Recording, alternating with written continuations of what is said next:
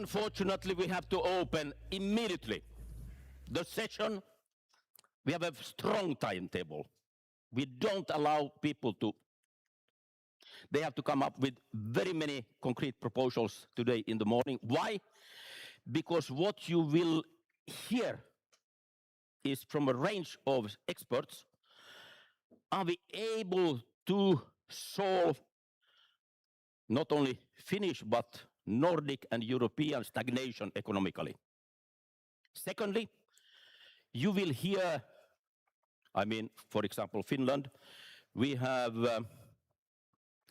let's say, about 10 billion euro per year problem with the economy.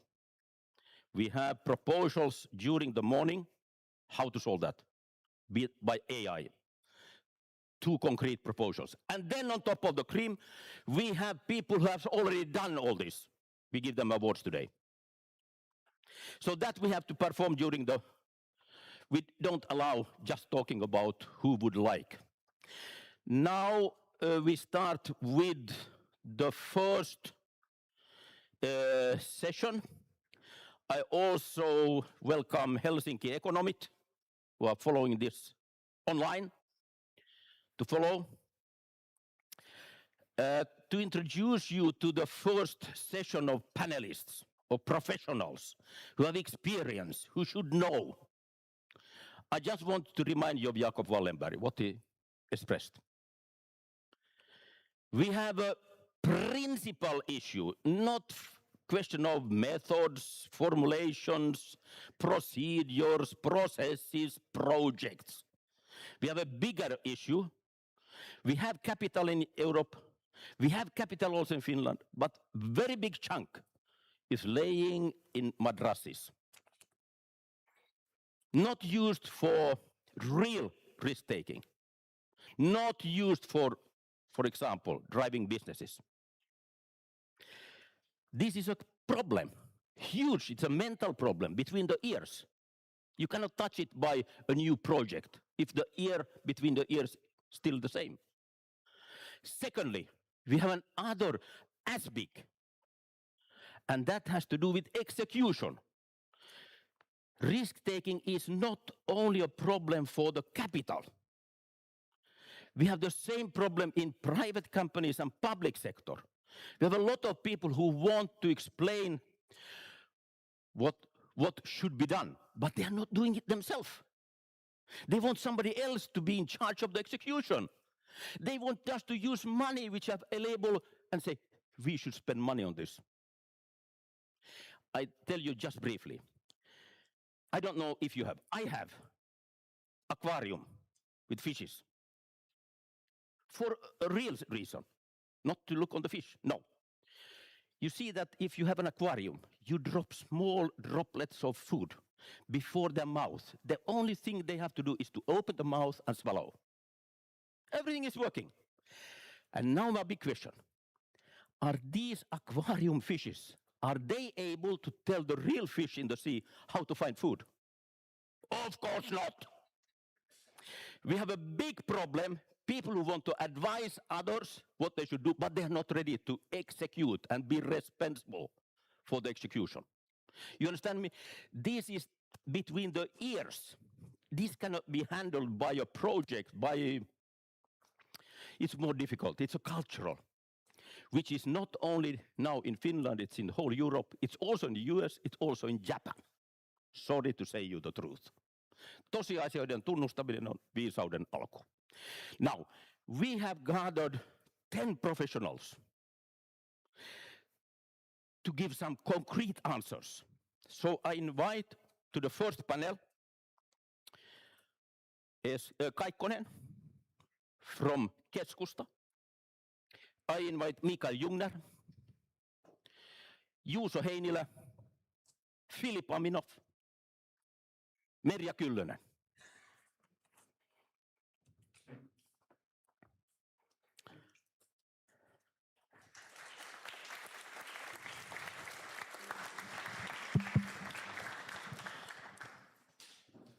I have a question to all of you. You have only the right to answer 2 minutes, maximum 2.5. After that, You just listen. Can they answer? Or do they need 20 minutes? In that case, they can't answer, right? Can they answer? Secondly, they have the right, after that, to comment on the proposals from the other. Also 2 minutes, right? You agree? Good. So, the first question for Mr. Kaikkonen, who I have to say he should have been on another meeting, but he came here. Thank you. I like it more here. At least before the question. So, for him, your party was taking enormous risks after the war. Country was disaster. In technology and developing by maybe not kind methods. Methods were maybe bad, but the result was excellent to create the best in the world technology in fibers, in many metal industry, even Nokia. Now, the big question, this was a huge success. Has party politics left this tradition of risk-taking and execution abilities, even for your own party? 2 minutes. Look on the time. There's the clock. Okay, thank you. It's a good question, and unfortunately, I think that might be the case, or that is the case. The parties. He is honest. The parties in general do not take risks concerning reforming the society, and that might be, and probably that is one reason why Finland's situation has been so difficult as it has been for 15, almost 20 years now. We need more ability to take risks. And of course, the parties also think about how to get votes also at the same time when taking risks. So there are also a number of people who think that things were better before. And when you make some reforms, usually at the beginning it hurts somebody and the benefits might come some years later. But still, I think that that would be best for Finland to take certain risks and especially make reforms which are needed at the moment. Thank you. Under 2 minutes. Under 2 minutes, applaud for that. Excellent. If everybody would be like that, shorter than given time, the Finland would have double much time to develop. Otherwise, we are listening to bullshit more. Okay, thank you. Next, Mikael Jungner, known to not be too kind, but telling todellisuuden tunnustaminen on viisauden alku. Thank you. Your question. If, like here is told, companies, capital owners are not willing to take risk seriously, they want to minimize risk, like financial people think. If it is that the leaders in companies and public sector also want to avoid execution, just to talk about what they should do with money, but they don't do it, what should we do with this problem? Mikael. Thank you. I take time for 2 minutes. Now, as I always tell, I've studied in West Coast USA, Stanford, and work for Microsoft, which means that my mindset is pretty American USA based. And one fact there is that growth, taking risks, is always a problem for directors, CEOs. Because, I mean, you have a CEO job, you get your great salary, life is fine. If you take a risk and you win, you get nothing. If you take a risk and you lose, you will be fired. So what happens? They don't take risks. And that's why in USA it's one of the greatest inventions in human history, options. That you say to the CEO, if you take risk and you have these options, you will get 10, 20, 100 million euro, dollar, whatever. And then they do take risks.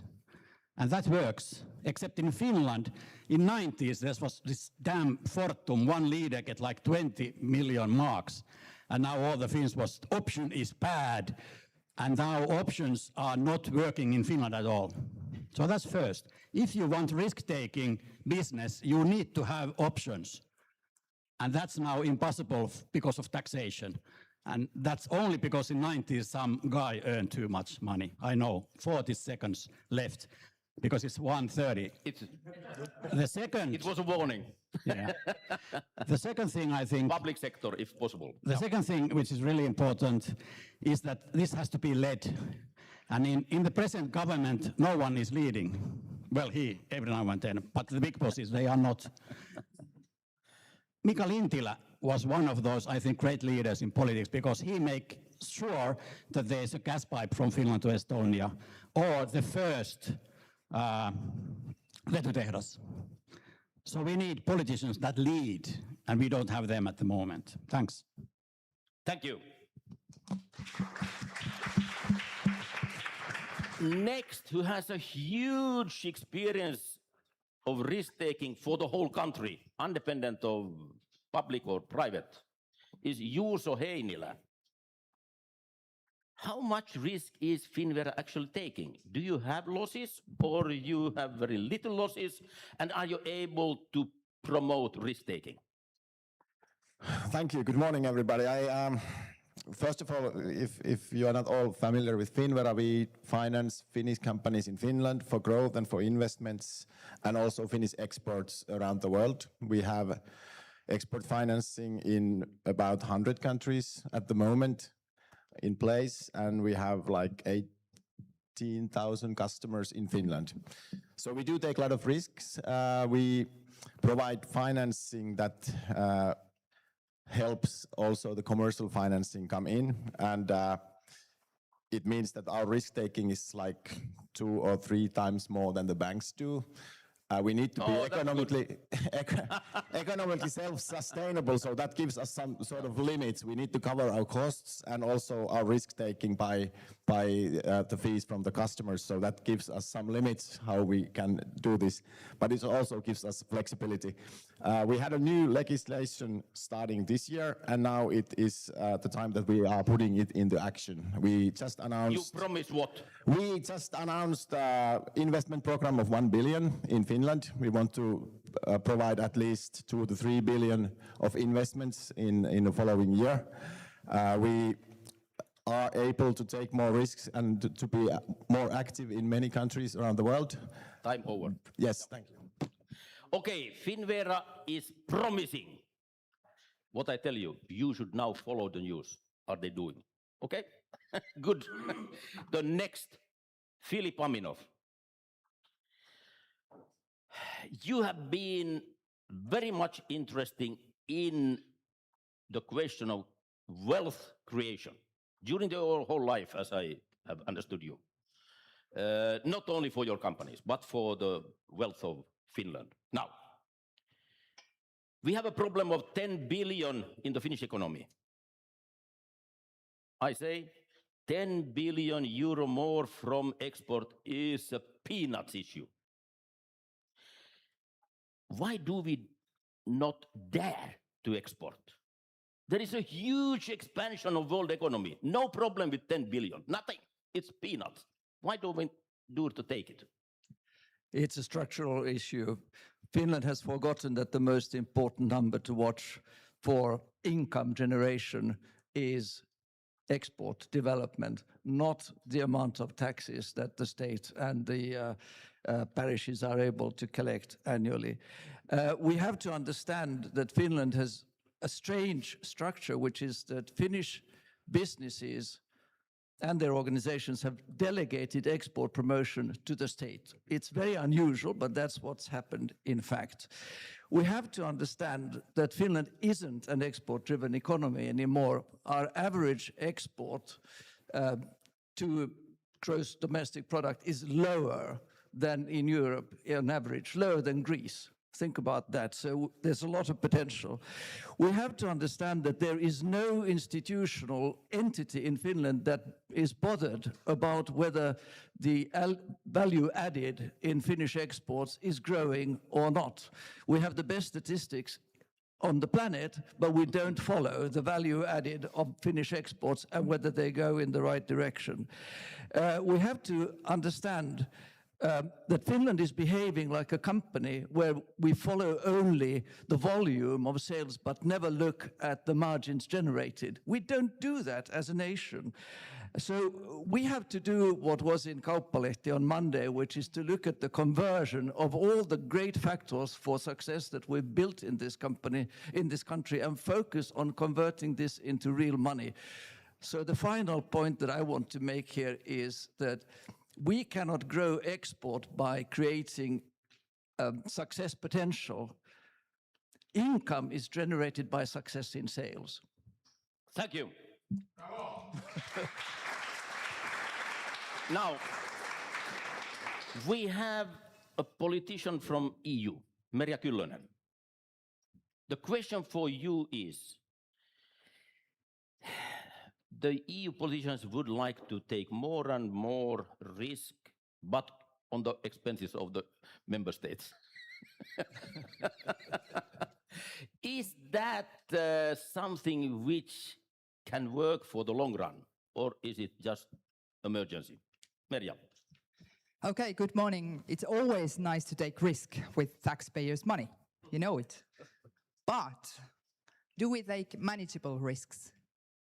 If we take risks because we want us to be more competitive, take more growth, take care of security, it's important. I think it's worth of to take the risk. But what is the vision?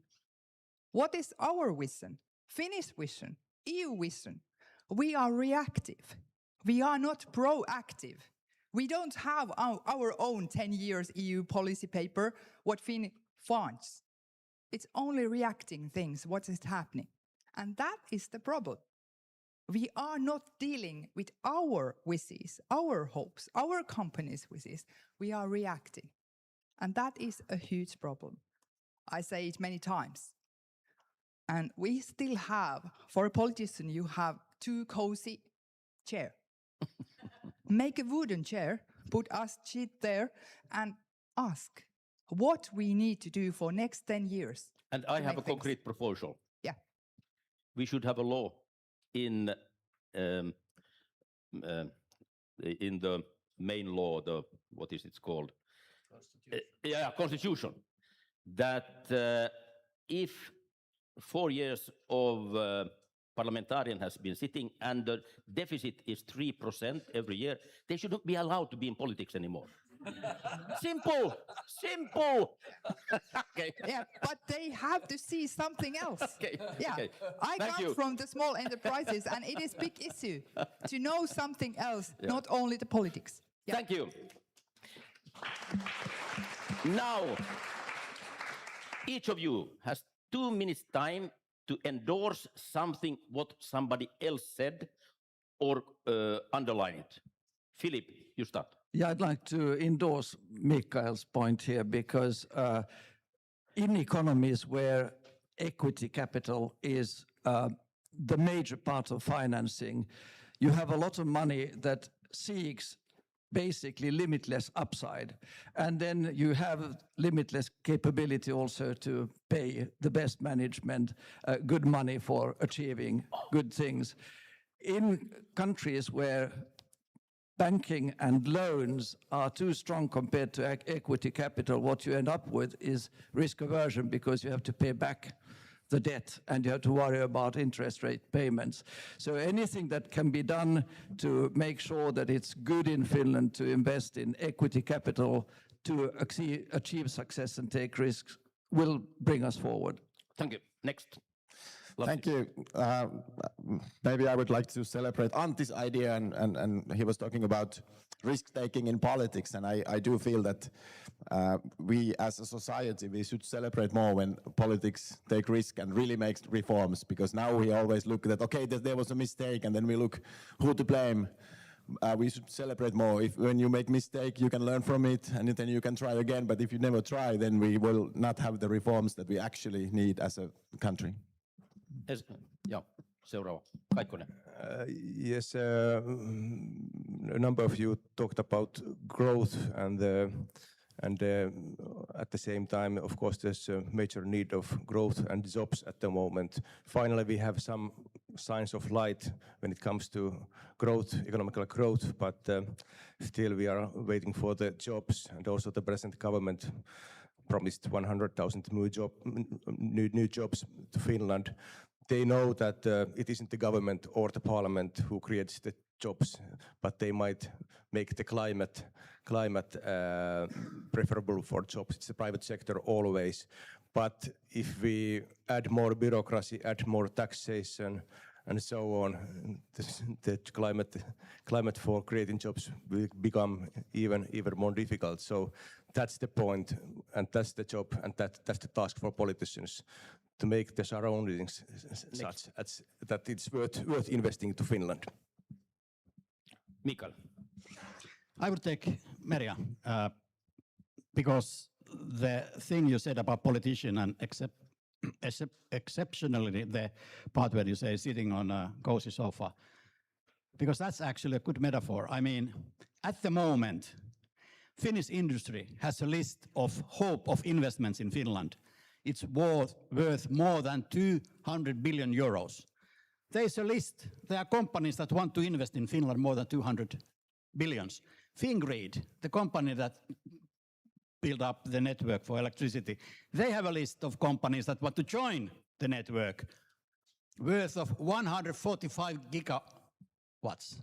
That's like the Finnish top usage of network is 15 gigawatts. There is a hope to get business to the network worth of 145. They are there. Everyone is waiting to get the permission to do something. Think about it, 200 billion euros, 155 gigawatts, waiting to get the permission. The only thing that politicians have to do is sit in the damn coach and give the permission. That's the thing. It's that easy. So yeah, I really feel you. I continue from here to take a risk. No. But what Antti said, that are we able to take the risks together? Now we are fighting with each other. As small country as Finland, there's no time for that. All parties are fighting each other. All parties are fighting because it's easier 90% than of your find a effort is solution. fighting. Yeah, it's always much more easier to be part of the problem than be part of the solution. And politicians are leading the ministries. We need ministries which takes the leadership and decide together with other ministers and parliament that we are doing this, not just waiting that some miraculous power of the other world is giving us something to do. Thank you, Merja. We have to do it. Applause for this panel. They at least tried their best. We will try to collect the best proposals to a program. But we will let the next panel also come up, and could that be something as a roadmap for the country? So thank you once again. Thank you. We have panel 2. Lassi Noponen from Business Finland. Joakim Strand should know about Europe. Heidi, Schauman, Danske Bank. Esko Aho.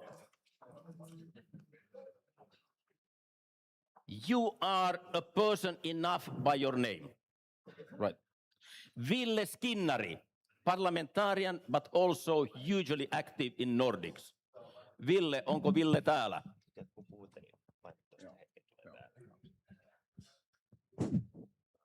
Onko Ville kadonnut? Ja.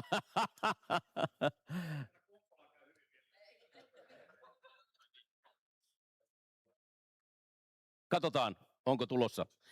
Eli, so we start with the new panel. I have questions for you. The same rules. 2.5 minutes maximum answer, and then you can comment on the others. So we start with Lassi.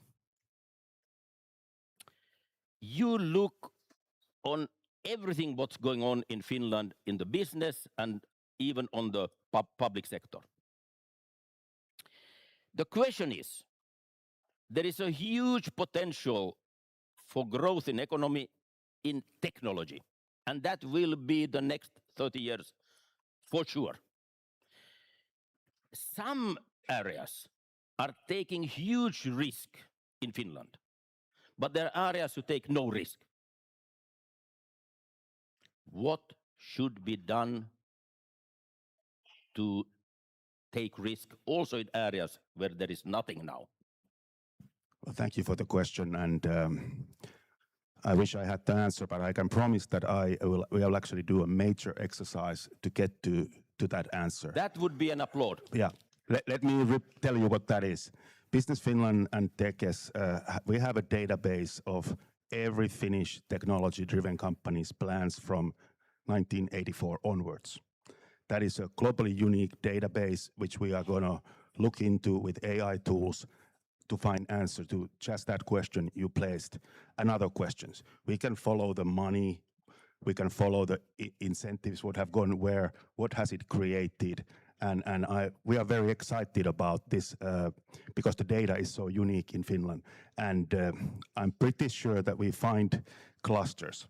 Like Wasa has a cluster around the Energy Valley. I just came here yesterday from Turku, which is the heart of the shipbuilding cluster. Hundreds of companies working together. And there was mentioned the American model, which is successful, but it's a little bit different. We have our unique Finnish model with strengths we have to lean in. Thank you. The next person to give as concrete answer as possible is Joakim Strand.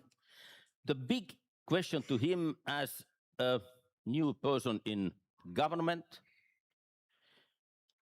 how much more efficiency is possible to take out of the existing, let's say, public sector by promoting better execution, not new money? Thank you. I've heard that when Sture wrote his student exam, he started with "Frågan är felformulerad," and then he wrote a new question. When it comes to execution in the public sector, if you are running in the wrong direction, you should not, let's say, increase pace. Everything we do should be built or focused around what Mr. Aminoff said, value creation within the export companies. And then I come back to what Mr. Noponen is working with to make sure that the world-leading clusters we already have in Finland stay here, develop here, and also bring back from other parts of the world, especially the R&D functions and all the ecosystems around that. And I think as a small country with the excellent companies we already have, there's a lot of things we can do, and I'm sure that also the public sector, when focusing on these areas, will have lots of efficiency benefits. Thank you. Next one, Heidi Schauman. You should have all the data needed. You should have all the facts, more than anybody else in Finland. But facts are facts, and normally they don't explain the reason. And now I ask you the reason. Is there an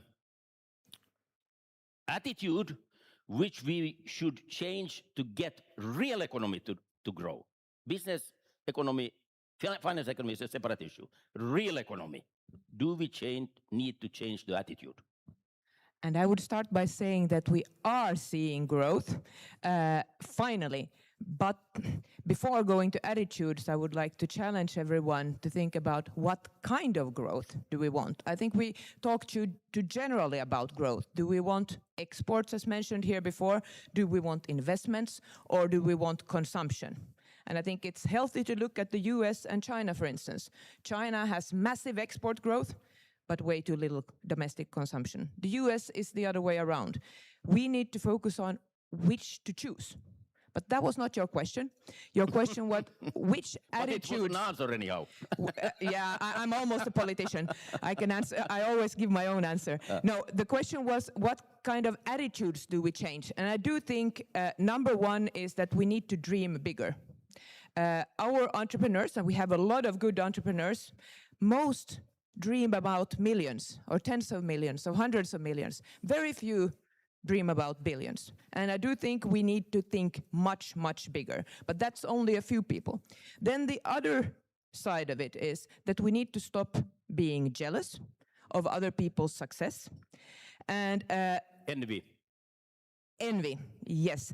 And we need to somehow build a culture where we admire successful people and entrepreneurship. I know in Sweden, Dagens Industri some decades ago had a big campaign where they started lifting entrepreneurs, building this culture of among regular people how hard it is to be an entrepreneur and even harder to be a successful entrepreneur. So if we get that mindset. And for your comments later on, I will ask the following question you should keep in your mind. Who will take care of that change? We can ask Pochin, but who will do it? Okay, but that you can keep in mind. Now we go to a person we had very few relations, but happened to listen to a lecture. And you mentioned that you are worried that the idea of Finland is a little bit lost. We had an idea, but it's not strong enough. Now, the question to you, what do you propose that Finland could get a new boost in the idea? What is Finland in the future? What should it be? And to answer the question, is there too little request for that? People don't even like to put that question. Please formulate your answer. I need Skinner's 2 minutes as well. Yeah. You are now allowed, if Ville is not coming, to use 3 minutes. 3 minutes, okay, that's nice. First of all, I still remember what Viktor Chernomyrdin, former Prime Minister of Russia, he was Prime Minister early 1990s, in the same time as me as well, and he told about what they were doing in Russia. And his quote, "We tried our best and you know the rest." And I think the similar kind of things have happened in Finland. Since the financial crisis, we have tried our best, but time after time, you know the rest. And we are speaking about risk-taking. I think fundamental thing is that any kind of effort is not going to work without common understanding what we are going to do. And we have lack of that kind of common understanding. And I will mention only one fundamental problem. One fundamental problem is that a lot of Finns today believe that welfare is coming first. And then on the top of the welfare, we are able to construct well-functioning competitive economy. And it's not true. It's just the opposite. If you look at the history of Finland, our idea has been that we are working first, taking risk first, creating values and creating skills and talents first, and then welfare is based on that. Welfare is coming. What is needed? Well, I will mention another practical thing. Merja Kyllönen spoke about risk-taking in politics, and it's a big problem. I was a risk-taker in politics early 1990s, and you know the rest.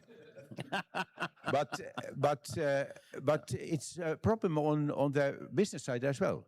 I have been in the boards of companies, even big major players in Finland. What is the long-term incentive if it's covering next 3 years? It's not long-term. Who is paying for long-term investments in business? Good question. Thank you.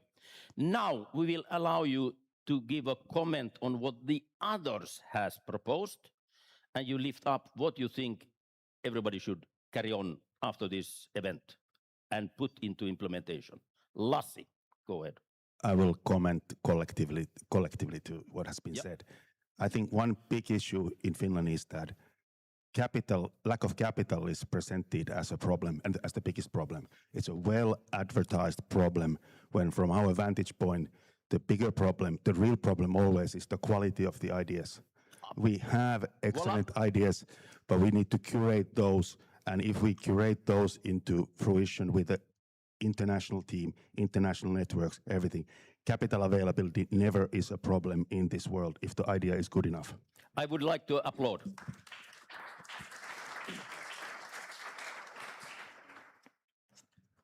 Yeah, besides risk-taking, I think the long-term perspective is maybe the hardest one, because we usually think, 4 years is a long time in Finland when it comes to politics, but when you think about China, a quarter is 25 years. If we look on the history also of the energy cluster that we are now celebrating with all the new investments from Wärtsilä, ABB, Hitachi, Veo, Danfoss, all of these, it has a history of far more than 100 years. Since Mr. John Wikström took a risk and went from the northern parts of Vasa to Chicago and started developing cars with Mr. Henry Ford. Came back to Vasa and started developing engines for boats because there were not any roads to drive on. But that's risk-taking and talent. But somehow we should get the culture of not only risk-taking, but the long-term strategic perspective and working together far more closely with the public and private sector, companies, educational institutions, researchers, everything. Mr. Jaakko Eskola said when Wärtsilä did the biggest investment here that they have found the best model for cooperation, that even competing companies are cooperating for the benefit of Finland and Europe. And that, I think, is a mindset question that we should get on all levels in society, including media, the media sector, who is now focusing on my taxi receipts. Thank you. Heidi. I'm going to continue from there. I actually think what Joakim said both now and before is instrumental. What is the role of the public sector? What is the role of media? We focus, yes, on your taxes, your income, and many other interesting things in media. I think we should focus on growth. We should focus on the private sector and make sure everyone in this country understands that it's the private economy that matters, not the public. Yes, the public economy we need to put in shape as well and take care of. We shouldn't discuss it that much. We discuss it much more than any other country in the world. We should talk about how to generate growth, how to make sure everyone understands we need growth. And I think the Vasa region actually is doing many things right. To you, that is clear, I think. But why is it that our media is lowering the level to nothing? It's probably because we click on it. I don't think it's because of that. The journalists are doing it by pleasure. Why they find pleasure in lowering the level to nothing? That is a big issue. Have you an answer? I must say I don't know why media is doing that. I really do think we are too click-driven, that you write what you think people want to read. Exactly. It's a hard sell. Why do they that way and not to talk about the serious things? It's a hard sell. It's a finance economy mentality. Simple as that. Yeah. Thank you. Now, Esko. First, some of you maybe remember that book written by Daniel Kahneman, Thinking Fast and Slow. I think the world is now based more and more on fast thinking. Every day we are looking at the world from that perspective, and we need more slow thinking, long-term thinking. Secondly, about politics, I know political system quite well, and no one is ready to ask question what to do with the existing governmental system in order to get it working better. The old 100 years old silos are there, and no one is ready to understand that it's about concepts. Governmental system must be based on concepts, not long programs like they are doing today. And it's very difficult. I hope that the next government, whenever it is going to be formed, will make radical change in that. And I think it's urgently needed. And finally, I think we cannot go on without creating understanding that they cannot do things. We have to do that. We have to do. So you have to do. Yeah, it means that ordinary citizens as well understand what business is doing, what government is doing, and being on the board. Like after the Second World War. I think it's a good example. After the war, we didn't have any capital, but we succeeded. Thanks to common understanding. So what he's saying is, from my point of view, fundamental. You should do it. Don't ask and wait for parliamentarians to do it. If you don't do it, we never can have people who do it if you don't do it. But you need also good government for that. I think that we have understood that better than before. Thank you. Business needs good government as well. Yeah. Thank you. Applaud. I hope that you didn't focus just on the exact wordings and explanations. I hope that you all should think, are these people capable of have the responsibility for Finland? But the main issue, what should you start to do? Not they. They are in big shit, and have no many options. But if we together start to do it, they will support. Thank you once again. Now, I put a question to our finance minister. You're not allowed to talk what you would like to talk. You should explain what is your position on technology. How important is technology for driving the economy? No polytruck words. Could we activate Riikka Purra now? Hei kaikille ja kiitos mahdollisuudesta osallistua tilaisuuteen tällä tavoin. Päivän teema on riskinotto. Se on kieltämättä mielenkiintoinen aihe ja politiikassa jatkuvasti läsnä. Ottaako suurinta riskiä ihminen, joka rynnistää samaan suuntaan kuin kaikki muutkin? Vai se, joka lähtee taivaltamaan päinvastaiseen suuntaan ja löytää sieltä jotain, mitä muut eivät ole huomanneet? Vai olisiko paras vaihtoehto pysyä vain paikoillaan? Valinnoilla on aina seurauksia. 1990-luvun alun lamassa kärvistellyt Suomi sai tunnetulla tavalla Nokia-onnenpotkun. Hommia riitti, hyvää aikaa kesti pitkään, mutta oliko se pelkkä onnenpotku? Rahaa tulvi valtion kassaan ja poliitikot avasivat rahahanat hyvinvointiyhteiskunnan paisuttamiselle. Keskusteltiin jopa jakovarasta. Sitten kävi niin kuin aina käy. Juhlat tulevat päätökseen. Finanssikriisi, väärät teknologiavalinnat, kilpailijoiden paremmat tuotteet ja lopulta Stephen Elop palavine öljylautta-vertauksineen lannistivat matkapuhelinjättiläisen. Nokia-riskin laukeaminen synnytti toisen, paljon vaikeammin purettavan riskin, jota itse todistan hyvin läheltä. Vaikka Nokian hehku tuolloin hiipui, julkisen kulutuksen rahahanoja ei haluttu kiristää tiukemmalle. Tämä ongelma ei ole vieläkään hellittänyt, vaikka kaikkialta säästetään.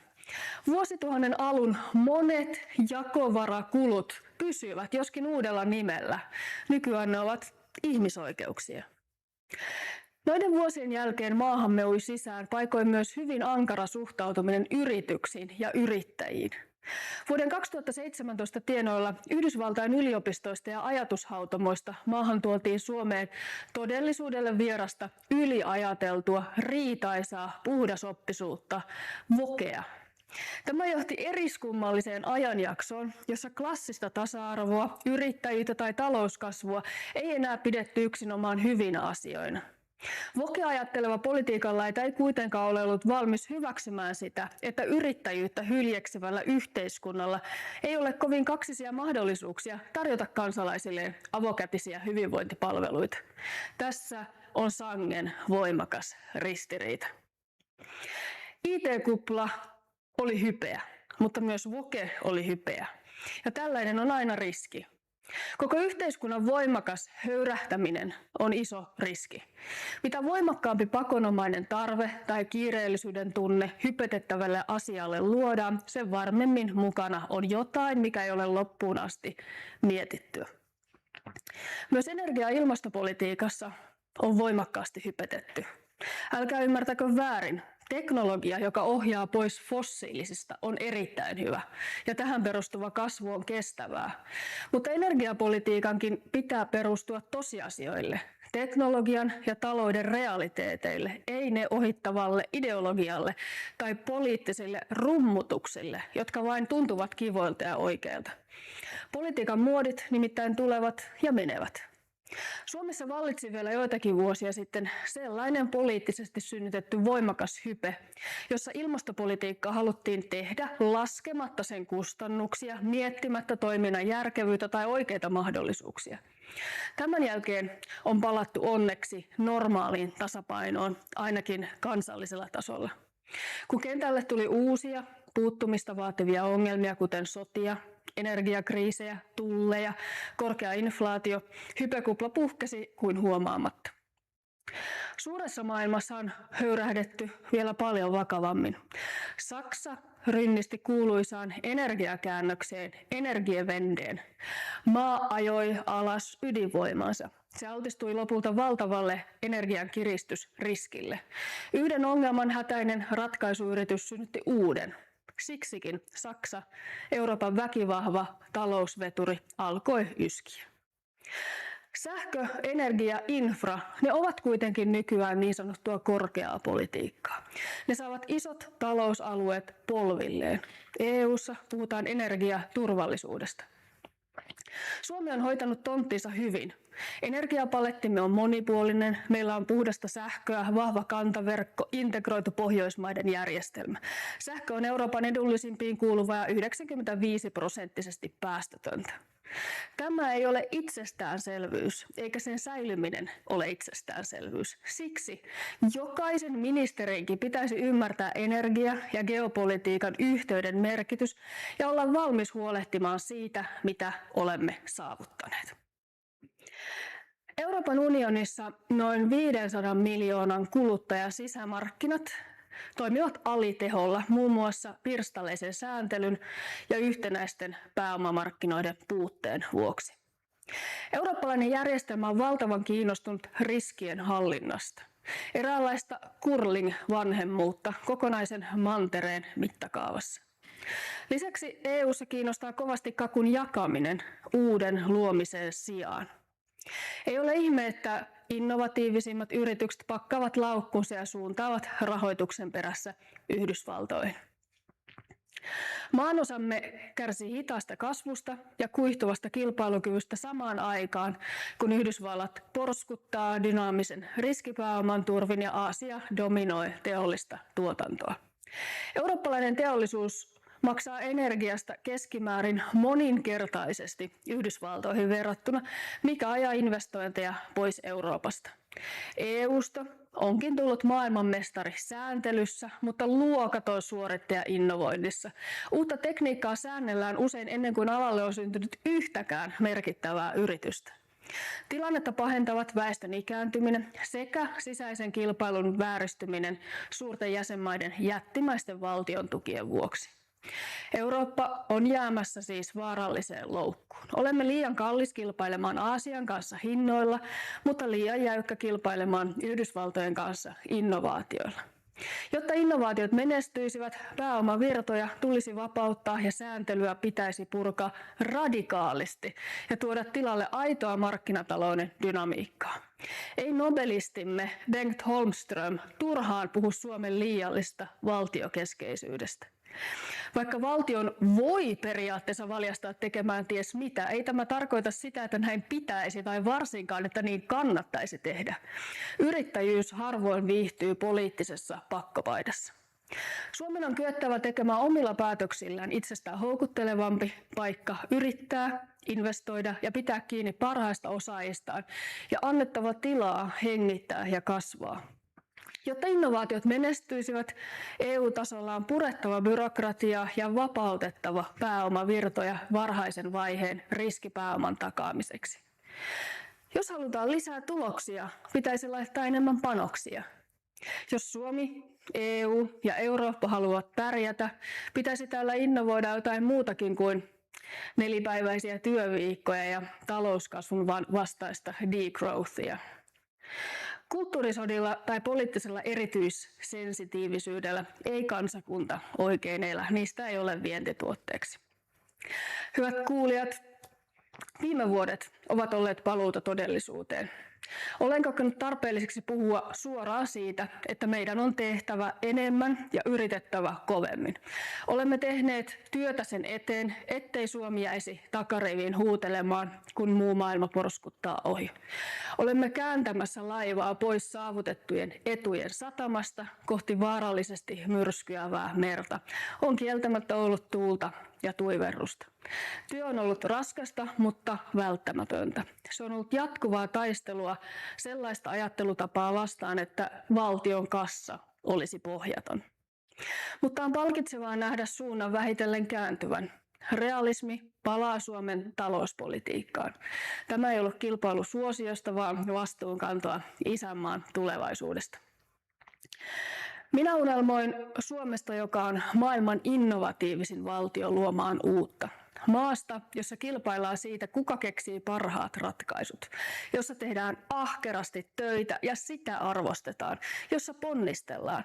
En halua, että olemme viimeisiä, jotka ottavat uudet elämää parantavat teknologiat käyttöön velkarahalla, vaan haluan, että me olemme niitä, jotka tekevät ne. Se vaatii työtä, yrittämistä ja sitä, että lakkaamme näkemästä vaivannäön vääränä asiana. Vaivannäkö on oikea asia. Terveen ihmisen kuuluu tehdä niin. Tämä maa nousee vain tekemällä enemmän, yrittämällä rohkeammin ja pitämällä pelisäännöt ennakoitavina.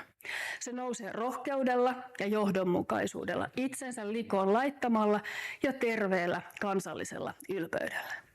Kaikkein eniten toivon kasvua, joka perustuu suomalaiseen työhön ja omistajuuteen. En halua vain tilastollista kasvua, vaan sellaista, joka näkyy suomalaisten lompakossa ja itsetunnossa. Haluan nähdä maan, jossa yrittäminen on kansallinen ylpeyden aihe. Toivotan oikein hyvää tapahtumaa teille kaikille ja kiitos vielä te kaikki riskinottajat, jotka ette tyydy odottamaan varmaa hetkeä, vaan uskallatte rakentaa uutta epävarmuudenkin keskellä. Kiitos. Thank you. Now you should have a complete picture of different politicians, company specialists, politicians from different parties to understand what is the mentality. And you should think over what of this mentality you can implement in your own life. Before, let's say, I will check, we have one more minister, Marttinen. Is Marttinen on board? Or can we take a pause of 2-3 minutes just to walk around a little bit? Matias is ready. Then we take him. Okay, Minister Matias Marttinen. Statement. Thank you very much. Ladies and gentlemen, first of all, I would have loved to join you today in Vasa, but unfortunately it wasn't possible due to certain issues that I need to take care of here back in Helsinki. But don't worry, I'll be back very soon in Vasa. The energy sector of Finland, and the same goes to Nordic countries, are progressive globally in many ways. Our energy is clean, reliable, and especially in terms of electricity, also affordable. The success of our national energy policy is actually based on the free market and consistent regulation. We have invested in new and smart technologies. The state has guided companies to clean solutions through regulation and also innovation subsidies. This all creates also a good foundation for our companies that develop and export energy technologies. Just to name some few examples. Finland has strong expertise in areas such as district heating or integrated operations in general. Vasa is home to the world-famous Wärtsilä engines. Smart electricity grids and charging stations are part of everyday life for us. In nuclear energy, we are world leaders in spent fuel management. So how can we turn this expertise and knowledge into even stronger export production? First of all, it is important to keep our own energy policy and operating environment, including legislation, consistent and forward-looking. The state is, of course, responsible for these questions. Let's hope that EU will also keep its own regulation light, consistent, and technologically neutral. Secondly, it is important to encourage investments in new clean technologies in Finland in various ways. In addition to public R&D funding, adding to private money, it is also essential to support high-risk demonstrations. For this purpose, we have granted energy investment subsidies for a long time already. The attitude of the financiers is, of course, an even more essential key issue. However, the readiness of companies to take risks and scale is perhaps the most essential question. We often come across a situation where big companies or large countries like India would be interested in the large scale of use of Finnish technologies. This would typically also require finding local partners and productive investments in the target country. This, of course, takes courage to take the necessary steps. In these matters, I encourage you to look at the possibilities with an open mind. Organizations operating under the Ministry of Economic Affairs and Employment, especially Business Finland and Finnvera, will also help in promoting these activities. Since taking office in June 2023, our government, with the lead of Prime Minister Mr. Petteri Orpo, has pursued to strengthen the competitiveness of Finnish businesses. Our government has also pursued one of the most extensive labour market reform agendas in recent Finnish history. The underlying logic is straightforward. If employers feel more confident that hiring decisions won't lock them into rigid, high-risk commitments, they will be more willing to recruit, particularly in small and medium-sized enterprises, which have historically been the most cautious about adding staff. We want to see a society where our companies are ready to and capable to take some risks in order to grow with the fear of failing completely. Our government has also pushed local workplace level bargaining further, allowing companies greater latitude to agree on wages and working conditions directly with employees, rather than being bound strictly to sector-wide collective agreements. The aim is to let pay and working arrangements adapt more closely to a firm's actual situation, which supports both productivity and job creation. Dear friends, with Finland and our economy is moving now fast forward. We are seeing some really excellent growth numbers during the first 2 quarters of this year. Today, wages are rising faster than inflation, and the historic tax cuts are putting more money into people's pockets. Our defense industry is expanding rapidly. Our renewable energy sector is booming, bringing in investments at the record pace. So, ladies and gentlemen, our message is clear. We welcome all investments. We are encouraging companies to grow. This is why our tax policy aims at growth and entrepreneurship. I can just guarantee you that we will do everything that is in our hands so that we can also help our companies to grow. And we are also following very closely that's what you, distinguished guests, are doing there in Wasa. And as I said, I'm just looking forward to be able to visit your beautiful city later this year. Thank you very much for your time. Just as a closing remark, Martti, if you can hear me, these people are now fully aware of what should be done, and they will take care that you will know what to do. Thank you. Absolutely. Hopefully you will accept everything what they have on their agenda. Right. Absolutely. So I just wish you a very excellent day there in Wasa, and all the best. So we are, as I said, we are very, very closely following you guys. Thank you. Now, you need a small pause before you need to really use your brains. because this was just a starter. Now comes the big part. You have to engage in real actions.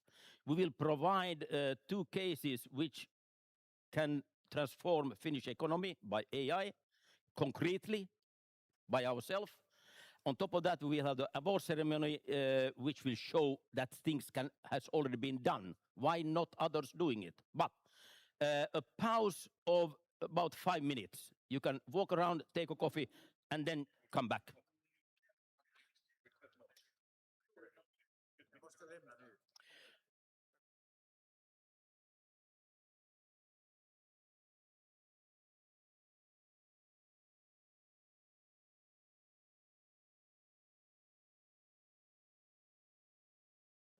Dare to say what I dare to say about what they are going to do. They have an excellent case how Finland can earn immediately in short term, 1 to 5 years, really money, wealth for the Finnish society by increasing impact of research, which is a huge potential. I can say that if they succeed and if they do it in the right way, it will give 10 billion euro. If they don't do it the right way, of course it will not do. But what is the thing which I believe in? I believe in that Minna Martikainen personally will take responsibility for the execution. You are not asking for money and somebody else should do it. No. You will be personally responsible for execution. And that is one of the main key points. You want to follow me? That's why we allow them to use 20 minutes to explain what they have in mind, but not more than 20 minutes.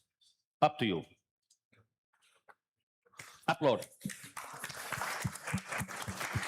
Thank you, Sture, and good morning, everybody. I'm Pekka Koponen, professor of practice here at University of Vasa. My practice was I built by 20 years largest EU funding consultancy in Nordic countries, where we raised not 10 billion but more than 3 billion euros of EU money for our clients.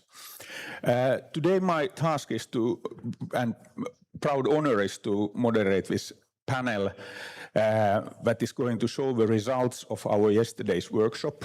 Those of you who were here yesterday saw when Minister Strand sent Atte and Minna and the team for the afternoon-long brainstorming, where our topic was what would it take for the Nordics to become Europe's leading investment destination. And the tool what we used is developed by Sitra, and I don't go into methodology too deep. You want to look at it afterwards and you will get links to it. But it's called Kuutio. What it does, it combines large amount of data. In our case, it was about almost 200 data sets that were used as a base to understand what the Nordic innovation investment environment is. And we brought 30 participants. You can see a small picture there. I'd like to very quickly stand up everybody who was there yesterday. And so we have had representatives of all the major investment institutions in Finland, Business Finland, Finnvera, and Sitra, of course. Then we had the CEO of VTT, and we had numerous industrial leaders from Wärtsilä, Hitachi Energy, Gasgrid, Lähitapiola, and so on. Beauty of this is that kind of, in addition, that when you get people who have decision power, you get deep understanding, but actually what they probably didn't understand yet, now we have their commitment to continue when we go and ask for help them in later on.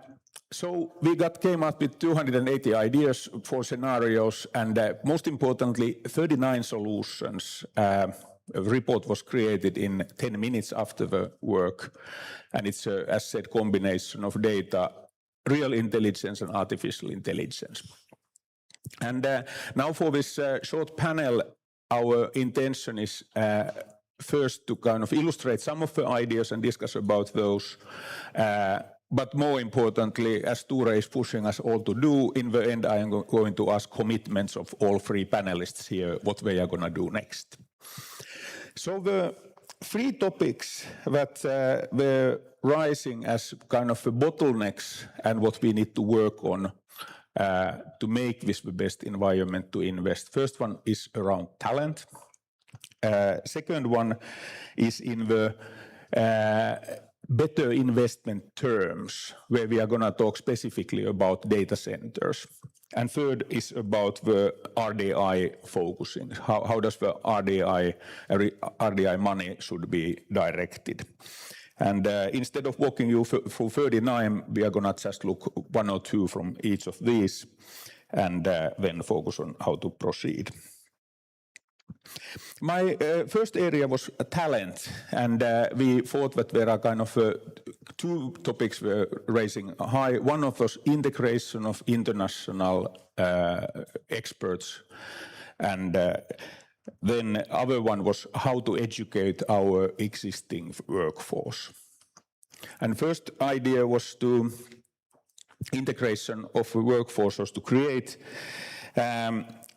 a subsidy model where SME is paid for hiring its first international employee.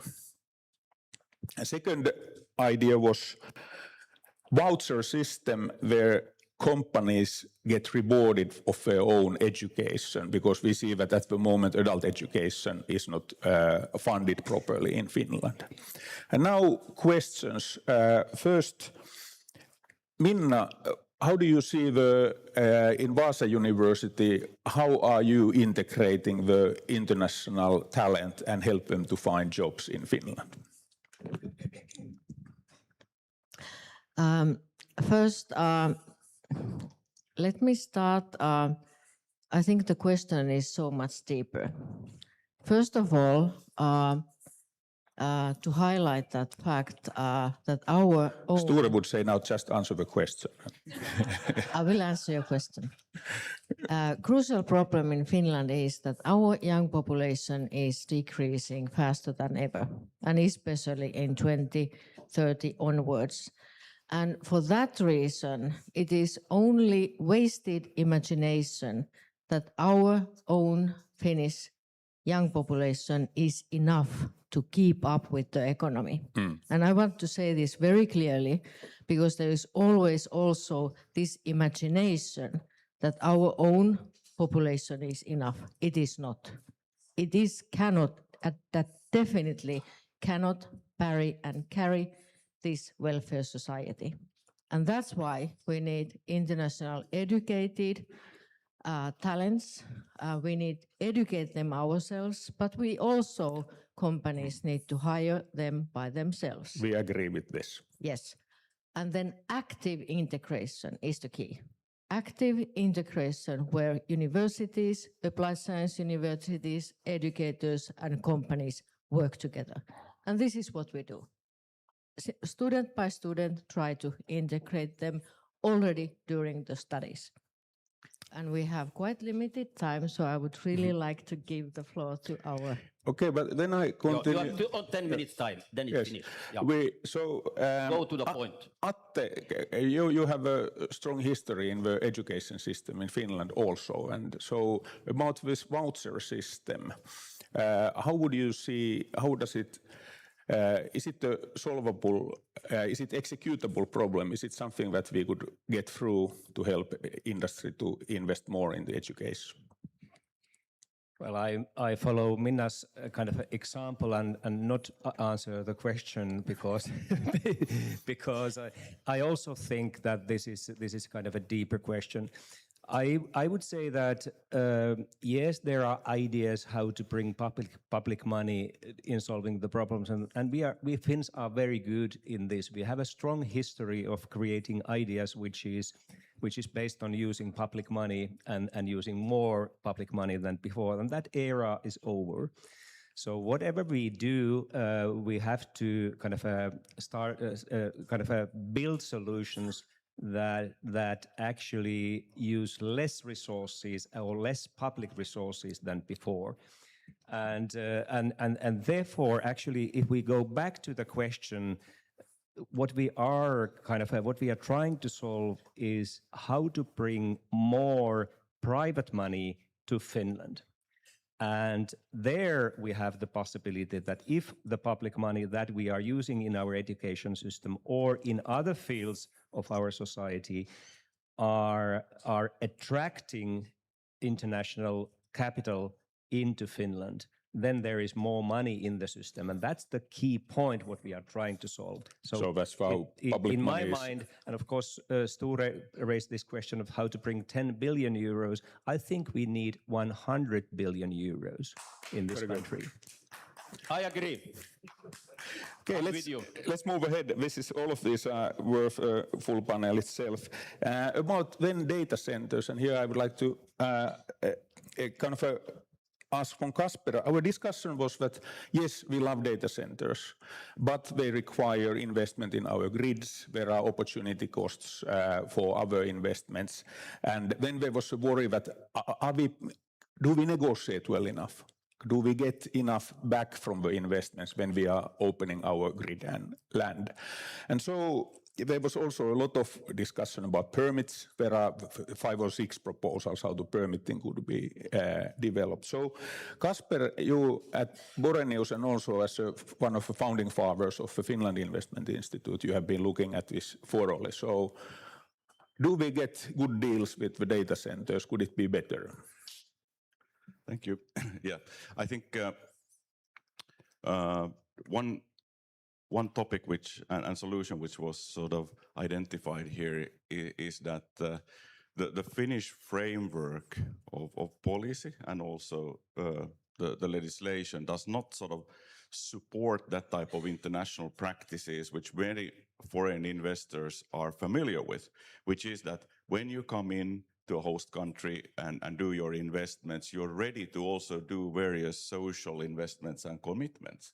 And one of the challenge in Finland is that our framework does not recognize this type of a corporate behavior. So we end up in questions of what is allowed and what is not, rather than how could we kind of work together with the investors in kind of for instance, providing funding for new type of R&D, new type of social investments. For instance, if we have an investment coming into a community which doesn't not really have housing enough to inhabit all the new workers, could the company basically play a role? But this is kind of also intertwined in the balance between public and private in Finland, where we think that a number of duties lie with the public.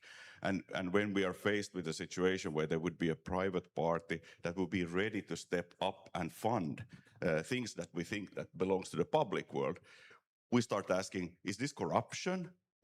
Because we don't have a rule that says that it's fine to do it when you follow this and this protocol. So I think this is one of thing that the institute and others could look at, is how do we create both a kind of policy framework and then a legal framework to land these type of commitments, which companies that come here are familiar and ready to do. I don't think they as such will bring the 10 billion, but the investments as a whole that we're able to land, because this is basically a price, and the benefit of these type of investments is that there's a mutual understanding of that there's a balance between the gain and also the commitment. So it kind of creates a social acceptance, and that's basically what is the currency of this activity. Minna and then Atte. I would like to also to take the view of public and private responsibility in educator when you raised both ones up. First of all, we discussed yesterday in this our cubic work a lot about RDI and what it requires, that the Finland would really develop RDI as an asset for the future, because only the knowledge can create more capital and attract more capital. Then it basically means that the one thing that it is the most urgent to keep up and create more is knowledge level. Our society, how much in earth we are pouring public money into education system. Should we ask the data center investors to donate money to Finnish universities to develop knowledge? Absolutely. My point here is how we have done it, our education level, meaning knowledge level, is decreasing. It's not increasing. That means that we need to take more responsibility, every one of us. And how are you going to do that in Vasa? I am, as a rector of the university, we basically do a lot of internal growth. We are increasing our every single figure what is measured. Student number, execution in education, research, external funding. But it's not enough if one institution is doing. I would like to say that this is responsibility for everyone, for every parent, for every young student, for every person in a work life to re-educate, to create more knowledge level into the country. And it cannot be done with the public money anymore more. So we have to apply money outside Finland. Well, one of the kind of learnings of this kind of process is what we didn't that kind of create.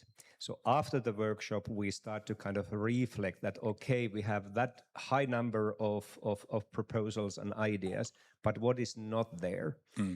And I think one of the things what is not there is how to make Finland a place to run a profitable business. We found several kind of factors. If somebody wants to bring their money into Finland, how to make that kind of easier and more flexible, and administration would help, and there would be an ombudsman helping somebody who is willing to come here. But is there a reason to come to Finland? So what are Finland's strengths? Yes, we found one very crucial and perhaps the most important one, which is talent. If we have people who are able to create value, then somebody will come and hire them. It will be either a Finnish company or it will be a foreign company, and somebody will hire them, or they will move out and earn money somewhere else. But then, of course, there are other questions. That what are Finland's strengths? What we do have that others don't? Yes, we do have forest and fiber. Yes, we do have minerals. Yes, we do have electricity. What else do we have? So these are the kind of the fundamentals which have to be solved. And then we can smoothen the road to Finland for those 100 billion euros. And while Minna explained this kind of this fundamental or almost existential question for Finland, which is that we don't have enough young people in this country, that kind of increases the need of having more capital, because there should be kind of better tools, more efficient tools to create value for fewer people. So this is a kind of a very, very strategic question for Finland, how to make Finland the best investment destination in the world. And the target can't be lower than that. And I see I have two. Finally, so we jump over there was about RDI, for example, ideas that university should get more money if it works more with the industry. Then there was a kind of lack of enough Nordic cooperation where we would like to work further on. But now there is one 30-second question, 20-second question of each of you. What are you gonna do to personally to get these workshop ideas on? Casper first. I will have my team work on a concept on how we could solve this question of making a clearer path for this type of social contributions in investment projects. Very good. Deal structure. Minna. I'm going to run my university to show how the universities can change the society more and more impactfully, so to make the showcase. Also, I helped to run this, our joint Finland Investment Institute, in the way that we jointly, in a whole society with the decision makers, create better investment environment. And latest next year in Wasa Future Festival, you report all of what we have done. And then at the final.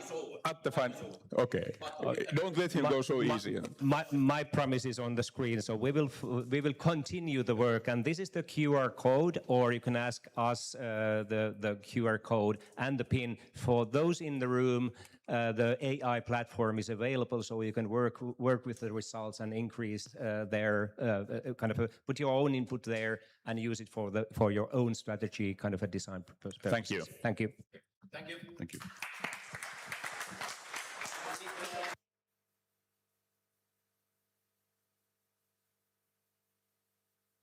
I think many people here still don't understand what is the Kuutio, but it needs a separate, maybe, focus on what was the Kuutio. But we go to the next case, and that is from the state, what you call it in English, Tilastokeskus,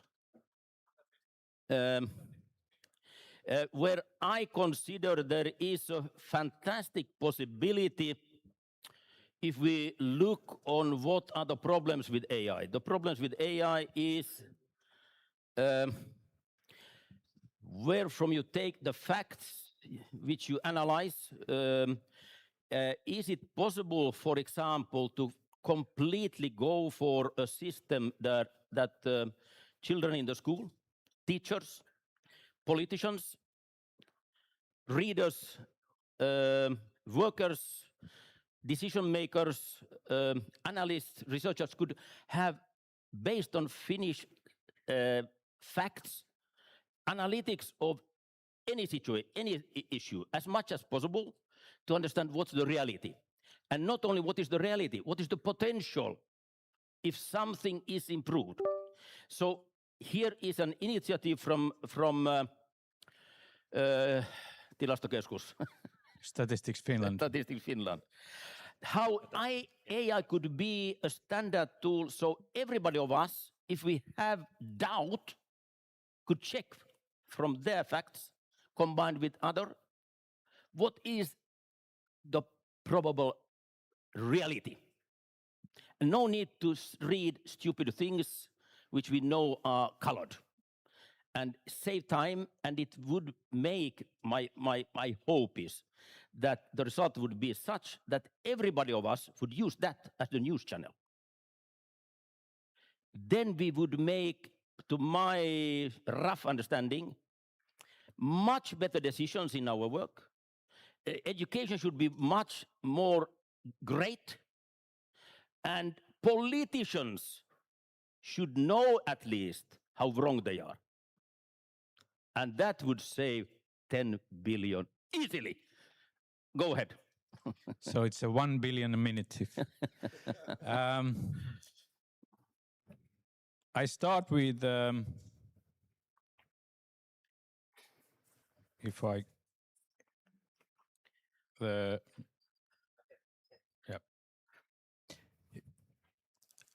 one back. Yes. Last spring, Permanent Secretary of Ministry of Finance gave an interview to a newspaper, and he said that Finland will automate the operations of the entire public sector using artificial intelligence. That is great. Very great. This means that machines will replace a large number of employees.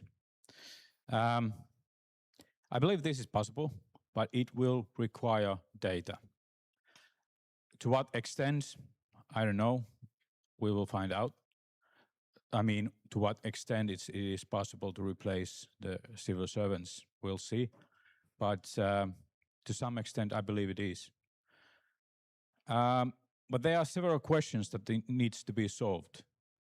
Is the same amount of data or same data that we have at current state for civil servants when they make decisions? Will that data be enough for machines, for AI? I believe it's not. Training AI, it will need society-wide data assets. It also needs to be securely linked. All these different data sets need to be merged to each other with interoperable identifiers and so on. So it needs a lot more. And it needs to be trained before it can be used to make decisions or support decision making. People, humans, we are able to think creatively and connect information across different domains. In order to AI to do the same or similar, we need to add information about data, metadata, and so-called ontologies that gives the data meaning and provide the context. In this presentation, this slide is only to give you to help you follow the next presentation. I'm focusing only in this presentation on the right-hand side, mainly to the general access, AI access to microdata, but a little bit also on AI and statistics. And I leave these other AI or using AI in data processes or back office functions, and so I'm not talking about them at all. Statistics Finland receives yearly more than 270 registers, public registers and private registers. Some of these registers are coming every night, and some of them yearly, depending on the nature of the registers. Here is a sample of 10 of these registers. When someone is born, the information goes to population register. When they graduate, it goes to education register. When they establish a company, it goes to business register. When they marry, the population register is updated, and so on. Until they die, it goes to, I call it final register, is the cause of death. All this information, all these registers are coming to Statistics Finland because of our function, the statistical production. And we can merge all this information together. Now I mentioned that just a little bit about statistics and AI.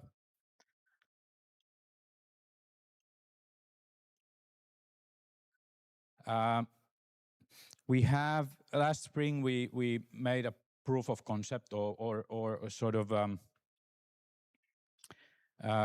beta version of this kind of AI helper, Aito AI Apuri in Finnish, and you can ask natural language some questions. Here I asked the Aito to give me a graph where is diesel price from last 100 months period. Now, and it gave me this picture. Then on the bottom there, I thank the Aito and ask it to add gasoline price to the same picture. Then it gives me. It finds the information from two tables. It asks me to choose the right one, and then gives me a picture where they are both there. This is sort of for data users. This increases the productivity. You don't need to dig the information from the huge amount of databases. However, it's not mind-blowing. It's sort of super Google. What is more interesting would be to utilize AI in the analysis of microdata. There are a lot of dubious when I talk about this. How about data privacy? Who controls the data? How you can be sure that the information is not leaking and so on. So it needs to be done securely. This is quite a normal business in statistics. We don't have in the data set, we don't have our personal IDs there. We pseudonymize the data. and the environment should be closed. The AI models should be in closed environment that we are controlling. Firewalls and other controls must be existing, and they must be audited regularly. And of course, it needs a computing power. There are at least two options for this. One is these cloud services. It's a bit tricky with these cloud services because the data is highly confidential. It's our personal data. There's every Finnish citizen there, and all the information from us that exists in these registers. So it's a bit tricky, but it's an option. Another one is supercomputers. Now, CSA is building a supercomputer Roihu that has this ability to work in closed environments. So this could be at least another option. About AI sovereignty,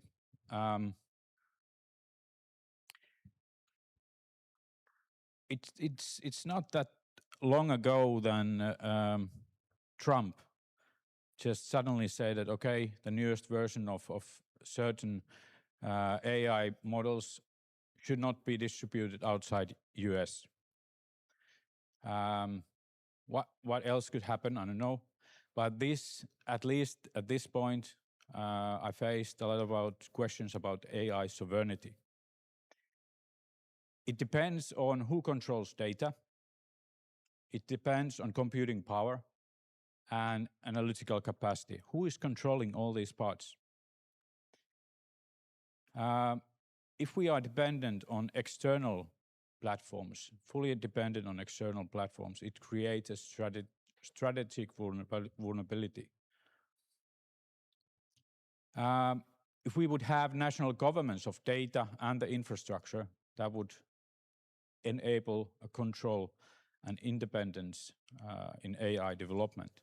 This doesn't mean that everything needs to be moved to this some kind of closed environment, but we should have that kind of option, is my argument. We have opportunities.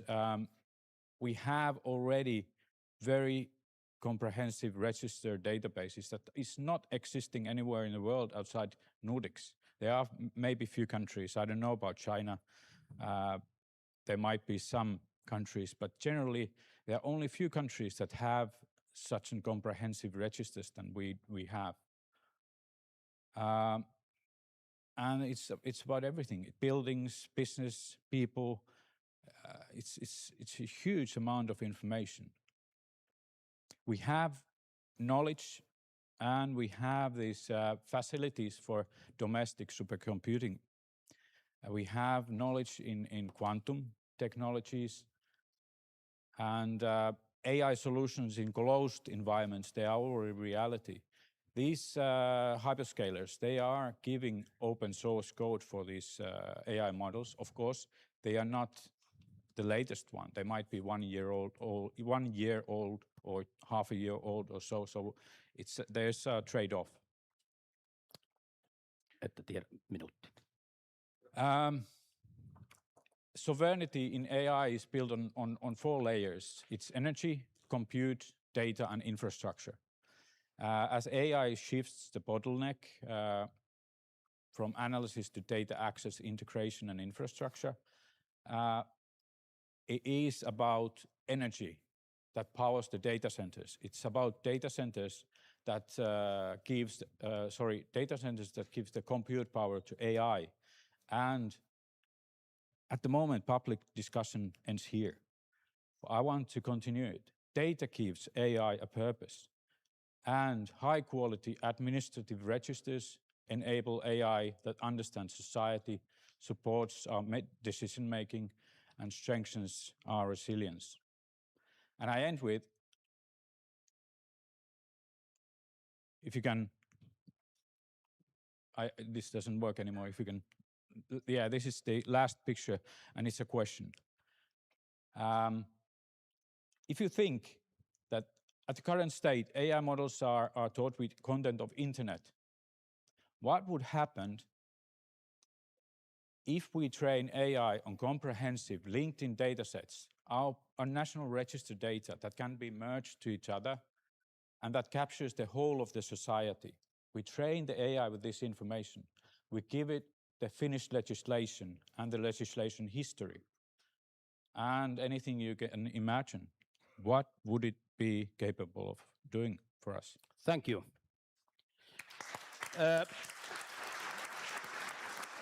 I underscore that in this case, the importance hopefully will be to avoid wrong decisions is more important than just to create new ones, because it's not so easy.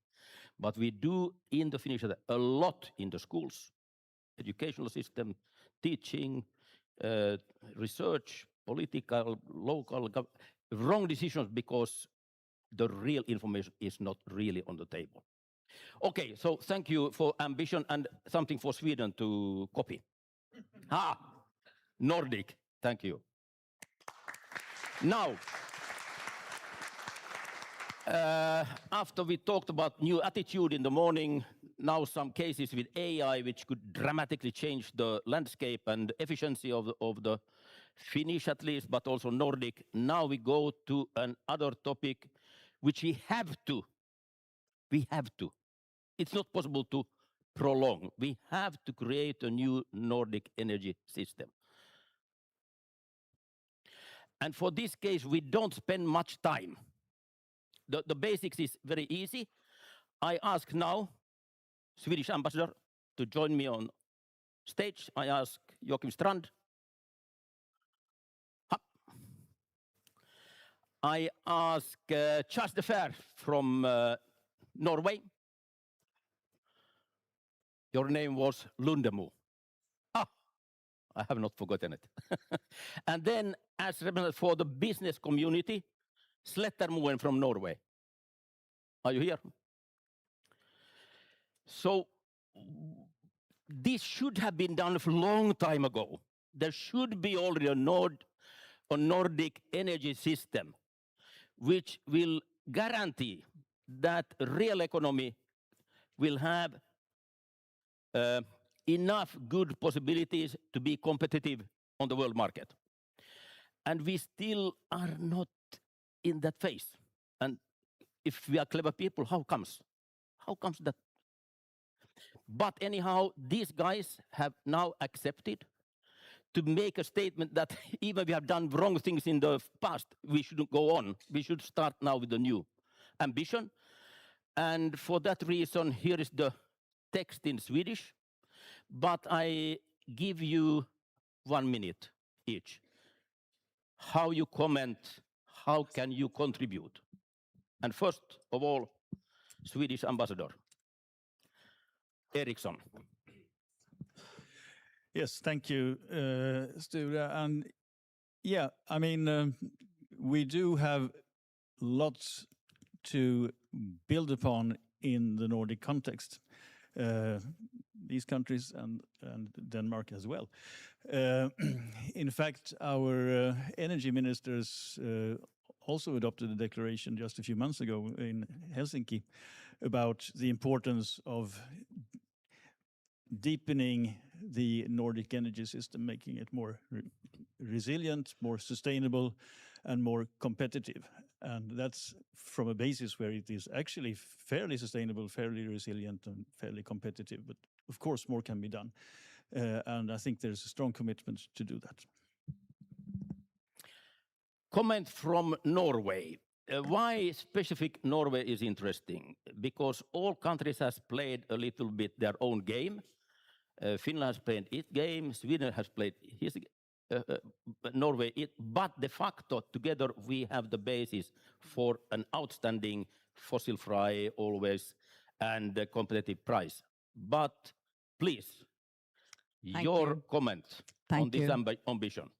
1 minute is not enough for me to set out how important energy is for Norway and how important it has been to build the industrial base and our welfare today. But what I will say is to echo the comments from the ambassador of Sweden about the importance of the Nordic cooperation, big steps that were taken here under the Finnish Åland chairship of the Nordic Council of Ministers, which Norway wholeheartedly endorses. In fact, last Friday, it's not even a week, the government put forward a package that will be worked on to shorten the time for making decisions and getting new projects on to get new projects started for generation of electricity, for transmission. Those are giant steps to take away hurdles and to shorten the time of approval for land-based wind from 14 to 7 years. That is mind-blowing.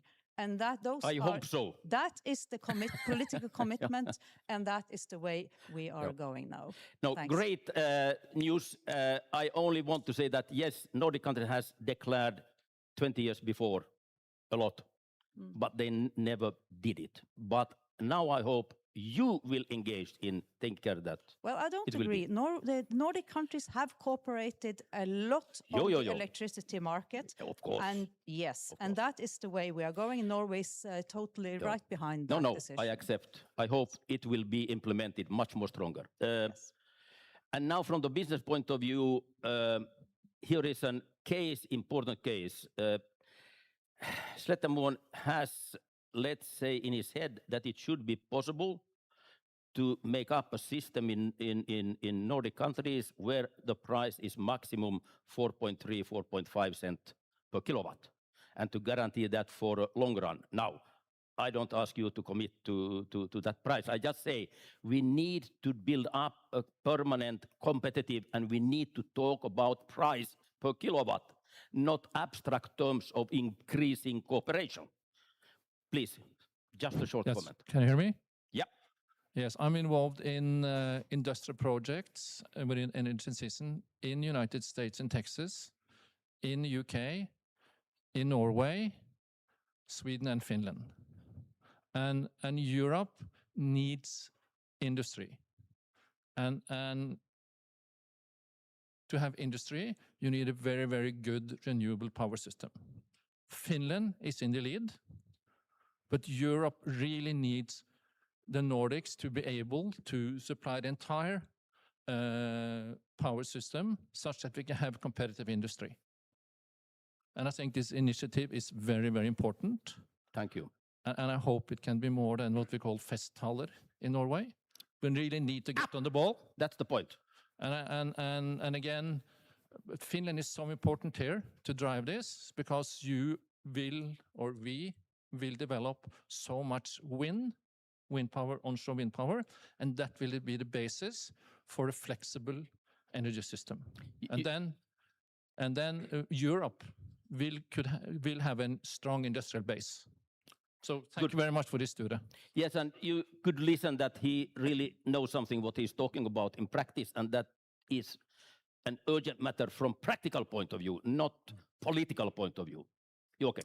Yes, thank you, Sture. I totally agree what you have said, and what the world of today needs is a stronger Europe, but there will not be a stronger Europe without the Nordics showing the way. And of course, energy is one obvious part of it, but also other types of businesses, research, defense, etc. I think we should more integrate the Nordic countries. We have lots of good visions. I've been also sitting in the Nordiska Rådet, etc., but there has been too much of the festal and too little action.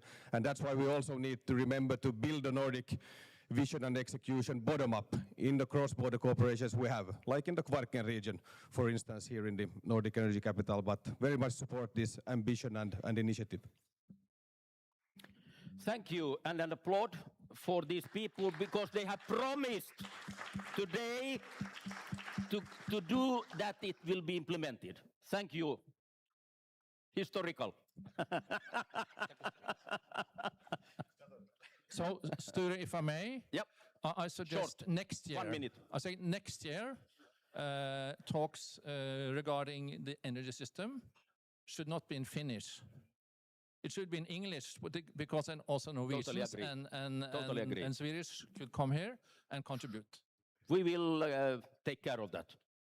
That will be the smallest problem. But still, yeah. Okay, so mä menisin just kysyä, onko okay. We have one person who would like to be here, couldn't, tried. Jyrki Katainen. He's in charge of a program, Nordic Compass. And he is now online, so we will listen to his 5 minutes, his vision, what can it give to our new Nordic ambition. Jyrki, tervetuloa.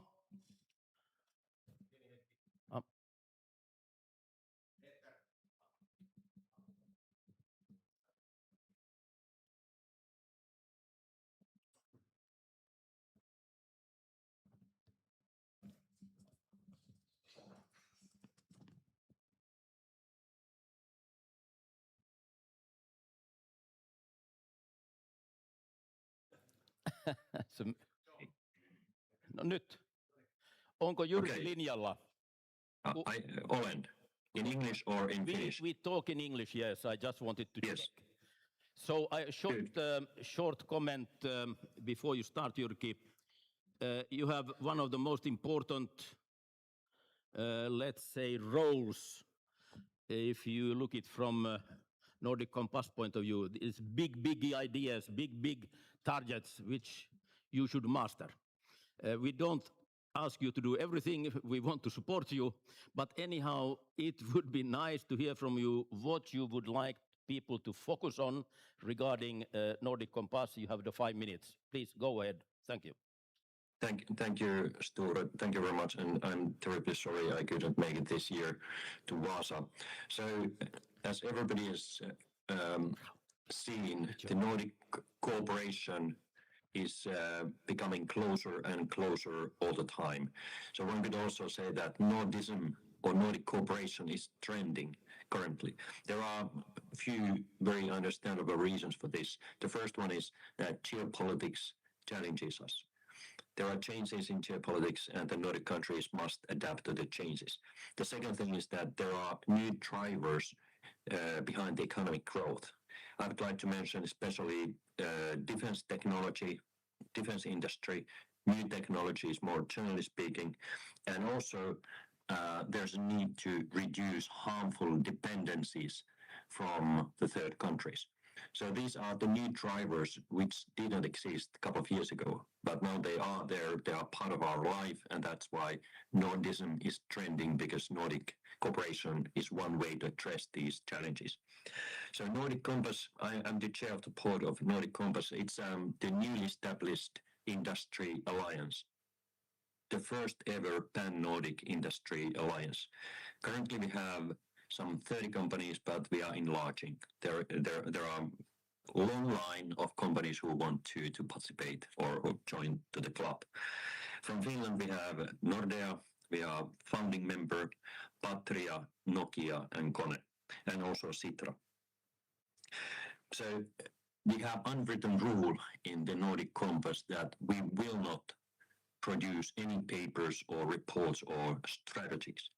What we are doing instead is that we identify concrete, tangible projects which can be done by the companies themselves and which will increase Nordic competitiveness. And if there are need for help from public sector, then we contact Nordic governments and have a conversation with them. But the projects, competitive-related project, can be done by the companies themselves.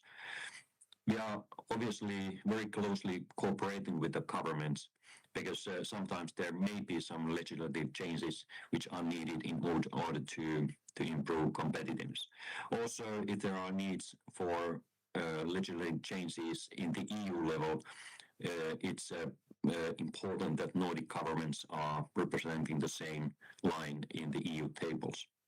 Currently, Nordic Compass focuses on 4 different themes or policy areas. The first one is capital market, second, energy, the third one, deep technology, and the fourth one is defense. So companies can participate to the working groups according to their own will. For instance, Nordea participates to deep tech and capital market work streams. And the ultimate goal is that all 4 work streams or working groups can produce 2 to 4 concrete proposals and initiatives, projects per year, not more. It's if there are big and tangible projects, 2 to 4 initiatives per working group is enough. So I will conclude here saying that this is very exciting initiative. It's nice to see how strongly the CEO level of the companies are committed to this exercise. And as this is a purely private initiative, it must be successful. If we don't manage to identify things which significantly improve Nordic competitiveness, there's no point to run the organization. So this is a vehicle which seeks to do tangible, significant changes within the Nordic countries. Thank you.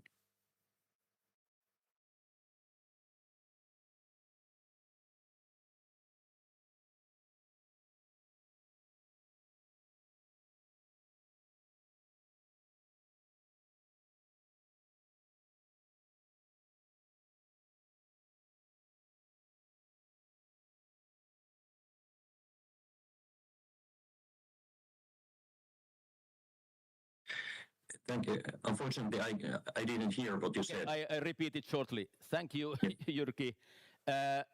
We'll ask you to come back after, say, half a year, 1 year, and then we will ask you, what have you done or your group or managed to, and what will you de facto implement during 1 to 5 years, so we can join the train, because we want to support it. Yeah, exactly. So next year, this time, we already should have some tangible projects going on. So I'm more than happy to elaborate them more. Thank you. Welcome next year. Thank you. Thank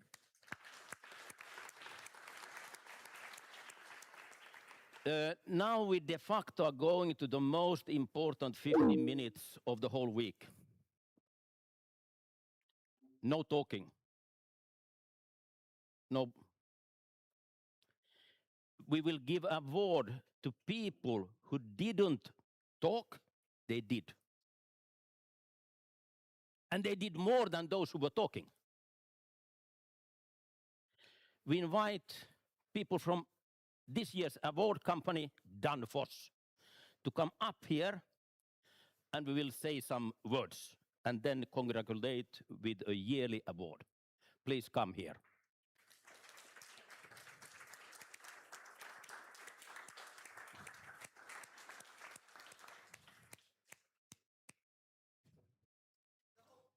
Whole group, everybody.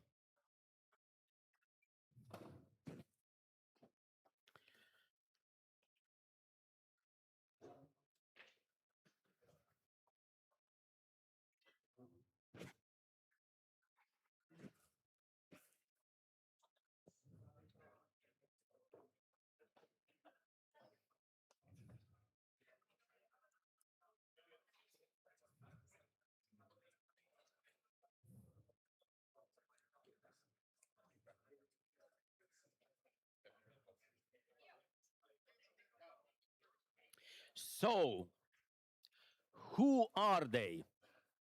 I don't know anybody of them, not one.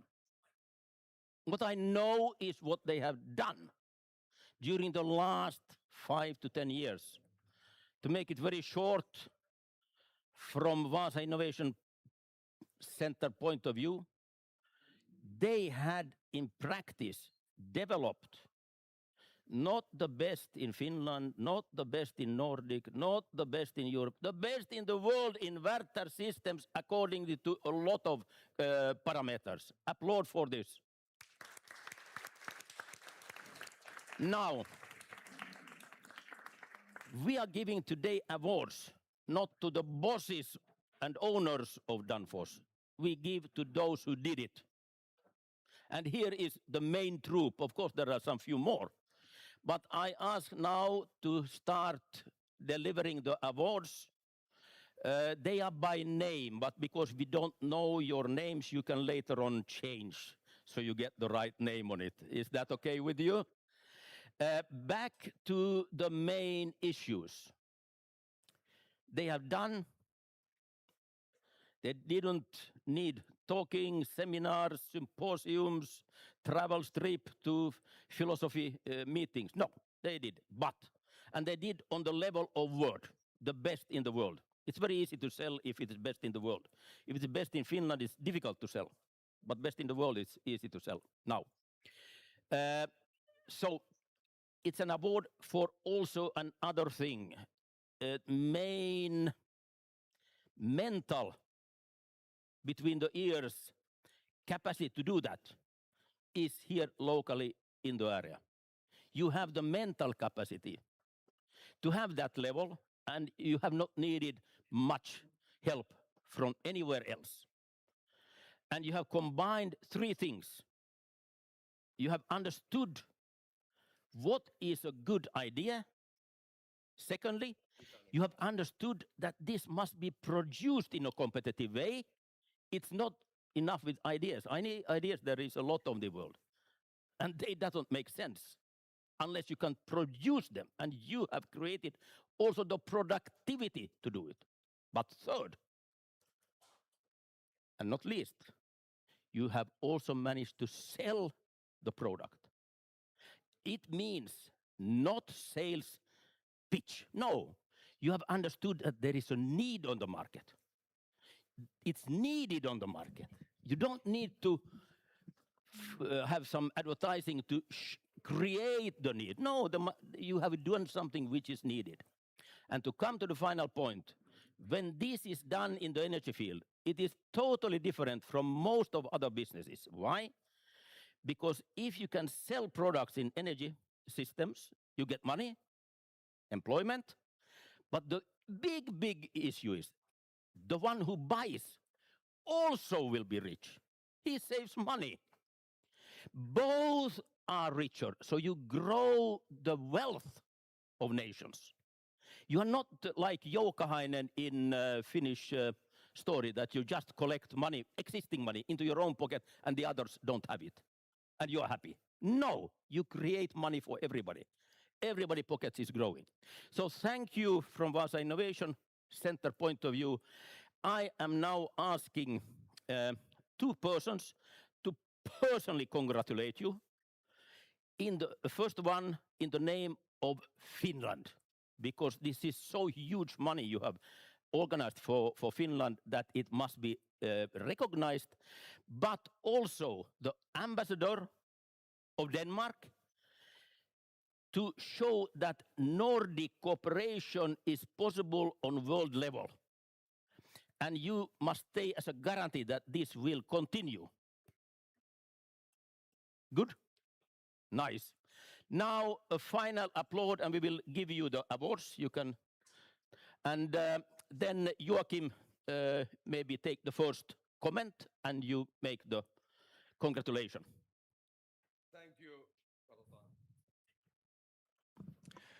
Thank you very much. We're extremely proud and thankful, of course, on behalf of the region, but the whole of Finland and the Nordics for everything you have been done, and also in your way strengthening the way of Nordic leading the way for the rest of Europe and the world. And we think that it's fair that we will give these to you who are here. So we will try to do this as smooth as possible. I will pronounce the name, and then we will give a collective applause when everyone has got their piece, and after that we will have the speech by the ambassador. But a warm and heartfelt thank you also from the Finnish government side, and we will start with Ari Ristimäki. Then we have Marko Korpi.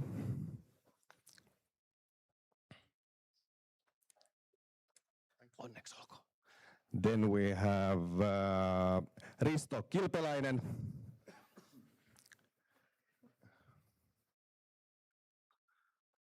Onneksi olkoon. Yeah. Kimmo Rajakangas. Onneksi olkoon. Toni Itkonen. Onneksi olkoon. Mika Kannelmaa. Onneksi olkoon. Petri Ylirinne. Onneksi olkoon, kiitos. Jouko Orava. Onneksi olkoon. Filip Refsbeck. Grattis. Juha Norrena. Onneksi olkoon. Pekka Hemminki. Onneksi olkoon, kiitos. Andreas Doktar. Grattis. Ville Vieri. Onneksi olkoon. Janne Lakonen. Onneksi olkoon. Kim Kruunman. Gratulerar. Matti Takala. Onneksi olkoon. Timo Kujansuu. Onneksi olkoon. Martti Alatalo. Onneksi olkoon, kiitos. Toni Honkakangas.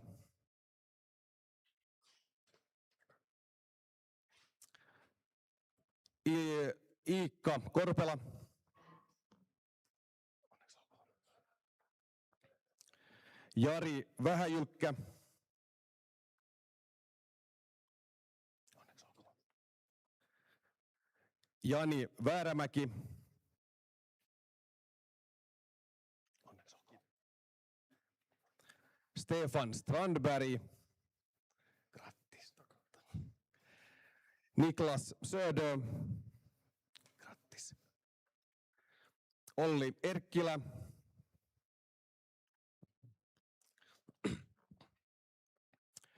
Nikolas von Willig. Ei ole paikalla. Jani Smeds.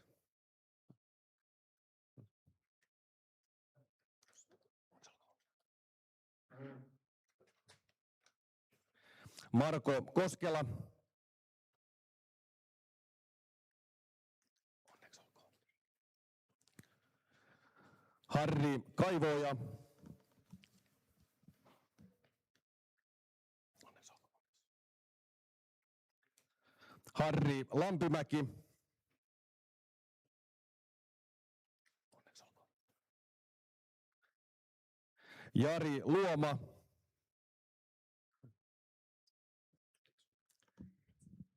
That's it. Nu vet ni vem det är som betalar för den utmärkta offentliga servicen i regionen och Finland. Lämpimät onnittelut. Applåder.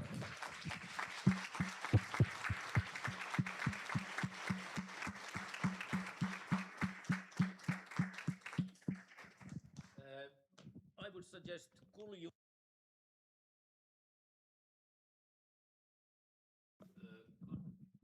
say some words about how to be a father and what is this group? What do you think about them in the future? Thank you. So, Mr. Udd, Minister Strand, and Ambassador Liesberg, dear colleagues, honored guests, ladies and gentlemen, it's a great honor to accept the Wasa Innovation Center Technology Innovation Award on behalf of Danfoss and all these colleagues who are present here today. This award recognizes our impact on exports and business ecosystems, but above all, it belongs to our product developers, manufacturing professionals, and experts. Every day, they solve complex problems, develop new technologies, and turn ideas into innovative solutions that succeed in global markets. At Danfoss, Our purpose is to engineer a better future. For us, this means developing solutions that increase machine productivity, reduce emissions, lower energy consumption, and enable electrification. These are practical results of engineering and innovation, and they help our customers and societies move forward towards a more sustainable future. At Danfoss, innovation is not just about new inventions or products. It's a way of thinking and working. It takes curiosity, the courage to challenge the established solutions, and above all, the determination to keep going when the first attempt doesn't work. These qualities matter more than ever. Artificial intelligence can help us move faster by processing information, exploring alternatives, and accelerating development. But technology alone doesn't create breakthroughs. They still depend on people who understand the customer's real challenges, bring together different perspectives, and recognize which ideas are worth pursuing. This is why long-term investment in research and development is at the heart of Danfoss. Here in Vasa, our expertise has grown over decades, from the early days of Vacon to the present. And one locally well-known example of this innovation is Vasa Line's passenger ferry, Aurora Botnia. Its hybrid propulsion system uses our liquid-cooled IC7 drives and converters, which are designed and manufactured here in Vasa. And looking ahead, the greatest innovations will come from collaboration across systems, industries, and borders. By working together locally through Energy Vasa and Energy Sampo, and more broadly across Finland and the Nordic region, we can develop solutions with global impact. We accept this recognition with pride and humility. It inspires us to continue this long-term work together and to keep engineering a better future. So thank you very much. Thank you very much.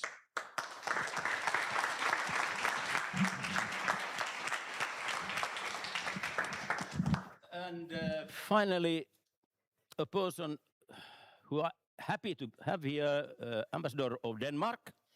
Have never seen him before. Very curious to see what is your reaction, because what we expect is from you a reaction that you will do everything for this Nordic cooperation to grow, not just to be stable. Thank you.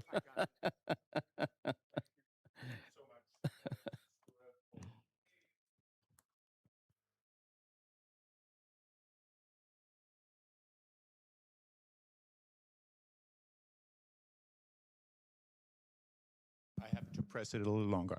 Thank you so much. Ladies and gentlemen, friends, colleagues, Minister Mika, we met earlier this morning. It's a great pleasure to be here on behalf of the Danish government and congratulate Danfoss in Finland, Danfoss in Vasa with this extreme honor and award.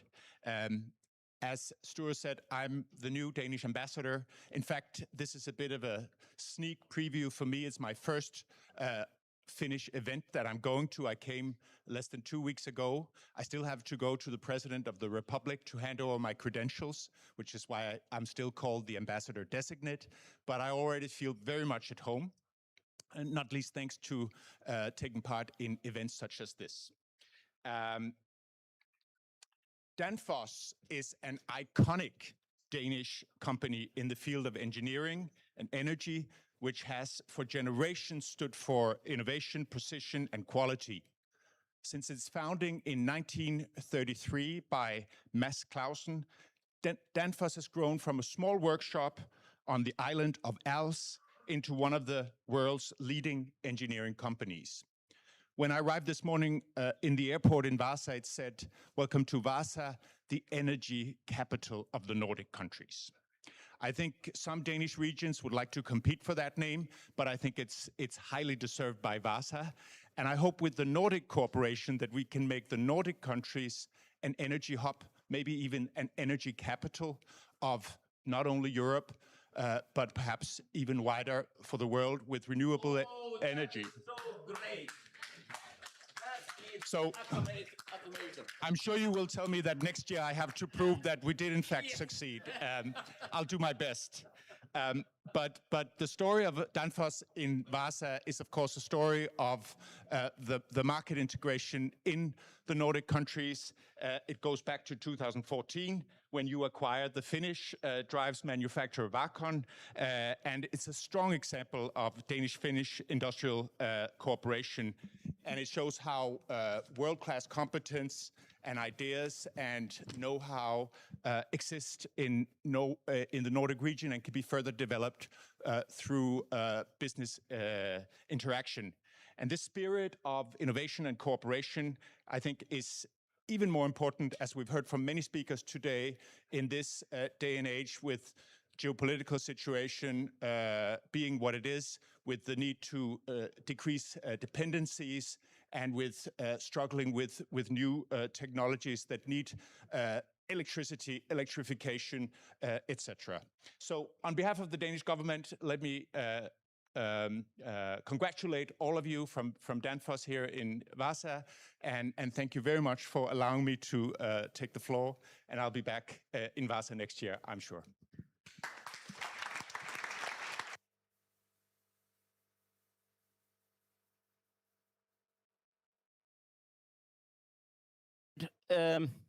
I say it's nice to hear the word of ambassador, because we somehow believe that you will do what you're saying. We will of course check it, but to be honest, experience, I have been entrepreneur my whole life. I think what you did, if you can continue to do that 20, 30 years more, your own life will be successful, Finland will be successful, Vasa's region will be successful. So I once again say happy for these guys, and that they have energy after this to continue.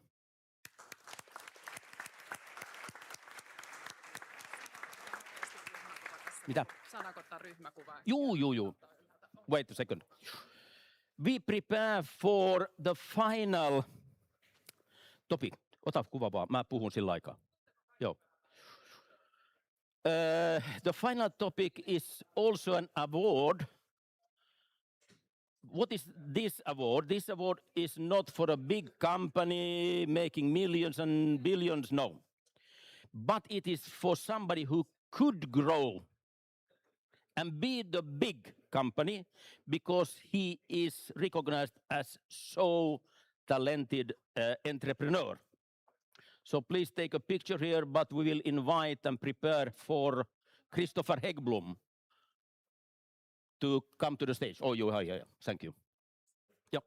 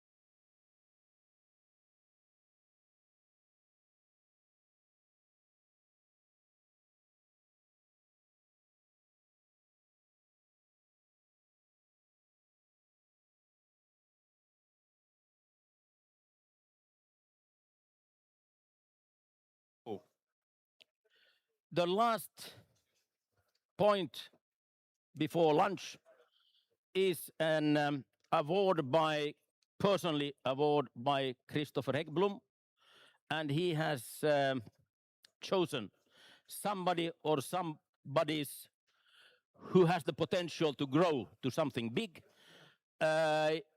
You know everything. I don't need to talk about it. Please go ahead. Hi, here.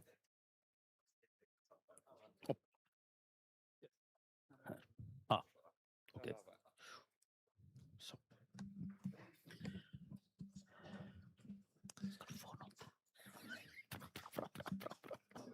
Ja. Jo, vad som helst. Engelska förstås kanske alla förstår, men svenska borde alla förstå också. All right. I'll do it in English then, as Sture preferred. Can you all hear me? Great. So I'm here today to give out a scholarship for young entrepreneurship in the Vasa region. My name is Christopher Häggblom. I'm born and raised here in Vasa, but I've lived for 20 years in Stockholm. I started my first business when I was 13, and I've been an entrepreneur my whole life. I run a business called Right Ventures. It's a private equity firm investing in Finnish and Swedish technology companies. And when I was 20 years old, I received a scholarship from a person called Anders Wall in Sweden, which was very meaningful for me there and then. So when I turned 40, I decided to take 100,000 euros of my own money and earmark that for scholarships for entrepreneurship in the Vasa region, which is still close to my heart. This year, or in total, I said 100,000 euros. This is the 5th year I'm giving it out. And this year it goes to a person called Ben Bergman. And Ben has a very interesting background. He has been a full-time musician up until 2018, whereafter he has then started and ran different businesses. But since a few years, I think it's since 2023, he has a business called Starsview, who develop and sell software for drones that are making surveillance of important infrastructure objects. And as all young companies, young entrepreneurs, you sort of iterate your business model, your product, your market, and this company, despite being young, has sort of had its better days and worse days. But Ben personally has fought through all of this, and the company is now in really, really interesting position with huge demand from the market. And when I talked to Ben before this event, I asked him about, what does he see as the biggest challenges going forward? And he said, well, as for all entrepreneurs, to sort of believe in yourself and know, are you doing the right or wrong thing today? Well, I'm not the right person to judge that, but I hope, Ben, that at least this scholarship can be some kind of confirmation for you that at least myself, and I think everyone in here can agree on that. I think you're doing something really great, and I hope you keep on working as hard as you've done so far. Congratulations.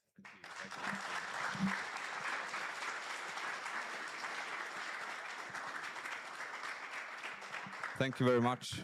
Thanks. I must say, as a fairly young, not at age, but at spirit, entrepreneur, I am totally humbled and really grateful. It's so nice to get noticed by someone that you look up to and that has achieved so much. So I'm really thankful. Thanks a lot.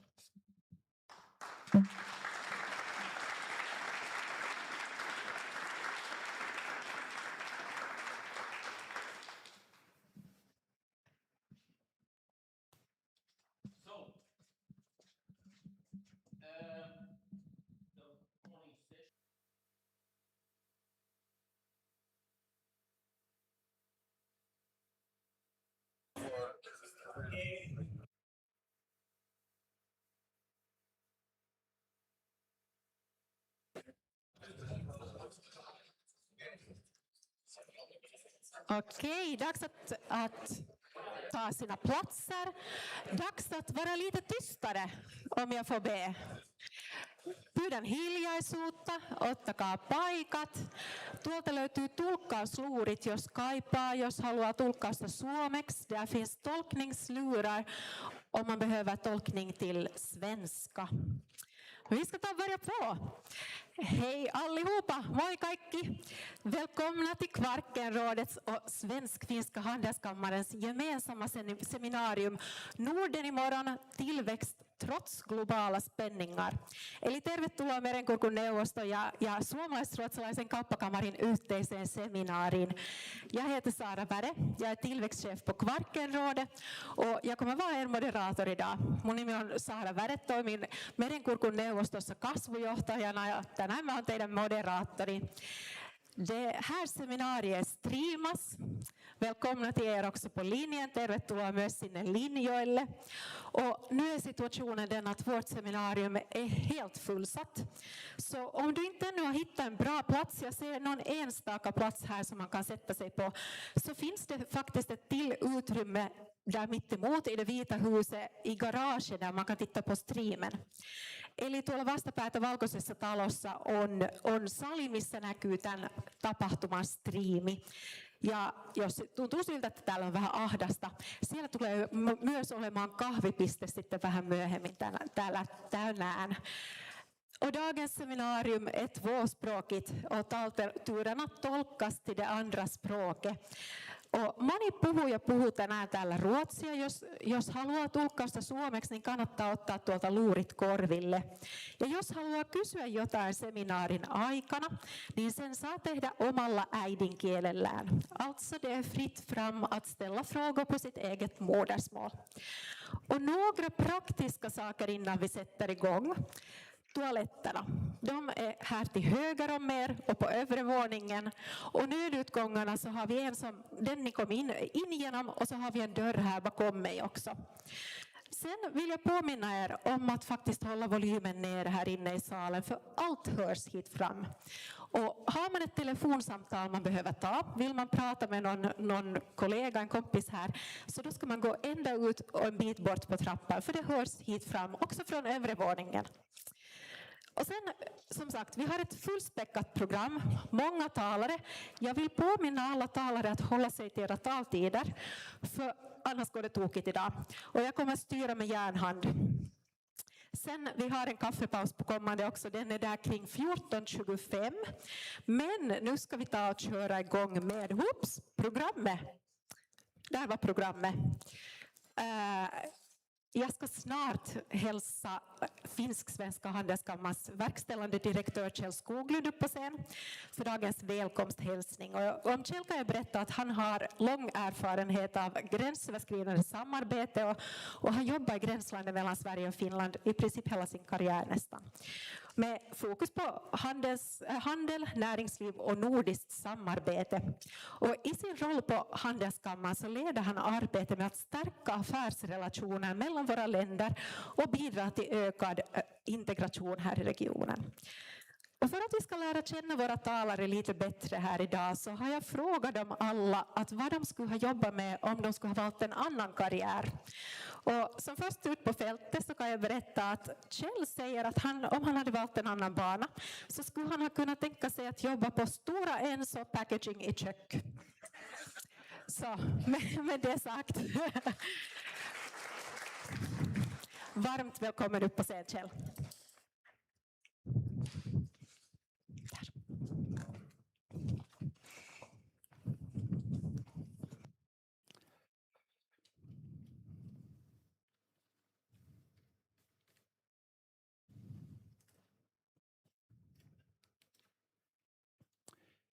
Bästa seminariedeltagare, hyvät seminaarin osanottajat.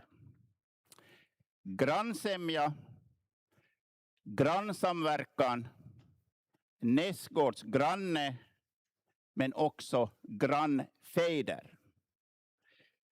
Att vara en god granne är nästan heligt här uppe i Norden. Vi har vant oss vid att lita på våra grannar och att de kan lita på oss. I en orolig värld är det skönt med en relation som är vänskaplig, bestående och som erbjuder spännande utvecklingsmöjligheter. Den nordiska marknaden är effektiv, den är välstrukturerad och teknologiskt och ekonomiskt högstående. Som vi har sagt i vår inbjudan till dagens seminarium är Norden världens 10:e största ekonomi och i ett europeiskt perspektiv den 5:e största. Våra gränser är öppna gränser, inte politiska och geografiska. Hinder som i andra delar av vår jord kan försvåra affärsmöjligheterna väldigt mycket. Vi nordbor är erkänt pragmatiska och lösningsorienterade, och vårt klimat och våra en gång i tiden knappa ekonomiska resurser har tvingat oss att fokusera på det som är väsentligt och det viktigaste. Tillsammans med våra grannar kan våra länder ta ytterligare steg i sin utveckling. Inom till exempel ekonomi, inom avancerad teknik, för till exempel kommunikation och gröna lösningar för den tunga industrin och energiproduktion och distribution. Våra länder ingår också i en försvarsgemenskap där den strategiska positionen och vårt kunnande inger respekt bland andra medlemmar i alliansen.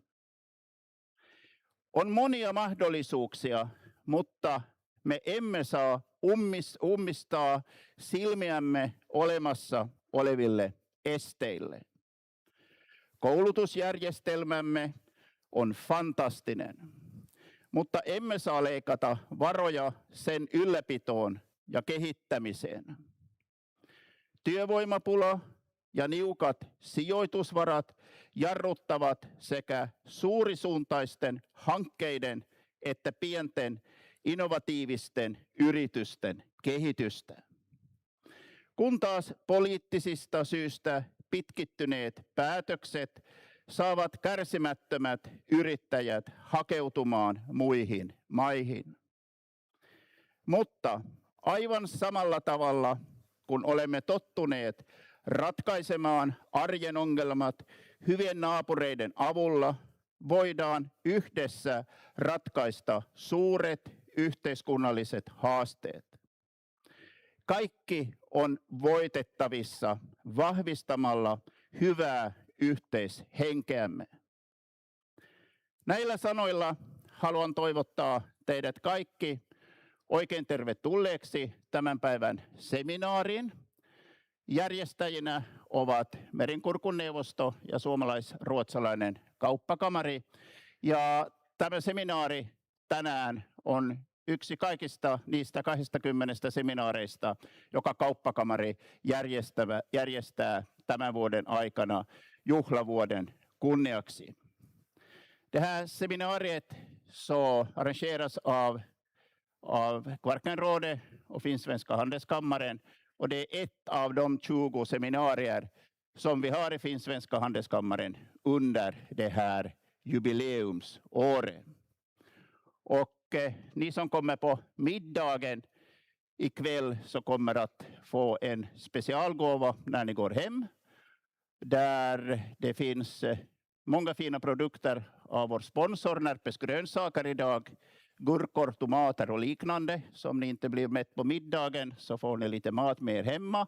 Men det viktigaste med det här gåvopaketet är nog det som Sara var inne på här. Att det är fint paketerat i en pafflåda från just kök och Stora Enso Packaging. Varmt välkomna!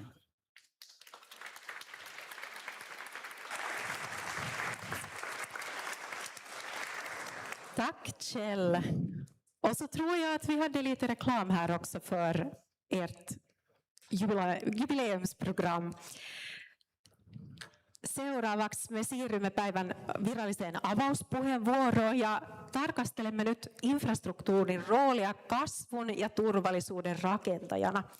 Meidän seuraava puhujamme on europarlamentaarikko Merja Kyllönen. Ja Merja on uransa aikana toiminut myös Vasemmistoliiton kansanedustajana ja liikenneministerinä ja on Euroopan parlamentissa hän työskentelee erityisesti liikenne-, alue- sekä turvallisuus- ja puolustuspolitiikan parissa. Merja tunnetaan suorapuheisuudestaan ja kyvystä tehdä EU-asioita selkeitä ilman turhaa byrokratiaa. Ja hän pitää huolen siitä, ettei pohjoinen näkökulma huku Brysselin käytävillä. Ja vielä henkilökohtaisempana yksityiskohtana voin kertoa, että Merjasta piti tulla joko lääkäri tai näyttelijä, mutta hän päätyi aika nopeasti politiikkaan, jossa ehkä nämä molemmat yhdistyy, koska hän on maailman parantaja suurilla lavoilla. Tänään Merja tulee puhumaan meille pohjoisen mahdollisuuksista ja siitä, mitä tarvitaan, jotta niistä saadaan enemmän irti. Ole hyvä, Merja.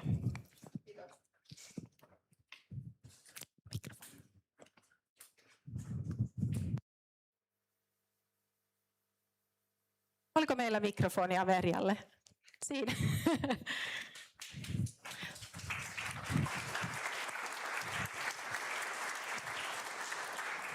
Kiitos.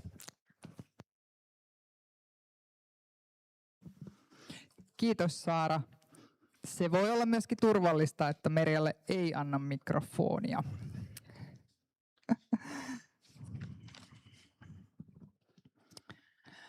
Hyvät kuulijat, me puhumme tänään infrastruktuurista, mutta todellisuudessa me puhumme paljon laajemmista asioista.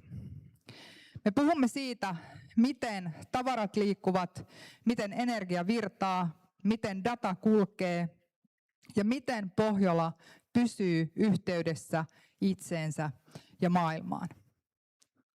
Ja väitän, että liikenne, logistiikka, infra, olipa se energiainfraa, olipa se tietoliikenneinfraa, ohjaa koko tätä maailmaa. Myöskin taloudellista toimeliaisuutta ja sitä, mihin meidän maailma on matkalla. Tulevaisuus ei ole enää paikka, se on verkko. Me olemme osa Wasa Future Festival -tapahtumaa ja siksi on hyvä muistaa yksi asia. Tulevaisuus ei ole pelkästään kartalla, tulevaisuus on verkossa ja tuo verkko rakentuu kiinteästä ja myöskin näkymättömästä infrasta, joka yhdistää energiaa, teollisuutta, logistiikkaa, liikennettä, dataa, ihmisiä, rahaa, ravintoa, ihan kaikkea. Pohjola on logistinen solmukohta, ei mikään periferia. Liian pitkään Pohjola on nähty reuna-alueena, kun se todellisuudessa on portti. Portti Atlantin ja Itämeren välillä, portti Euroopan ja arktisen alueen välillä, portti teollisuuden ja uuden mahdollisuuden, uuden eurooppalaisen ja globaalin tulevaisuuden välillä. Ja juuri tässä logistiikka ja liikenne toimii perustana, ratkaisuna kaikelle. Ratkaisuna sille paikalleen jämähtynäisyydelle, mitä meillä Suomessa tällä hetkellä viljellään. Enkä sano, että sitä viljeltäisiin kaikkialla, mutta sitä viljellään meissä, poliitikoissa, ja se on vaarallista. Logistiikka ei ole enää tavaroiden siirtoa, se on kokonaisuuden optimointia. Perinteinen logistiikka oli yksinkertaista. Liikutetaan tavaraa pisteestä A pisteeseen B, ja uusi logistiikka on jotain aivan muuta. Se on reaaliaikaista optimointia, se on datalla ohjattua reititystä, se on energiatehokkuuden maksimointia, toimitusketjujen automaattista uudelleenjärjestelyä, ja tässä Pohjola on ja voi olla vielä vahvemmin edelläkävijä. Koska meillä on mitä tarvitaan. Meillä on satamat, meillä on teollisuus, meillä on teknologia, meillä on osaaminen, ihmiset, koulutusjärjestelmä.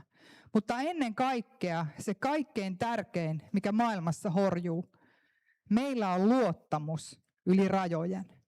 ja se on kaiken avain. Se on Pohjolan isoin kilpailutekijä. Rajat ylittävä kehitys, Pohjolan todellinen kilpailuetu. Merenkurkun neuvosto on tästä mielestäni erinomainen esimerkki. Se muistuttaa meitä yhdestä yksinkertaisesta totuudesta. Talous ei tunne rajoja, jos infrastruktuuri ei niitä tunne ja niitä rakenna. Tulevaisuuden kasvu ei synny vain yksissä yksittäisissä alueissa tai yksissä yksittäisissä maissa. Se syntyy yhteistyöstä. Se syntyy Suomen, Ruotsin, Norjan yhteisistä ratkaisuista esimerkiksi. Se syntyy Itämeren integroidussa logistiikassa, koko meidän laajan merialueen yhteisessä integroidussa logistiikassa, joka on turvallinen. Se on turvallinen vain, jos meillä on useampi reitti sisään ja ulos.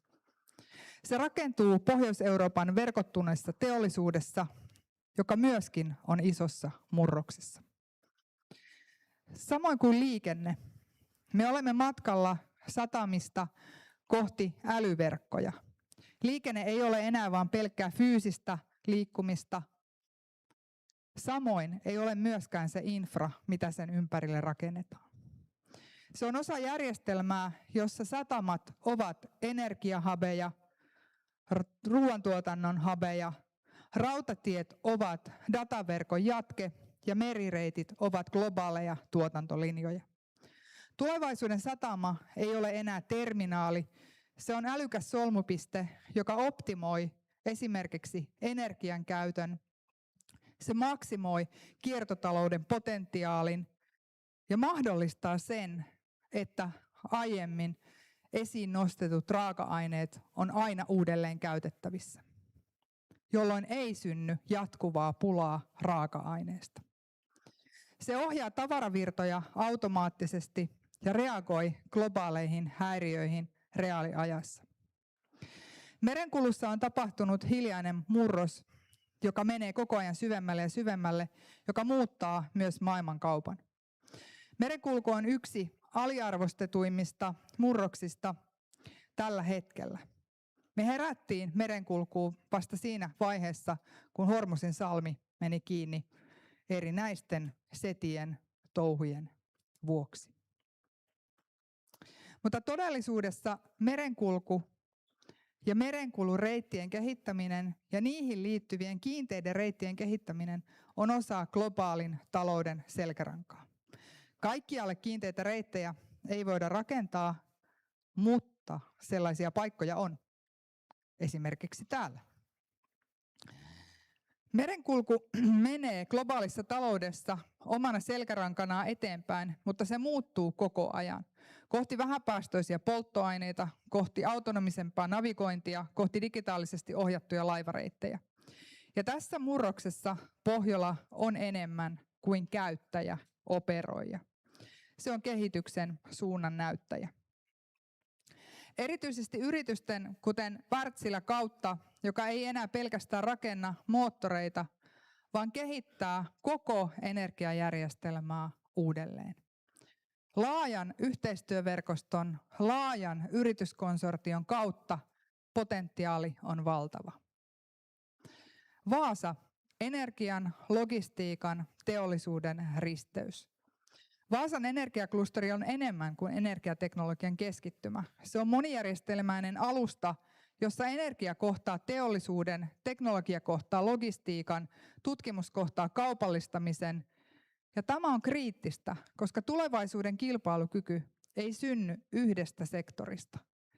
Se, joka uskaltaa koota koko huoltovarmuusketjun tärkeimmät kysymykset yhdeksi paketiksi, tulee olemaan tämän maailmankaikkeuden champion, master of the universe.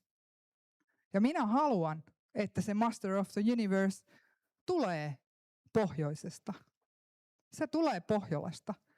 Se tulee Suomen, Ruotsin ja Norjan yhteistyössä. Ja kyllä siihen saa tanskalaisetkin liittyä ja kaikki halukkaat. Mutta me voidaan toimia yhdessä veturina. Kasvu ei ole lineaarista, se on verkostomaista. Uusi kasvu ei synny lisäämällä yksiköitä. Se syntyy yhteyksistä, solmuista, virroista, kyvystä koota kokonaisuuksia, kyvystä nähdä iso kuva. Ja siksi infrastruktuuri ei voi ikinä olla pelkkä taustatekijä, vaan se on todellinen kasvun käyttöjärjestelmä. Ne, jotka uskaltavat tehdä investointeja infraan, ne myöskin pärjäävät tässä maailmassa, koska infra synnyttää uutta teollisuutta, uutta yhteistyötä, kaikki uutta toimeliaisuutta. Me ollaan jokainen todistettu se tämän yhteisen merenkurkun liikenteen yhteydessä. Ne ajatukset, mitä silloin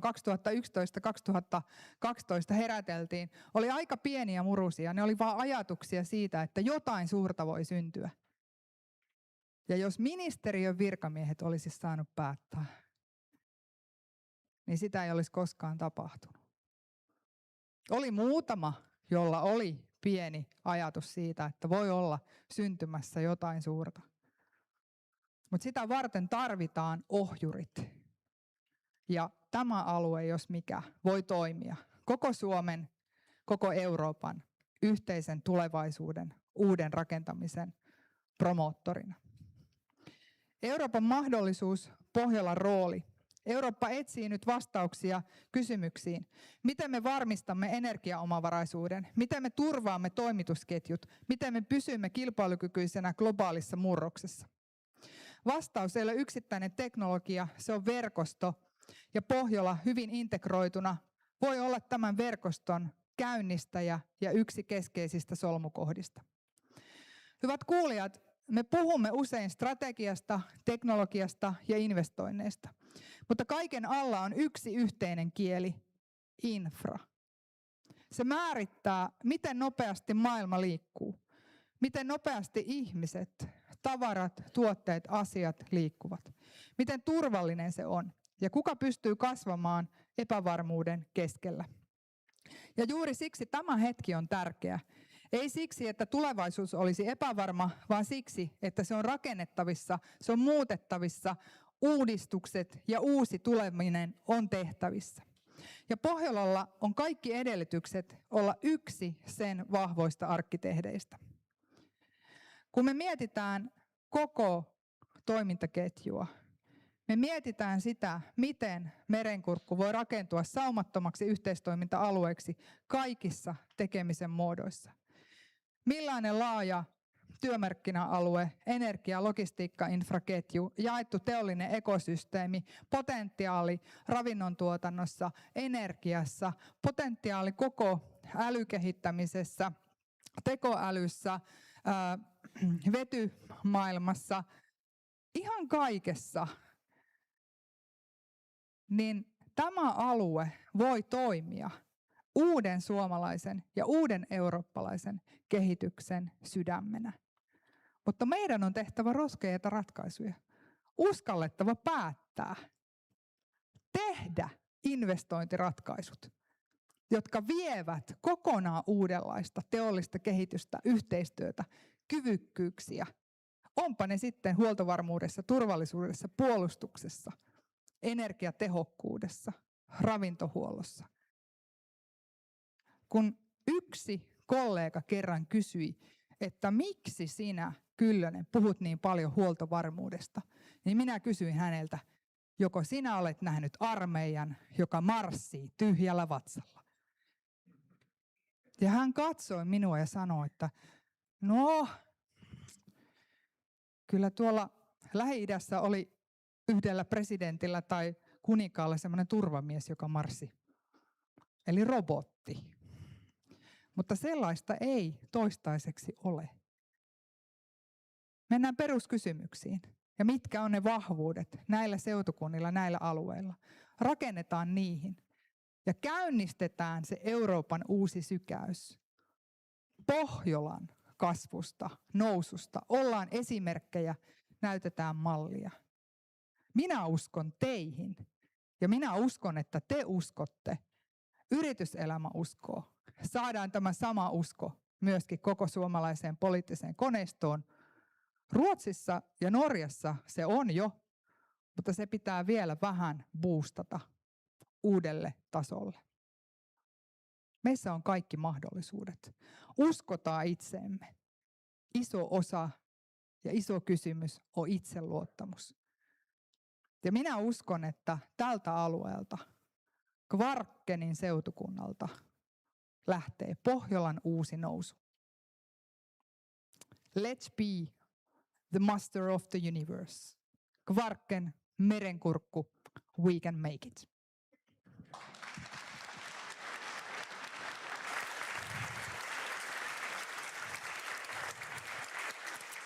Kiitos Merja. Ja meillä on aikaa kysymyksille, eli löytyykö yleisöstä kysymystä Merjalle? Har vi någon fråga i publiken åt Merja? Medan ni funderar, voin tästä omista korteistani valita yhden. Merja, jos saisit valita yhden asian, jonka Eurooppa tekee seuraavan 5 vuoden aikana infrastruktuurin eteen, niin mikä se olisi?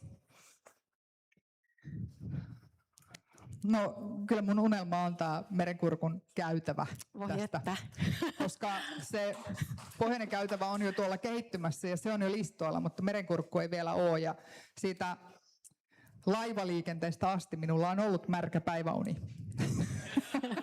Hienoa, kiva kuulla. Nyt Jukkela taisi olla tuolla kysymys, löytyykö meillä mikrofonia hänelle?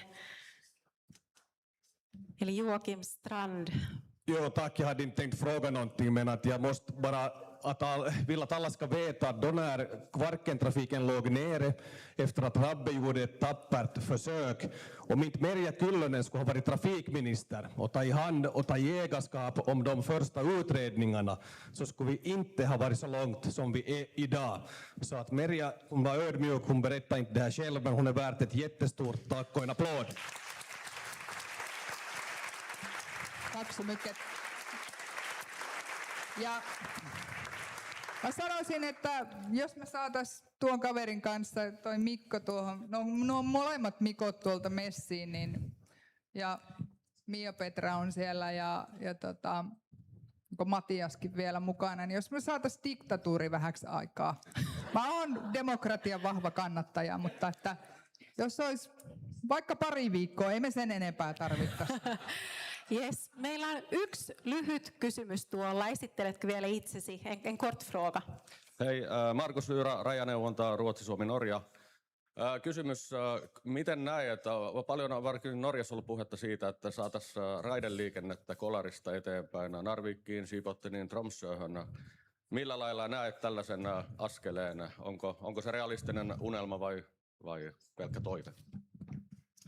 Se on ihan realistinen unelma, koska tällä hetkellä Eurooppa-tasolla tämän niin kuin pohjoisen ydinkäytävän rakentaminen on myöskin iso kysymys liittyen tähän arktiseen alueeseen ja sen tulevaisuuteen, myöskin logistiikan muutokseen ja millä tavalla nämä arktiset liikennereitit tulee jatkossa muovautumaan. Se ei ole yksinkertainen kysymys, siihen liittyy paljon voisiko sanoa niin kuin sekä kulttuurisia että maanomistuksellisia kysymyksiä ihan niin kuin pitkältä historiasta. Mutta norjalaisten kanssa käydyissä keskusteluissa ehkä tulee esille se, että meillä pitäisi olla myöskin uskaltaa olla innovatiivisia siinä, että miten me yhdistetään kaikki liikennemuodot käytäväksi pohjoisella alueella.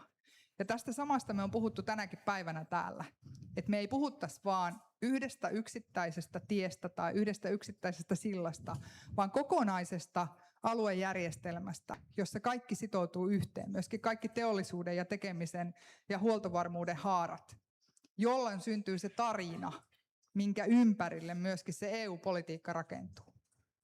Ja me ei ole Suomessa kauhean vahvoja siinä tarinassa. Ruotsalaiset ja norjalaiset kuin vahvempia, mutta me voidaan yhdessä rakentaa paljon vahvempi tarina kuin tänä päivänä. Kiitos. Kiitos. Jatketaan tarinaa ja kiitos Merja. Kiitos.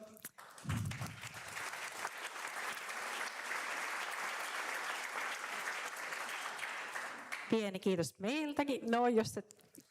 Kiitos oikein paljon. Nu rör vi oss vidare in i handelspolitiken och de globala spelreglerna. Jag har snart nöjet att välkomna upp på scen Anders Arnlid som är generaldirektör för Kommerskollegium, som alltså är Sveriges myndighet för utrikeshandel, EUs inre marknad och handelspolitik. Och Anders, ni som känner honom, har lång gedigen erfarenhet och bakgrund inom internationell handel och diplomati.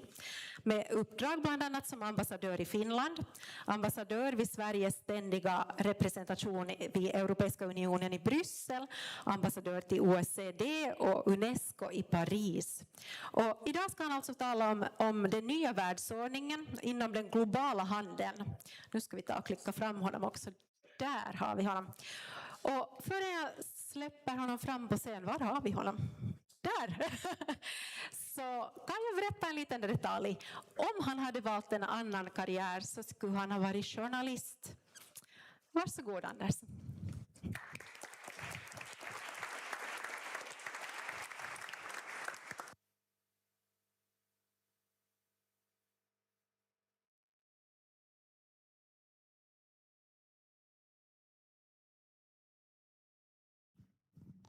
Nu ska vi se om det går bättre.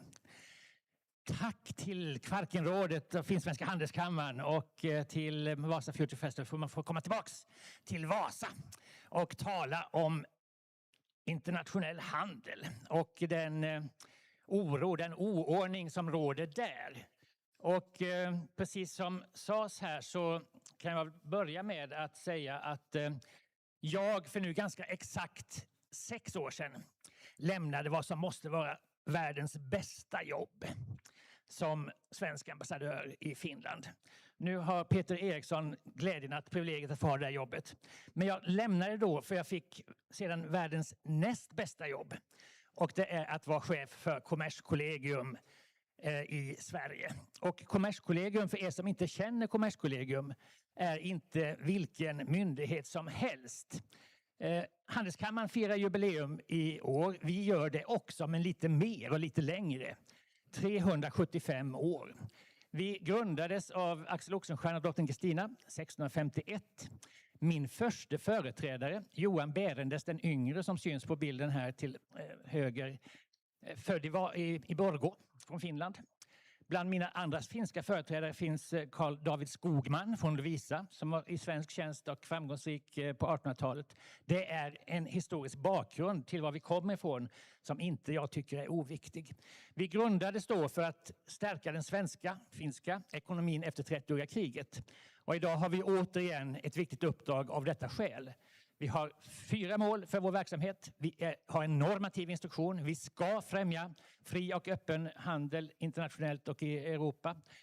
Och vi ska också bistå utvecklingsländer att ta del av handeln. Och vi har fått lägga till ett 4:e mål på senare år för att se till att utrikeshandeln också ska bidra till vår ekonomiska säkerhet och vår säkerhet i Norden. Och där är ju utrikeshandel av fullständigt central betydelse. Kommerskollegium blev förra året beredskapsmyndighet i det svenska civila försvaret med uppdrag att just se till att export och import ska kunna fungera så långt möjligt och så väl möjligt i kris eller krig. Men nu är vi ju då inne i en period i vår värld som präglas av de här hemska sakerna som pågår. Rysslands krig i Ukraina som är inne på 4:e året, snart 5. Vad vi har sett USA göra och som har kommit att få vittomfattande effekter på världshandeln som vi hörde i Iran och Hormuzsundet. Det där ställer till oordning förstås, men det visar också, vill jag hävda, att internationell handel fortsatt är en grundsten för att vi i Norden ska klara oss i det här läget. Och det finns ju många som tycker att när det krisar och är svårt i omgivningen så ska man sluta sig och man ska försöka göra så mycket som man kan själv och självhushållning och annat. Självförsörjning. Och det är väl bra, men vi kommer aldrig att klara oss utan den internationella handeln. Och det är en insikt tror jag som har satt sig ganska tydligt nu också. Vart är vi på väg? Vi har varit vana vid att se och vi har tvingats vänja oss vid att vi har ett Ryssland som har imperialistiska ambitioner och inte drar sig för att använda våld för att nå sina politiska mål. Vi har också på senare år vant oss vid att se utmaningen från Kina. En auktoritär kommunistregim som hanterar handeln på ett sätt som inte är tillitsfullt i alla avseenden. Vad vi inte har vant oss vid är ju vad som hände egentligen förra året med president Trumps och USAs tullar. Ett ett USA som inte är att lita på i handelspolitiken. Det är någonting nytt. Och det präglar mycket av vad som nu händer förstås globalt. Och det där kommer att kräva att EU tar ansvar på ett sätt som kanske EU inte har varit vant vid. Sverige, Nordens, Finlands handelspolitik drivs ju av EU och Europeiska kommissionen. Det är vår talesperson, det är vår förhandlare i de här sammanhangen internationellt. Och det är där som Sverige och Finland måste påverka för att EU ska klara den här situationen så väl som möjligt. Det behövs på flera sätt och jag tänkte snabbt försöka gå igenom några av de sakerna som måste göras så som vi ser dem från Kommerskollegiums sida med vår normativa utgångspunkt att vi ska främja öppen och fri handel trots de utmaningar som nu finns. För det första så har Sverige och Finland ett starkt ekonomiskt och skulle jag vilja hävda säkerhetspolitiskt intresse av att stödja den balansgång som EU nu tvingas gå för att hantera handeln med USA och Kina. Man kan säga mycket om vad president Trump har gjort med sina tullar. America First Trade Policy. Det som hände på Liberation Day 2 april förra året. Vi har inte sett maken sedan 1930 då USA också ensidigt höjde sina tullar kraftigt, smot hål i tullen. Vilket då ledde till att depressionen förvärrades och vi vet vad som hände efter depressionen. Då vidtog massa länder motåtgärder mot de amerikanska tullarna. Så har inte skett på samma sätt nu. Kina har gjort det, Kanada har gjort det till del. Andra länder har inte gjort det. Och därmed har man kunnat undvika att man har fått en förstärkt lågkonjunktur på grund av de här tullhöjningarna som USA har infört. Men vi har ju också sett att handeln med USA har blivit mycket, mycket svårare att hantera på grund av detta. Osäkerheten är fundamental. Man vet ju inte på vilken sida president Trump vaknar och vad han gör nästa dag nästan. Va? Och det där är någonting man måste förhålla sig till. EU har gjort det genom att ingå ett avtal med USA som ni vet. Den så kallade Turnberry-uppgörelsen som kom förra året. Och som är ett sätt att bevara förutsägbarheten i den viktiga handeln med USA. En uppgörelse som har kritiserats av många eftersom den innebär att EU går till noll våra industrivarutullar mot USA samtidigt som USA tillåts höja sina till 15% från ungefär 2,5% i genomsnitt tidigare. Det kan man ju tycka är en dålig deal, men det var den bästa dealen som fanns för EU och som finns för EU. Så man kan inte klandra kommissionen för att ha ingått denna, tycker jag. Och i korten här har också legat då att skälet till att EU tog det här steget var inte enbart av handelspolitisk eller ekonomisk karaktär, utan USAs relation och stöd för Ukraina spelade in också. Man vågade inte, med rätta från EU-sidan, utmana amerikanerna mer på det här fältet för att då kunde USAs stöd till Ukraina ha förändrats och försvagats ytterligare. Så det där var nödvändigt och utmaningen med USA är fundamental. Vi har ju sett som sagt att tullar kommer och går och tullar i USA underkänns av högsta domstolen och det är ett sammelsurium av lagrum som finns för olika tullar. Men vi får vänja oss vid att i EU har 15% tullar för våra industrivaror till USA. Men den stora utmaningen, den största utmaningen på lång sikt är ju hur Kina ska hanteras i det globala handelssystemet. Vi har nu i EU en viktig diskussion om hur EU ska förhålla sig till ett utmanande Kina som styrs av, som sagt, en auktoritär kommunistregim som inte väjer för att använda handel för sina politiska syften. Vi har sett till exempel hur man har haft embargo på handeln med Litauen på grund av att Litauen har haft förbindelser med Taiwan som inte kineserna gillar. Och där kommer man också att behöva vänja sig vid. Vi ser hur man använder exportkontroller för sina kritiska råvaror och jordartsmetaller som på ett sätt som utmanar förstås oss i väst. Och det måste vi också förhålla oss till. Samtidigt kan vi förstås inte skippa att handla med Kina, världens snart största ekonomi. Det måste vi också göra. Den balansgången är viktig. EU försöker nu se om det finns nya medel som vi kan få till stånd för att förbättra konkurrensvillkoren med Kina. Men europeiska tullar i sig mot Kina löser inte alla problem. Man måste vara försiktig också när man tar de stegen. Men säkert behöver vi ha fler ingripande åtgärder i handeln med Kina framåt för att kunna klara oss så väl som möjligt i den här svåra världen. För EU som sagt har ju Kina setts som partner, som konkurrent och som rival. Och de tre aspekterna måste man ta hänsyn till när man går vidare i spelreglerna handel med Kina framåt. Sen finns det ju en sak som är värd nu att uppmärksamma, tycker jag. Att när man tittar på världshandeln så är 3/4 av den inte med vare sig Kina eller USA. Det är ju ganska mycket. Och den handeln är det nu också väldigt viktigt att Sverige, Finland, Norden, EU värnar om. Och det gör EU via kommissionen på ett bra sätt. Men också här kommer det att krävas nya åtgärder för att klara den här situationen. Och här är det självklart, återigen med utgångspunkt från den instruktion jag har i Kommerskollegium, att Finland och Sverige ska verka för att EU fortsätter utveckla den här regelbaserade handeln i Världshandelsorganisationen och dess regelverk och genom EUs frihandelsavtal. Och det gör också kommissionen, tycker jag, på ett bra sätt. Många har dödförklarat Världshandelsorganisationen, dess regelverk. För tidigt, skulle jag hävda med bestämt. Mycket av världshandeln fortfarande sker under WTOs regelverk, ungefär 70%. Och WTO fungerar. USA är med, även om man de facto kan säga att USA har lämnat, så är USA med i Genève och sitter i en viktiga kommittéer och förhandlar om tekniska handelshinder och annat. Det där måste värnas. Men vi måste ju också se till att de länder som verkligen följer spelreglerna internationellt får försteg, och vi behandlar dem bättre än vad vi kan behandla USA och Kina som inte följer regelverken. Och där är också nya processer igång. EU har börjat ett samarbete med de länder som har ett frihandelsavtal runt Stilla havet, de så kallade CPTPP-länderna. Det är en fruktansvärd förkortning som man snubblar på varje gång. Det är positivt. Tillsammans kan vi med de här länderna, det är Kanada, det är Sydkorea, det är Japan, stora länder och flera av dem, se till att vårda och värna WTOs regelverk på ett sätt som gör att vi kan fortsätta använda det, även om USA som sagt numera inte vill använda det på samma sätt som vi vill.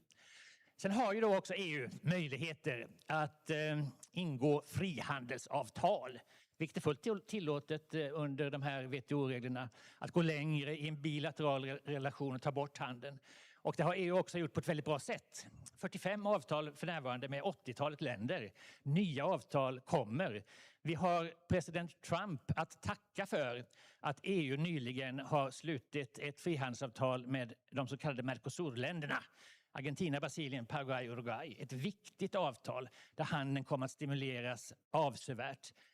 Förutsatt att avtalet går igenom de processer som det nu är under i den europeiska strukturen. Och här ska Europaparlamentet så småningom få ta ställning till det avtalet också. Förhoppningsvis kommer man då att säga ja till det. Det är redan infört provisoriskt, vilket är jättebra.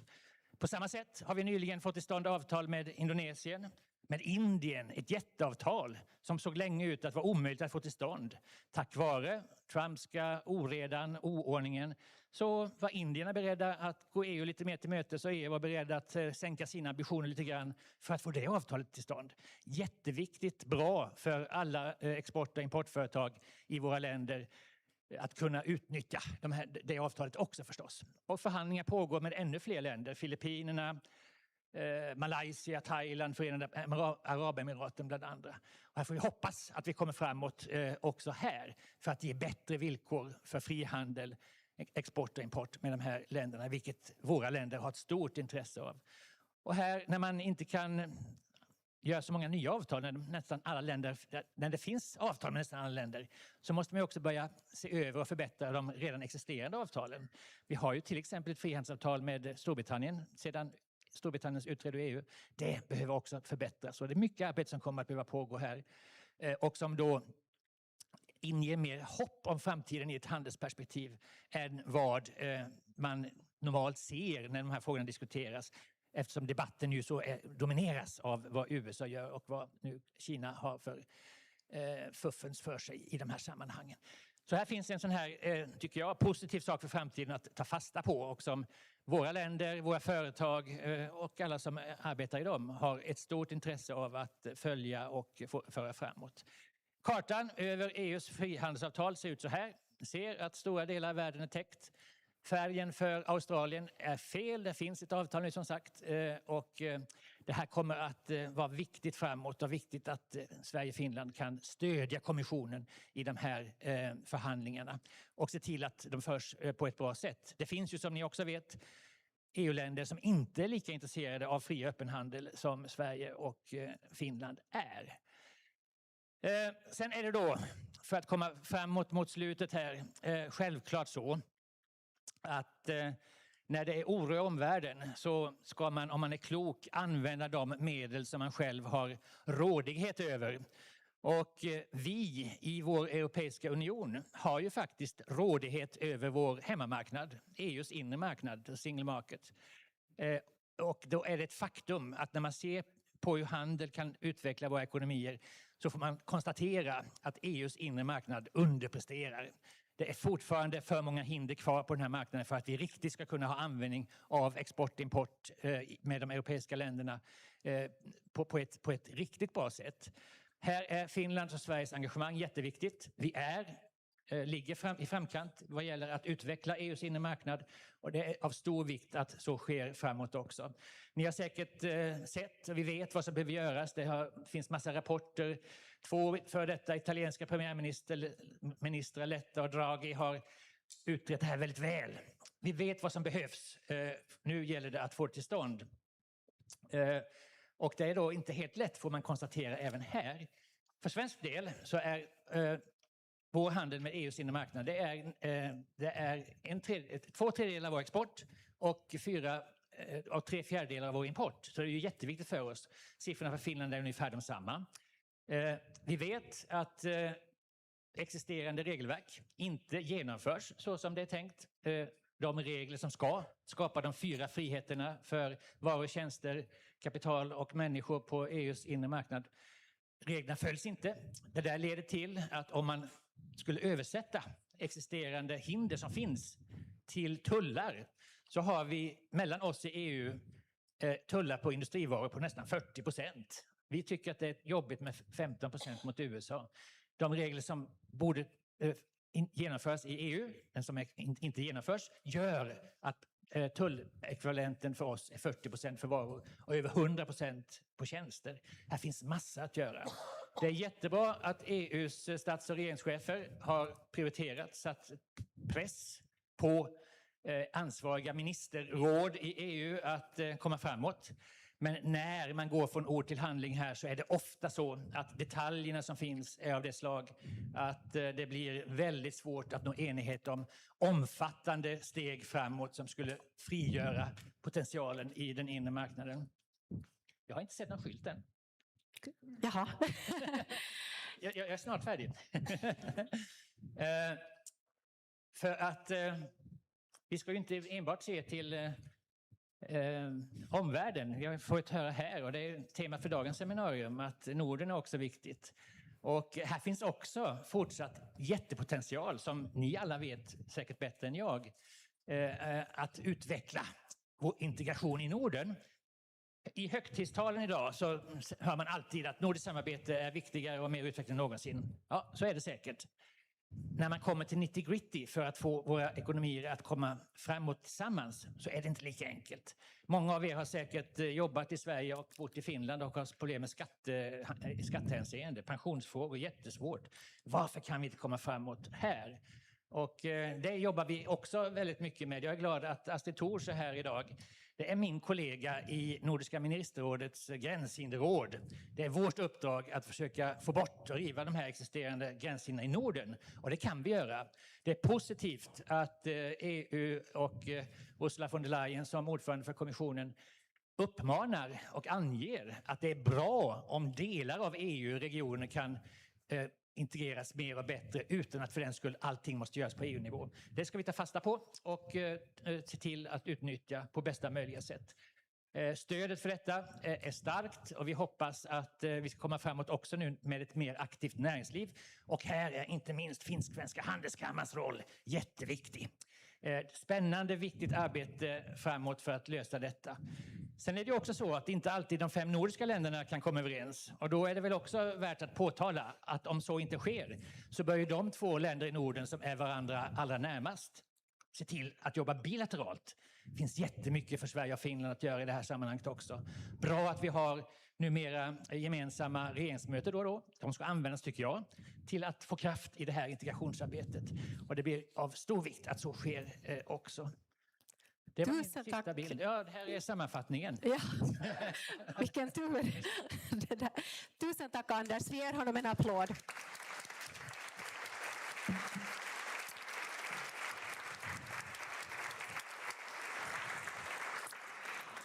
Och har man frågor till Anders så tror jag man får göra det i pausen. Tusen tack. Tack. Från, nu ska vi se vad vi har den här. Från handelssystemet som helhet så går vi nu vidare till en allt viktigare fråga, nämligen försörjningsberedskap och samverkan i Norden. Jag vill nu hälsa Katarina, där har vi Katarina Gabrielsson, välkommen på scen. Katarina är vd för läkemedelsdistributören Oriola sedan år 2022 och hon har en lång erfarenhet inom det bolaget där hon har haft flera ledande roller både inom retail och B2B-verksamhet. Och Katarina har också gedigen erfarenhet både från handels- och detaljhandelssektorn, bland annat från bolag som Axfood och Reitan. Idag är hon dessutom styrelseordförande för Kronans apotek och president i den europeiska branschorganisationen, nu ska vi se att jag får det här rätt, European Healthcare Distribution Association, GIRP for short. Och en liten personlig detalj, om inte hon arbetat med det hon gör idag så skulle hon kunna tänka sig att jobba mer med verksamhet direkt riktad mot konsumenter. Men det är inte bara det som du kunde tänka dig, du hade flera strängar på din lyra. Hon har faktiskt en masterexamen i lantbruksvetenskap från Sveriges lantbruksuniversitet, så hon hade kunnat tänka sig att jobba med växtförädling. Men idag ska hon alltså tala om läkemedelsdistribution här i Norden. Varsågod Katarina. Tack. Och som ni förstår då så är ju läkemedel, det ligger mig varmt om hjärtat. Men det är klart, det gör ju även då livsmedel och den produktionen eftersom jag har den bakgrunden jag har. Men när man tittar på det ämnet som är här idag så är ju då tillgången på läkemedel, det är en grundförutsättning för ett väl fungerande vård också. Att vi når patienten med de produkterna som man behöver. Också samhällsberedskapen. Idag så handlar väldigt mycket om beredskapen, inte bara om lager. Och det var precis som vi hörde här förut. Tidigare var det transporter från A till B. Idag är det väldigt, väldigt mycket mer. Men också europeiska delarna och världsläget vi har runt omkring oss är superviktigt.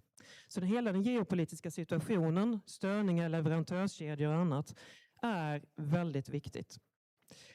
Om vi ska stärka läkemedelsberedskapen så behöver vi prata om hur ansvar, om hur flöden och också om samverkan faktiskt fungerar i praktiken. Och inte bara i Finland, inte bara i Sverige, utan faktiskt över gränserna. Och ett exempel på det är att av läkemedelsproduktionen, råvarorna till läkemedelsproduktion, 80% av råvarorna produceras i Kina. För att kunna bidra till den här diskussionen så ska jag då börja med att ta lite grann här om Oriola. Och man kan ju säga så här då att det blir väldigt kort om Oriola. Vi är då noterade på finska börsen här idag. Vi brukar säga att vi har mer än 100 års erfarenhet, men vi kan gå tillbaka till Karl XII så att det är långt tillbaka. Vi verkar idag i Sverige, i Finland och i Danmark har vi också ett litet kontor, men exporterar även till Norge. Och det gör att vi kan se både likheter och skillnader mellan de här bolagen, eller inte bolagen, men med de olika länderna. Vilket är viktigt när vi tittar på den säkerhetsläge vi har och också den resiliens vi behöver ha. Och för att ge ett exempel på hur stora vi faktiskt är så vi har ungefär 46% av all läkemedelsförsörjning i både Sverige och Finland. Så att det är mycket som vi distribuerar. Om man ska sammanfatta vad som jag tycker krävs för att stärka läkemedelsberedskapen i Norden så handlar det väldigt mycket om 3 saker som jag kommer att prata om här idag. Det är tydlighet, det är robusthet, men det är också om samverkan och det är väldigt viktigt med den här sista punkten. Om man tittar på tydligheten så kan man säga så här, läkemedel är inte bara distribution från A till B. Det är väldigt mycket om hur vi distribuerar. Hur får vi fram produkterna så att det faktiskt fungerar när man sedan tar sitt läkemedel. Det är kylkedjor, det är narkotiska produkter, det är också radioaktiva produkter och vi ska leverera allting från det vi får en order inom 24 timmar i båda länderna. Om man tänker då på stora Sverige och Finland där så är det väldigt långa ledtider. Så det är en komplex försörjningskedja och jag ser att i framtiden så måste alla ansvar och roller vara väldigt klara. Annars förlorar man både tempot och också den handlingskraft som vi har i de här flödena om någonting händer. Och då kommer vi till robustheten. För att en verklig robusthet, det handlar om att systemen fungerar både till vardags och i kris. Vi tror när det gäller läkemedelsdistribution och med den erfarenheten vi har att om vi får det här att fungera i vardagen då kommer vi också ha robustheten för när det väl kommer en kris. Och vi kan se det inte minst under pandemin. Som vi då, man kan säga så här, i Sverige distribuerar vi 98% av all vaccin. Så ni kan tänka vad som hände hos oss när vaccinleveransen av covid kom. Och där bygger det på att man har ett fungerande nätverk, att man har en fungerande struktur och sen lägger man på den här delen ovanpå. Samverkan är väldigt, väldigt viktigt. Vi är en liten del av läkemedelsdistributörskedjan. Så att ingen aktör löser det här ensam. Det krävs väldigt nära samarbete mellan myndigheter, mellan industri och distributionsled. Men inte bara över ett land, utan det är över länderna. Och det här samspelet är viktigt. Det är jätteenkelt här att stå och säga det här. Det är svårt att göra det i praktiken eller i verkligheten. Men det är vårt jobb att göra det här varje dag.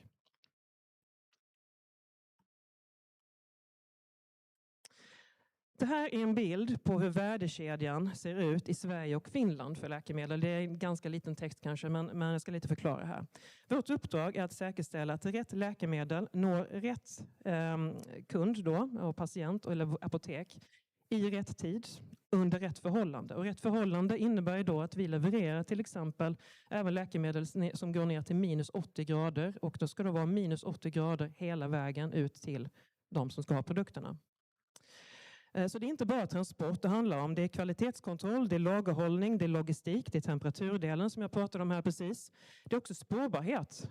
Alla läkemedel inom EU spåras så att man kan se att det är rätt läkemedel och inte förfalskade läkemedel. Vilket gör att kunden då verkligen alltid ska ha ett fungerande läkemedel när det väl kommer till patienten. Vi har ett regelverk som heter Good Distribution Practice, förkortas GDP. Och det är ledordet för den här delen som vi har. Det reglerar vår kvalitet, det reglerar vår regelefterlevnad och också patientsäkerhet i den här centrala delen. Och som läkemedelsdistributör så är vi då länken mellan läkemedelsföretagen, apoteken, sjukhusen. Och när den här delen fungerar, då märker inte ni att vi finns. Men när den inte fungerar, då blir det väldigt jobbigt för hela samhället. Och jag tror att inte minst här i Finland så finns det några som kommer ihåg 2017 när det fanns ganska stora rubriker för det fungerade inte. Och det är vårt jobb att se till att det här fungerar varje dag. Som läkemedelsdistributör så är vi en del av samhällets kritiska infrastruktur. Och vi är bedömda av EUs direktiv som heter så fint som 2022/2557 om entiteters motståndskraft. Och det gör att vi har då också det här att väldigt mycket regelverk som gör att vi måste upprätthålla samhällsviktiga tjänster vid störningar. Och det gör inte det här mindre komplicerat. Men som sagt, vi jobbar aktivt med de här olika delarna och jag tänkte faktiskt ta Finland lite som ett exempel här. För Finland har kommit längre när det gäller vissa av de här delarna än vad Sverige har gjort. Och vad kan man då i Norden och även Sverige lära sig av Finland i det här fallet? I Finland så har vi en mer konkret och tydligare struktur på hur ansvaret kan stärka läkemedelsberedskapen. Och bland annat, jag kan inte säga allt för vissa saker är stämplade av så att jag inte får prata om, men jag skulle säga att Finland är intressant därför att man har en högre grad av säkerhet inbyggt naturligt i systemet. Vilket gör att vi varje dag jobbar med det här. Det gör vi inte i Sverige på alls samma sätt. Ett exempel är den lagstadgade beredskapslagringen som vi har här i Finland av vissa läkemedel. Och där är ansvaret och rollerna väldigt tydligt definierade och man testar också det här på regelbunden basis under åren. Ett annat del som vi gör är den nationella och årligen testade akuta kommunikationskanalen som finns mellan apotek och oss. Och det gör att om någonting händer så har vi då en operativ samordning och vi kan också få ut information snabbt. Vilket är väldigt, väldigt viktigt när det kommer till en kris. Här är Finland mycket, mycket bättre och jag skulle säga att resten av Norden kan lära väldigt mycket av det här. Och det är det som jag också menar när vi faktiskt ska lära av varandra och samverka. Men jag skulle också säga så här, det är klart att det finns många saker som kan bli bättre. Och om man tittar så är det väldigt mycket om struktur. Och också att hitta hela kedjan i det här då. För att utmaningar finns i hela kedjan och Anders nämnde vissa av de här sakerna. Sårbarheten sitter inte i att sårbarheten sitter att vi har inte en punkt, vi har väldigt många delar i kedjan. Vi har den geopolitiska situationen, vi kan säga att 80% av råvarorna från Kina. Vi har Trumps most favored nations som inte minst påverkar läkemedel. Det är så här att i Norden har vi ganska låga läkemedelspriser, vilket gör att det är så att vi kanske inte alltid får de nya läkemedlen till oss direkt. Därför att vi påverkas av USA. Läkemedelsbolagen är rädda ibland att lansera här på grund av läkemedelspriserna och att man då inte kommer hit därför att man har en mycket större marknad som blir ett bekymmer. Och det är tråkigt för oss och någonting vi måste hantera. Det är inte bara Norden, det är faktiskt hela Europa. Utvecklingen i läkemedelsmarknaden går också mot en ökad komplexitet. Läkemedlen blir dyrare, väldigt mycket dyrare ska jag säga. Det är också så att de har mycket kortare hållbarhetstider. När jag pratar med mina människor i Oriola ibland så säger jag så här att i framtiden kanske vi också måste vara en resebyrå och faktiskt flytta patienten till produktionen och inte bara läkemedel till patienten. Det är så korta hållbarhetstider vi pratar om framåt. Vi har också temperaturkänsliga produkter. Jag pratade om -80. I framtiden kommer vi behöva hantera -120. Radioaktivitet och så vidare flöden. Det ställer krav på hela den här. Och inte minst, om vi hörde då på Merja i början, med hur transporterar vi mellan länderna. Inte bara upp söder och norr. Det här blir ju resiliens och det kräver kapacitet. Det är data. Vi har väldigt mycket data. Vi har väldigt stora pengatransaktioner. Och om det är någonting ni ser idag så är det ju givetvis det som är med cybersecurity. Där vi har en absolut ökad risk i framtiden. Som ni förstår så är läkemedelsproduktion, det är inte bara att flytta varor utan väldigt mycket om kvalitet och så vidare. Och om man tittar då på de här flödena så är det då så att många utmaningar har vi gemensamt i Norden. Även om systemen inte ser exakt samma ut. Jag tycker att nordisk samverkan inte ska standardiseras, men där vi kan samarbeta ska vi samarbeta. I Oriola som sagt, vi har 65% av vår verksamhet i Sverige, vi har 35% ungefär i Finland. Vi gör så att vi jobbar nordiskt när vi kan. Sen agerar vi lokalt där vi vinner på att agera lokalt. Och det hoppas jag att de nordiska länderna i framtiden också kan göra, för jag tror vi skulle bli mycket, mycket starkare då. Så färre onödiga gränssnitt, bättre samordning kan stärka också förutsägbarheten och tillgängligheten. Och om fler aktörer tänker mer nordiskt i sina organisationer så tror jag att det här också kan hjälpa. Vi kan se att läkemedelsindustrin gör det idag. För dem är Norden väldigt litet så att det blir en hubb. Och så kommer vi ha ett centrallager och sen så kommer vi att få lösa utmaningarna till dem. Och då måste vi också bli tänka mer nordiskt. Annars kommer vi ha en utmaning med att ett land kanske sitter på hela lagret för hela Norden och händer någonting, hur delar vi då med oss? Men om vi sammanfattar det här nu då. Vi ser om jag har rätt håll på den här igen. Vad tycker jag att Norden då behöver? Ja, jag ska säga så här. Vi behöver tydliga ansvar. Vi behöver robustare system. Och vi behöver djupare samverkan mellan både näringsliv och över länsgränserna. Och vi kan utveckla tydliga ansvar när de här rollerna blir klarare. Och det kommer bli lättare att agera och det kommer bli mer samordnat. Om vi får robustare system så kommer det här att gynna oss. Jag vet att läkemedelsmarknaden faktiskt har kommit ganska långt och livsmedelsindustrin till viss del tittar på oss. Men låt oss lära av varandra också över marknadsgränserna. Och utveckla djupare samverkan. Jag skulle också säga att behov av ledarskap där man vågar ta beslut, vågar agera framåt och få med sina organisationer kommer vara A och O för att få det här att fungera. Jag ser att Norden har goda förutsättningar, men vi måste då verkligen göra det här. Vi kan inte vänta på att göra det. Så om vi tar den absolut sista bilden här för mig, så ska jag säga så här att läkemedelsberedskapen byggs tillsammans och det måste fungera innan nästa störning uppnår. Och det är inte frågan om en aktör då, utan det är frågan om hela systemet.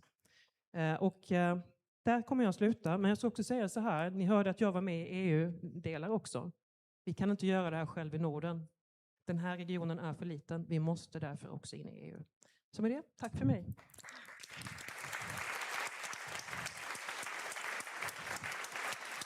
Tusen tack Katarina, och vi har tid för frågor. Finns det? Där har vi direkt en fråga. En mikrofon, och du får gärna också säga ditt namn. Ole Norrback, entinen kaikessa nykyään. Får jag bara ställa 2 korta frågor. Du efterlyser ledarskap. Vem borde göra vad? Det är en väldigt bra fråga. Jag kan säga så här, skillnaden som jag ser i de olika länderna speciellt är hur man också tittar branschmässigt. Här i Finland så har näringslivet tagit ett initiativ där man tittar på hela kedjan i läkemedelsdelen till exempel. Och sen aktivt också försöker driva det här, de samma frågorna in i politiken. Jag tror det är ett väg framåt. Vi har inte den i Sverige på alls samma sätt. Men det måste vara liksom både så att näringslivet tar sitt ansvar utifrån det vi kan, men också jobba tillsammans med politikerna. Det är inte jättetydligt, men man måste börja där. Tack. Var det en till fråga där också? Ingen annan. Ja, jag tror det ser ut som att du får fråga. Jag tänkte säga att det här är ju veckan för visionärernas visioner. Men frågan är mer allmän.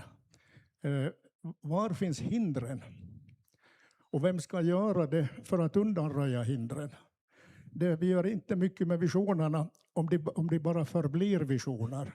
Och här är nu alla goda talare för att presentera goda visioner. Men den här frågan kvarstår. Om jag får en halv minut till så vill jag säga nordiskt samarbete kan jag. Nordiska statsministrarna borde ta det övergripande ansvaret. Nu möts de 2 gånger i år och hade jag kommit överens om att inte fatta beslut. Det andra, de nordiska samarbetsministrarna har en oerhört svag ställning i alla regeringar. Det borde stärkas. Det tredje är att när ministerråden sammanträder så får tjänstemännen nästan aldrig politiska direktiv. Det borde ske. Det fjärde, det finns nästan ingen uppföljning. Det borde samordnas och ges tidtabell. Och det femte, om ett land inte vill så borde man gå vidare med konsensus utan en. När Världshandelsorganisationen 95 sammanträdde i Singapore så drev Ericsson och Nokia fram gemensamma standarder och regler för telekommunikation för IT-branschen med 80% stöd. 20% kom inte med. Nu är det globalt och har varit en grundförutsättning för den globala handeln. Jag kan fortsätta med 5 eller 6 exempel till. Frågan var... Det här visionerna borde inte stanna vid visioner utan deras följdfrågorna. Vem gör vad och när? Det är liksom det väsentliga om vi vill förbättra, eller inte om, när vi vill förbättra världen. Tack. Jag kan ge ett kort exempel på en sån som jag önskar skulle kunna tas som ett beslut i det här fallet som skulle gynna alla oss som sitter här. Och jag nämnde det lite grann förut. Det gäller då om man bygger nordiska hubbar av läkemedelslager. Vi är idag förhindrade att kunna skicka läkemedel till ett annat land om inte antingen läkemedelsindustrin eller staten går in och säger det. Och det kommer en stat i Norden aldrig att göra, för man tänker då helt plötsligt på sina egna medlemmar. Till exempel skulle det kunna vara, om man ser här uppe, eftersom vi är här uppe, så skulle vi kunna bygga en anläggning här uppe för distribution som skulle kunna nå patienterna mycket snabbare med läkemedel om någonting händer. Men vi kan inte göra det idag, för att vilket land ska vi bygga det i? Vi kan inte distribuera över gränserna. Vi får inte det. Det är ett typiskt exempel. Tack. Där har vi ett gränshinder. En till applåd till Katarina. Tusen tack.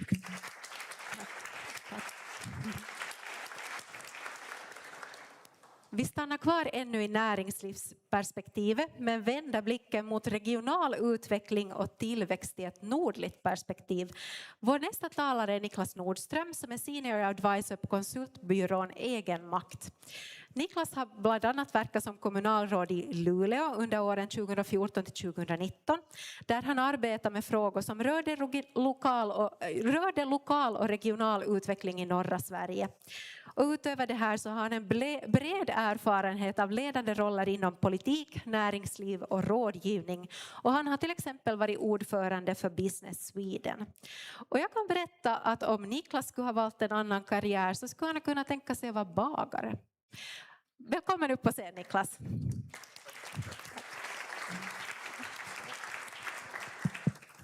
Så, hej. Det här är den svåraste stunden efter lunchen när det har gått en timme. Så att jag ska göra mitt bästa. Jag ska försöka beskriva den resa som norra Sverige och i synnerhet då Norrbotten och Luleå har gjort. Som jag tror kan inspirera oss alla i ett nordligt perspektiv. Precis som sades i introduktionen var jag kommunalråd i Luleå 2014-2019 så mycket av min berättelse handlar om de åren. Luleå, för de som inte vet det, är ju då, om man tar det från den finska sidan så tar det 1,5 timme från ni har lämnat Torneå och kört längs E4, då är ni i Luleå. Luleå har väldigt stark koppling till Finland. Inte bara på ishockeyn där vi har väldigt många framgångsrika finska både damer och herrar som har spelat i Luleås färger. Utan var 5:e Luleåbo har finska rötter. Det vill säga antingen är man själv från Finland eller minst en av ens föräldrar är från Finland. Så Luleå präglas väldigt mycket av det. Och bortsett från våra kamrater i norra Sverige som vi samarbetade med så var det Uleåborg som var vår allra viktigaste samarbetspartner. Vi jobbade väldigt nära Uleåborg, lärde oss otroligt mycket av deras framgångssaga. Jag är 58 år idag och då kan ni snabbt räkna ut att mina formativa år, det var på 1980-talet. 1980-talet i Norrbotten var nattsvart. Allt var åt helvete.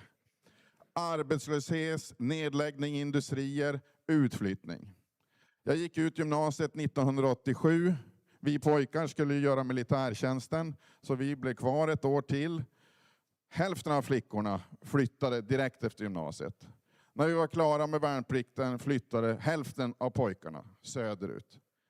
Det var så otroligt dystert framtiden där. Några av oss var kvar och försökte kämpa på. Det som idag är fascinerande är ju hur det har vänt. Och när vände det då? För det var tufft 80-talet, det var tufft 90-talet. Sen kom finanskrisen och jag tror ni i Finland om några vet priset för finanskrisen. Det ironiska var att vi i Sverige som helhet också var upptagna av finanskrisen. Inte minst Stockholm som huvudstad. För där låg ju alla huvudkontor, där låg bankerna och man var väldigt upptagen och orolig över finanskrisen. Vad hände i Norrbotten? Det var precis tvärtom. 2010 blev den tydliga vändpunkten när ekonomin i Norrbotten vände. Helt plötsligt blev styrkan i den norrbottniska näringslivsstrukturen en fördel. Starka, stabila företag inom basindustrin utmanade, provade fram nya produkter, var framgångsrika på exportmarknaden. Helt plötsligt var det en omvänd situation. Idag har Norrbotten lägst arbetslöshet i hela Sverige. Näst högst tillväxt efter Stockholm som ju är huvudstadsregionen. En total kontrast mot min ungdoms Norrbotten. Att det blev så har ju såklart att göra med att många saker hände. Men just den där vändpunkten där den nordliga industristrukturen blev till en fördel, det är vad det handlar om väldigt mycket. Jag tillträdde ju som kommunalråd i Luleå 2014. Då var ju det här sant. Men bilden både i norra Sverige och inte minst nationellt var fortfarande den gamla. Hur det var 1980. Man hade inte hängt med om den förändringen som skedde. Det första som jag hade jobbat då som PR-konsult och visste ju att man måste berätta saker så att någon ska tro på en. Så det första jag gjorde var att skriva en artikel i den svenska affärstidningen Dagens Industri. Och de har ju en publik av beslutsfattare i näringslivet framför allt. Och berättade den nya berättelsen om Norrbotten. Om den låga arbetslösheten, om den höga tillväxten, om framtidstron. Då hade också Facebook etablerat sitt första datacenter utanför USA. Som ju i sin tur har banat väg för det ni är med om i Vasa till exempel. Att de här datacentren hittade till vår del i världen. Den berättelsen gjorde många nyfikna, men det räckte såklart inte. Den stora utmaningen var att det behövde byggas bostäder. Jag samlade de bostadsföretag som fanns i Luleå och vi gick igenom det hela och alla sa, Niklas, vi klarar inte att bygga på de nivåer som det måste byggas. Vi är för små. Du måste få hit nya aktörer, nya företag som kan vara med, investera, bygga och utveckla. Det där var ju lättare sagt än gjort. Jag kände mig som en dammsugarförsäljare från Electrolux när jag knackade dörr hos företagen i Stockholm. Det var nej, det var nej, det var nej. Alla sa samma sak. Niklas, vi gillar dig, men vi går inte norr om Uppsala. Och ni som kan svensk geografi, då vet ni att då är det 2/3 kvar av Sverige. Alla berättar samma sak. Vi går inte norr om Uppsala. Jag tänkte att nu var det väl fan. Då blev jag kompis med Jan Weidmark och hans kollegor på Newsec. Och sa, ni är duktiga på att räkna. Jag tror ni måste hjälpa mig, för de tror inte på mig. Ja, och då räknar ni. Och kom fram till att inte bara Luleå, utan Skellefteå, Umeå, Sundsvall. Alla de här Norrlandsorterna var ju helt plötsligt bättre att investera i än Stockholm. Det var lönsammare, man tjänade mer pengar. Helt plötsligt blev det annat ljud i skällan. Och den typen av förändring, att beskriva den här bilden av det nya Norrbotten, av det nya Norrland, det var ju helt avgörande. För sanningen var ju, jag tror Hans Lindberg sitter här någonstans i publiken från Umeå. Sanningen var ju att det var Umeå som var den enda kommunen av de stora Norrlandskommunerna som hade växt. Alla andra hade haft ganska medioker utveckling. Så den här nya berättelsen att det behövde byggas bostäder och att det var tillväxt, den var vi ju tvungna att bära. Inte bara jag i Luleå, jag var tvungen att bära den med Hans i Umeå och med de andra kollegorna. Så vi formade en allians som vi kallade för N6. De 6 största Norrlandskommunerna. Och när vi då kom tillsammans och bar den här berättelsen allihop, då blev det helt plötsligt mycket mer intressant att titta på fastighetsinvesteringar, bostadsbyggande och andra typer av etableringar. Vi försökte också hitta, jag berättade om att vi hade Uleåborg. Det var en jätteviktig samarbetspartner och är fortsatt för Luleå. Att ha en stor kompis på andra sidan Bottenviken som man kunde jobba ihop med. Men vi gjorde också ett grepp där vi då inledde ett samarbete med Austin i Texas som är USAs snabbast växande stad. Och det där gjorde vi för att vi fattade det, att vi måste skaffa oss vänner som är bättre än oss själva, som är större än oss själva och som kan öppna dörrar ut i världen.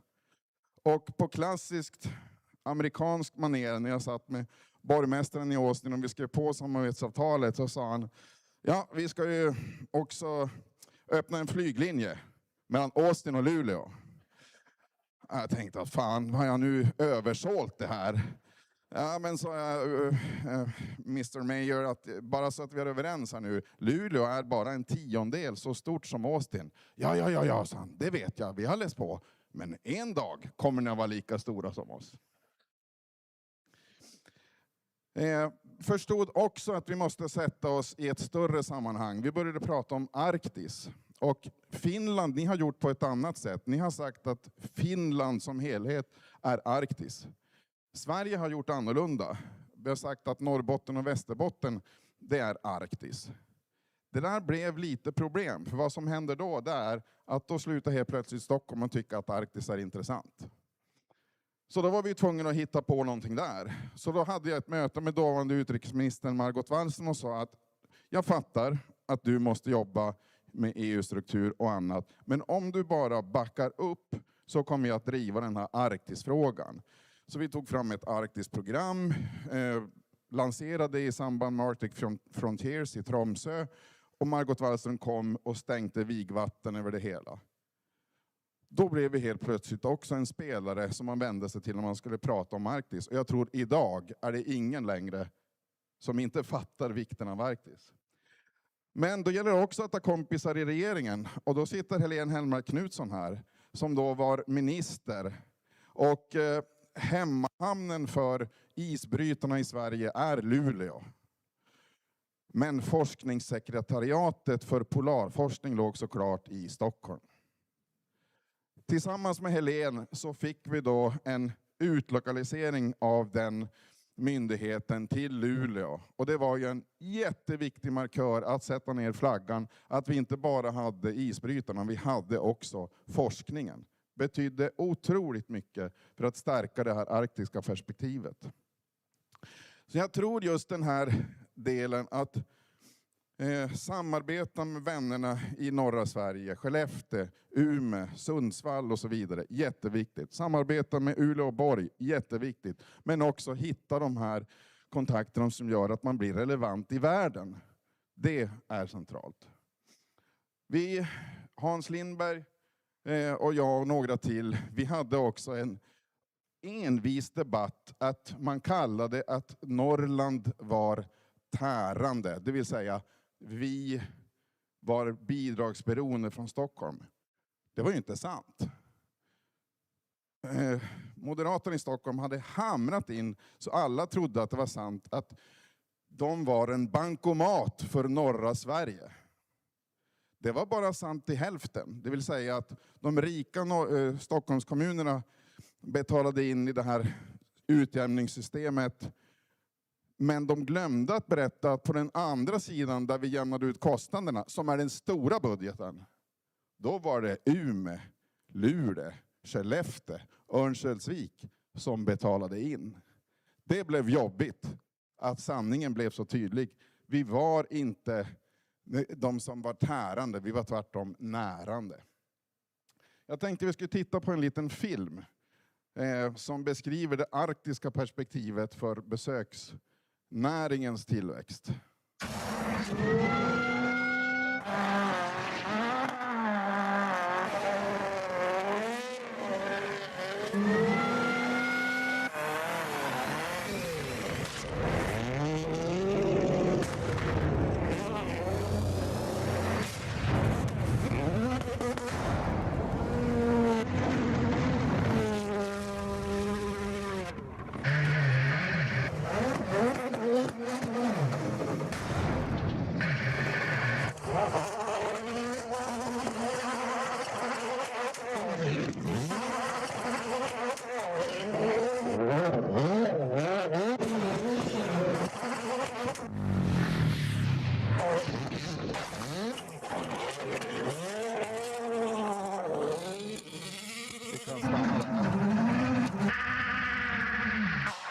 Den här filmen är då av en som heter Ken Block. Och han gör såna här filmer. Den ses av tiotals miljoner människor. Den här höll vi på att missa. Men jag blev uppringd av min stabschef en tidig söndag morgon och sa att vi har fått ett e-mail som inte har fångats upp i organisationen. Och det står att de ska checka ut från hotellet klockan 10. du måste nog träffa dem innan du åker hem. Då var jag och träffade det här gänget som gjorde den här filmen och jag fattar själv fortfarande inte riktigt vad det var. Men då fick jag ju klart för mig att när den här filmen sen spreds så var det alltså 10-tals miljoner människor som har sett den och fått se då Luleå i den arktiska miljön. Vi ska avsluta med en annan film som visar också att när det har varit så motigt och eländigt i Norrbotten och Luleå så har man haft tillflykten till idrotten. Och Luleå Hockey är den klarast lysande stjärnan på den norrbottniska idrottshimlen. Här var det då samarbete med en miljardär som heter Jakob Forsser när vi uppgraderade hockeyarenan i Luleå 2018. Och sedan dess har arenan varit slutsåld. Finns inga biljetter att få. Det vet Kjell Skoglund som har varit med mig där och tittat. Så att vi avslutar med att få se lite bilder från den spektakulära hockeyarenan i Luleå. Tack ska ni ha.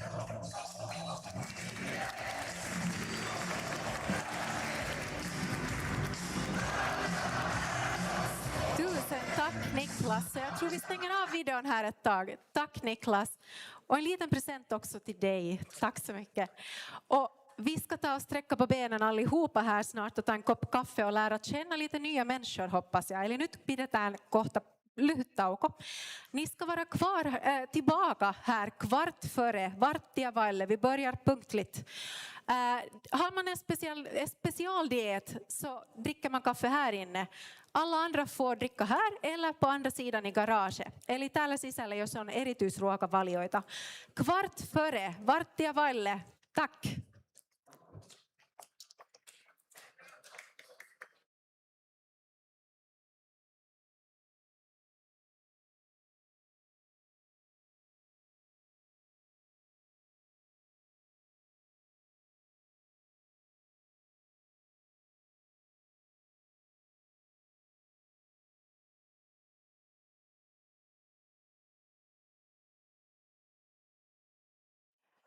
Jag hör att jag avbryter er, men som tur så har vi ännu tid efter seminariet att diskutera lite mera. Jag hoppas att ni har fått i er kaffe, att ni har fått tala med någon ny människa. Toivottavasti olette jutelleet jonkun tunnetun tai tuntemattoman kanssa.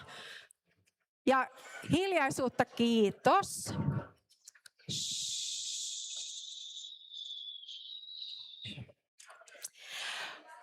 Före pausen lyfte Niklas Nordström fram ledarskapets och näringslivets roll i Kvarkenregionen. Och nu ska vi gå vidare och djupare in i Kvarkenregionens tillväxtpotential. Och hur en gränsöverskridande region kunde positioneras utåt. Jag ska alldeles strax hälsa välkommen Jan Weidmark upp på scen. Och Jan är alltså senior partner på fastighetsföretaget Newsec och har varit med och byggt upp bolaget sedan starten 1994. Och det börjar från att vara ett 10-tal medarbetare i Stockholm till att vara idag 3000 medarbetare i 7 länder. Och nu ännu vill jag påminna att ni ska vara tysta där bakom för allt ni säger hörs hit fram på scen. Tack. Jan arbetar med att hjälpa städer, regioner och länder att skapa tillväxt och attraktiva livsmiljöer. Och han har faktiskt varit själv också och drivit långsiktig utveckling på lokal nivå. Och det har han gjort bland annat i sin hemby Granö där han i många år har arbetat för att vända en negativ befolkningsutveckling till tillväxt. Och dessutom har han jobbat för att skapa en internationell mötesplats med lockande natur- och kulturupplevelser. Jag misstänker att många i publiken har besökt Granebäckasin. Och som en liten personlig reflektion om Jan, han säger faktiskt att han inte skulle ha valt en annan karriär för han tycker så mycket om det han gör. Han vill jobba med samhällsbyggande och där är det besluten verkligen formar framtidens livsmiljöer. Men med det sagt, och nu är jag glad för att ni alla har lugnat ner er. Välkommen upp på scen, Jan. Tack Sara. Tack. Så härligt att kunna vara här, mitt i den hetaste regionen i Europa. Åtminstone så ser vi de möjligheterna om vi blickar 20-30 år framåt och med allt det som vi har med oss redan från idag. Vi jobbar som sagt var med tillväxtförutsättningar och att skapa tillväxt i allt från små orter som där jag jobbar mera privat till hela regioner eller länder. Hur gör man och hur skapar man det här? Och hur kan man utnyttja förutsättningarna på bästa sätt? Samhällsbyggande är ju en väldigt bred verksamhet. Det innefattar alla branscher, det innefattar alla människor och hela näringslivet, politiken och alla andra verksamheter som man kan driva på det sättet. Och alla måste samverka för att få ett bra resultat. Vi kallar det här för Greater Kvarken, det vill säga den stora region som omfattar Österbotten, Västerbotten, Vasa, Umeå och alla de kransorter som finns runt omkring. Och den här regionen har verkligen en stor potential. Tittar man på omvärldsläget så är det ju så att vi möter idag en antal väldigt globala utmaningar. Vi ska klara den gröna omställningen. Vi ska kunna genomföra de stora satsningar på försvaret som vi behöver göra i hela Västeuropa med tanke på Rysslands agerande. Vi har en digitalisering och automatisering som slår över hela näringslivet och inte minst nu också industrin inom företagande, inte bara det vi normalt kallar industri utan också alla andra företag som jobbar på kontor eller på annat sätt. Vi möter också väldigt stora demografiska utmaningar. Vi har väldigt låga barnfödslotal i hela Västeuropa. Och det här gör ju att vi kommer att bli färre. Och fortsätter vi på det här sättet så är vi 30% färre om vi når 2060-2070. Och vi har en åldrande befolkning, vilket är glädjande för då kan vi vara här många år till. Alla vi som är idag. Men det är också så att det ställer nya krav på hur vi ska agera för att ha ett bra liv för alla de som finns här. Vi sitter idag i en av de starkaste regionerna i Europa. I normala fall så talar man om huvudstadsregioner, det är där det sker, det är där liksom allt händer. Men Österbotten och Västerbotten som ni ser här finns i mörkblått och det betyder att vi har en BNP per capita som ligger i storleksordningen 50 000 euro per person. Och då ligger man i topp. Och det innebär att vi har en bra bas. Det är inte så att vi börjar från någon slags dålig situation. Vi har en stark bas att utgå ifrån och fortsätta utveckla. Och Norden som helhet har ett antal regioner som ligger bra till här. Tittar vi på Greater Kvarken så är det är inte bara Umeå och Vasa utan det är en mängd orter runt omkring som skapar det här klustret, den här styrkan. Och vi har många orter här som bidrar på olika sätt med starkt företagande. Och det sträcker sig ända över till Mo i Rana längs E12 som ju går som ett bälte här igenom. Vi ser egentligen att om vi tittar på framåt i vagnen så ska vi kunna bli 2050 en riktigt erkänd gränsöverskridande region. Vi är på väg där med den nya färjan som ligger i världsklass vad gäller CO2-utsläpp och så vidare. Att vi ligger i fronten på utvecklingen. Så att vi är ledande inom hållbarhet och grön omställning. Men vi har också stora innovationsföretag och innovationscentrum som bygger vidare. För det räcker inte med att dagens företag är bra. Vi måste faktiskt jobba vidare. Men det många också glömmer det är att vi har en topprankad livsmiljö ur många aspekter. Och vi tror att det här kommer att vara ännu mer tydligt när vi blickar framåt eftersom klimatförändringarna faktiskt visar att 45 grader nere i Spanien och Italien, man kanske inte ska vara där, i varje fall inte på sommartid. Tittar vi på Greater Kvarken så till vänster i bild så ser ni en illustration som visar hur utvecklingen har varit i Österbotten och Västerbotten. under de senaste 20-25 åren. Och det har varit en stabil tillväxt. Och tillsammans, om man ser de här tillsammans, så är vi någonstans 470 000 invånare. Och prognoserna idag pekar att vi har också en fortsatt tillväxt. Men det vi ser i våra prognoser och när vi tittar på förutsättningarna, så titta till höger så ser ni att det är det här vi kan skapa. Vi kan faktiskt 2045, 2050 ha utrymme och ekonomi för 100 000 fler människor i den här regionen. Vi går från knappt 500 till mer än 600 000 människor. Och det är där någonstans vi måste vara. För tillväxt är det som skapar möjlighet till både en ekonomi och en livsmiljö som vi alla vill ha. Tittar man på Västerbotten och Österbotten så kompletterar de varandra väldigt väl. I ekonomi så är vi har en stark industri på båda sidor. Vi har en starka små och medelstora företag med en stor utvecklingspotential.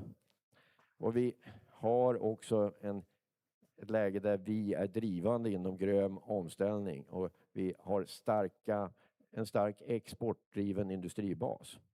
Allt det här och mycket därtill har vi om vi jobbar tätare och närmare tillsammans. Så att vi också kommer närmare rent fysiskt.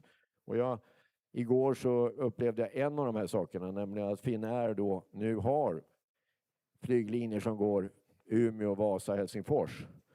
20 minuter var vi i luften. Det är ju kanon. Det är helt perfekt. Och människor måste komma närmare varann. Och det måste finnas många möjligheter. Vi har redan den här färjan som är fantastisk.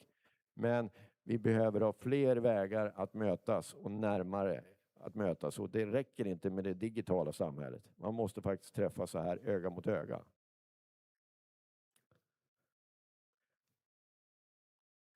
Tittar man på Umeå, Vasa, Kvarkenregionen så är det är en knutpunkt i Norden.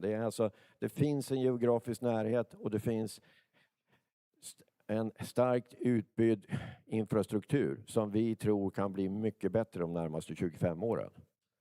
Vi har de internationella flygplatserna med. Vi har också väldigt starka industrihamnar som de allra flesta glömmer bort att de faktiskt finns.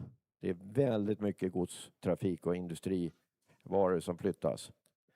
Och vi har också tågförbindelser som alla leder söderut i princip.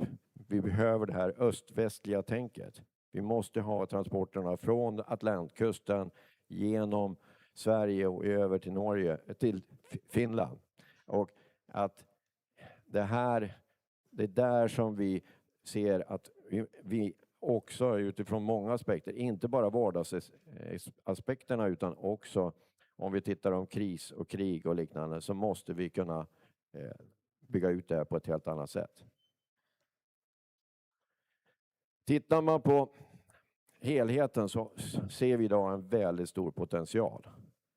Och det är lätt att se, ungefär som Niklas berättade, det är lätt att se vad som inte är bra. Men vi måste också titta på den bas vi har och att vi faktiskt ligger i framkant i utvecklingen i många områden. Tittar man på näringslivet så är det ju så att ser vi hela den här regionen så ser ni att det är en mängd stora industrier som ligger i toppklass internationellt, i världsklass på många områden. Det vi dessutom har är naturligtvis en väldigt stark marktillgång. Vi har hur mycket mark som helst egentligen. Vi har också en billig grön el som man inte minst ser nu när Microsoft etablerar här i Vasa. Vi får hoppas bara att de inte tar all tillgänglig el. Det gäller att balansera det här mot alla andra saker. Men det finns också fungerande logistikkedjor och vi har en stark möjlighet och en marknad att jobba där. Det som vi också tittar på är ju egentligen att här uppe vi har väldigt högutbildad arbetskraft. Och det är någonting som vi också får och fyller på hela tiden som vi ska titta närmare på sen. Och sen naturligtvis att vi har en högt rankad livsmiljö. Alla som kommer hit som turister eller besökare eller på annat sätt inser ju att här vill jag bo. Det ser jag också väldigt mycket när våra gäster kommer till Granebäckasin. Några gråter när de åker därifrån för de har aldrig varit med om något liknande. För att inte bara tala om tystnaden. Det finns många andra faktorer, men det är någonting som de flesta idag aldrig upplever. Skogen och jordbruket är naturligtvis också viktiga faktorer och det är delar av det som har faktiskt byggt den ekonomi och den bas vi har idag. Men skogen täcker ju 70% av regionens landyta och jag är helt övertygad om att skogen, vi har inte sett alls alla skogens värden. Det finns många mer värden vi kan lyfta fram. Det är alldeles för mycket fokus på bara virken idag. Det finns så mycket mer, även om vi inte hittat allt. Om det sen gäller läkemedel och hälsa eller om det är andra saker, det vet inte jag. Men jag är säker på att vi kommer att hitta dem. Och att kunna göra den utvecklingen och göra det också när det gäller både klimatverktyg men också att kunna utveckla en rikare biologisk mångfald i skogen parallellt med att vi faktiskt kan producera attraktiva varor för världen på olika sätt. Vi har också förutsättningar att kunna vara en modellregion inom grön innovation. Alltså som visar vägen för övriga Europa helt enkelt. Hur kan man utveckla samhällen så här? På den svenska sidan har vi ju storskalig industri, grön industri och ny utvecklas hela tiden. Och på den finska sidan så finns det ju kluster då för både förnybar energi, elektrifiering och energiteknik. Och allting med den här tillgången till den gröna billiga energin. Sen kanske inte ska sälja den för billigt, är min konklusion. Det som också har blivit oerhört tydligt de senaste 10 åren är ju att vi måste ju också försvara våra demokratier. Vi kan inte bara stå här och säga att vi som är så snälla, ingen är elak med oss. Så är inte världen. Och tittar vi på den här bilden som då vi har fått av Försvarsmakten så konstaterar det att med Sverige och Finland med i NATO så är det ju hela Norden och hela den norra delen av Europa som vi ska försvara.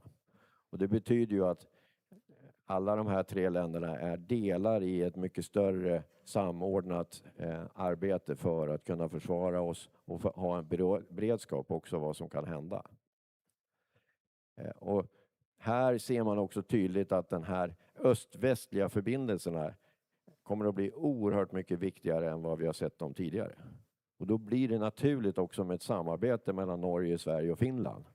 Som kanske tidigare där nästan alla pilar var riktade från norr till söder. Kommunikationen har gått ner till respektive huvudstad som ligger betydligt längre söderut. Det här är inte verkligheten längre. Utan här måste det till då en förstärkning av infrastrukturen framförallt i västöstlig riktning. Så att vi kan både transportera människor och varor och maskiner och allt vad som kommer att behövas.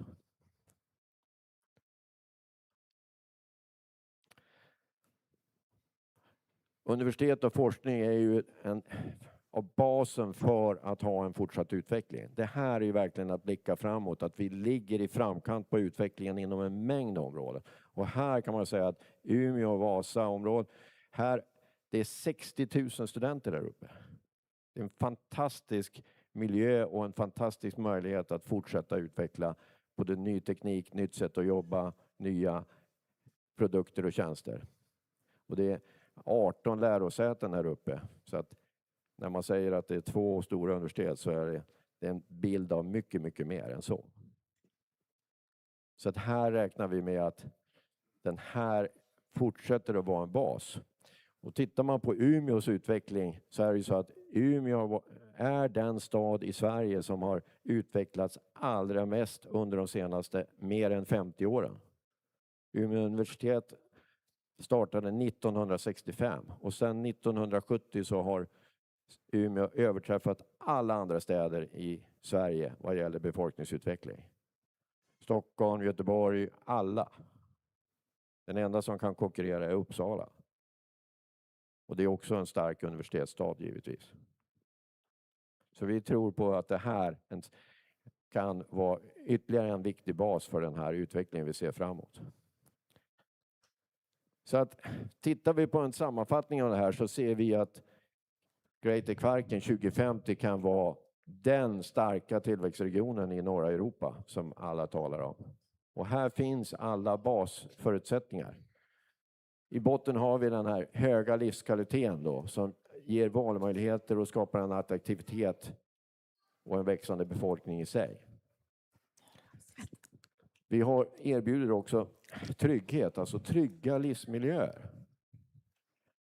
Vilket är ovanligt idag. De allra flesta städer och länder har en stor brist på trygghet.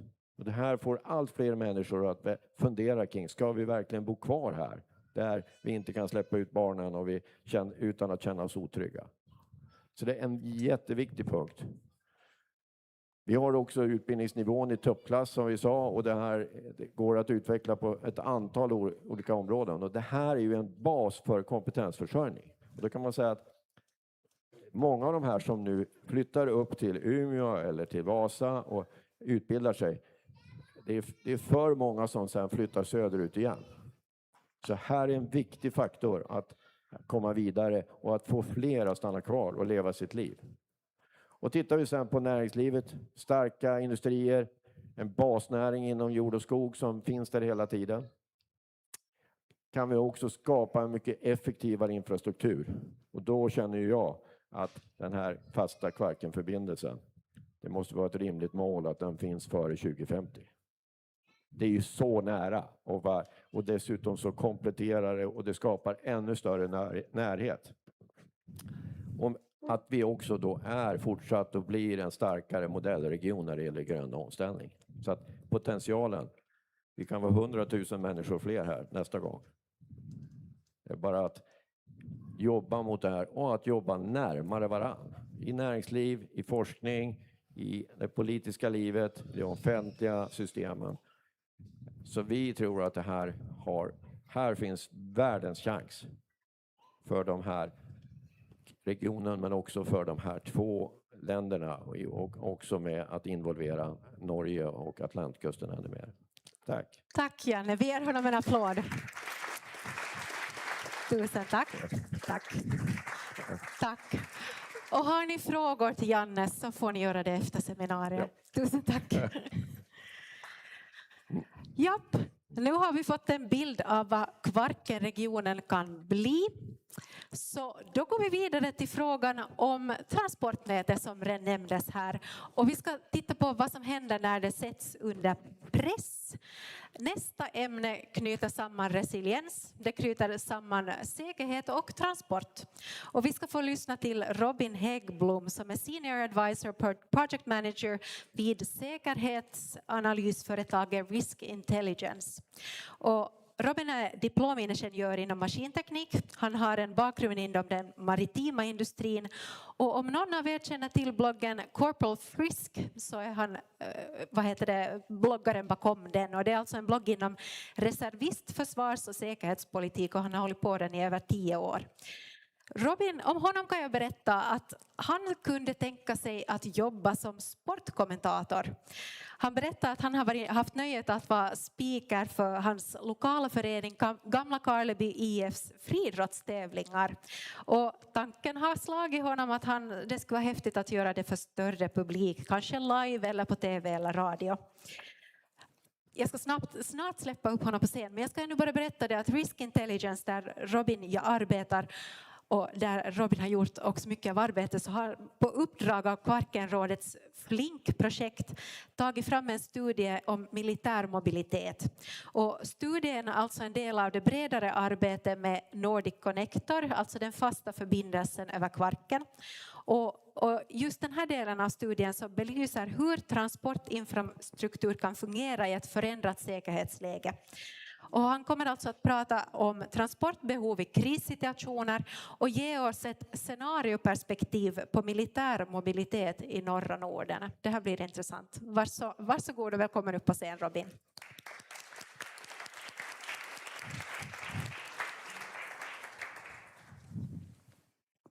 Tack så mycket. The voice of gamla Karleby IF, som man säger i Amerika. Ja, jag ska börja med att framföra hans hälsningar. Det var tanken att han ska hålla i det här föredraget, men han fick förhinder med kort förvarning. Han beklagade. Han hade sett fram emot att inte bara få presentera vår rapport utan att delta i de här dagarnas program. Kort om vem vi är. Risk Intelligence, som nämndes, det är ett företag med huvudkontor i Hellerup strax norr om Köpenhamn. Vi firar 25 år i år. Vi arbetar med risker och hot som uppstår på grund av mänsklig verksamhet. Det är hela skalan från organiserad brottslighet, sjöröveri, terrorism, interna konflikter, hela vägen till krig och försvar. Vi har ett väldigt internationellt team, människor med bakgrund från akademia, näringslivet och olika vänligt sinnade försvarsmakter. Vi arbetar fördelat på 5 olika segment. Handelssjöfart, energi, både traditionella fossila bränslen och förnybara. Maritima försäkringar, sen är myndigheter och försvar och slutligen landbaserad logistik. Själv heter jag då som sagt Robin Häggblom, senior advisor, projektledare. Född och uppvuxen här i Österbotten, gick gymnasiet i Vasa i tiderna. Och efter studier inom maskinteknik i Uleåborg har jag sedan i turordning arbetat inom maritim industri, försvarsindustri, IT och nu senast med säkerhetspolitik på heltid. Och vid sidan av har jag som sagt skrivit under pseudonymen Korpral Frisk och eget namn i drygt 10 år. Jag kommer nu kort att den var liten text. Jag kommer nu kort att presentera vår rapport om militär rörlighet. Den publiceras i närtid. Om någon tycker att det här låter intressant så rekommenderar jag att ni kollar upp rapporten när den kommer ut. Den går lös på ungefär 125 sidor. Så den går in på de frågorna i lite mer detalj än vad jag hinner med här på 15 minuter. Rapporten Military Mobility in Northern Nordic. Strategic Infrastructure Needs for Military Mobility and Security of Supply in the Northern Nordics är som sagt ett samarbete mellan Kvarkenrådet, Mittskandia och Fällesrådet för Jämtland, Härjedalen, Tröndelag. Delvis finansierat med medel från Interreg Aurora inom ramen för Flink-projektet. I korthet så försöker rapporten ge svar på 3 rätt stora och viktiga frågor. Vilka krav ställer militär rörlighet och försörjningstrygghet på transportinfrastrukturen i krig och kris? Möter dagens transportinfrastruktur de här kraven? Och vad kan göras för att förbättra situationen? Risk Intelligence fick det här uppdraget efter en öppen upphandling i slutet av 2025 och arbetet pågick sedan under ungefär 7 månaders tid i början av året. Arbetet koncentrerar sig på det här området som de 3 nämnda beställarna och uppdragsgivarna arbetar inom. Så vi har ett tvärsnitt genom Norden. Det börjar vid den norska Atlantkusten, Tröndelag, Helgeland. Sen går den genom Sverige och vidare till Kvarkenrådet och hela vägen in till mellersta Finland och Jyväskylä-regionen. Det här är ett väldigt intressant område ur många perspektiv. Det finns bra förbindelser i öst-västlig riktning. Det finns goda möjligheter för både civila och militära transporter som kommer till Norden att komma till det här området, röra sig österut i det och sen sprida ut sig i alla olika riktningar. Däremot så har området och flera utmaningar. Det är långa avstånd. Det är till många delar relativt glesbefolkat, vilket begränsar tillgången på service. Vi har ställvis en väldigt utmanande geografi. Bergskedjan Skanderna är det här självklara exemplet, men vi har väldigt många vattendrag som antingen fungerar kanaliserande i terrängen eller i värsta fall ska korsas.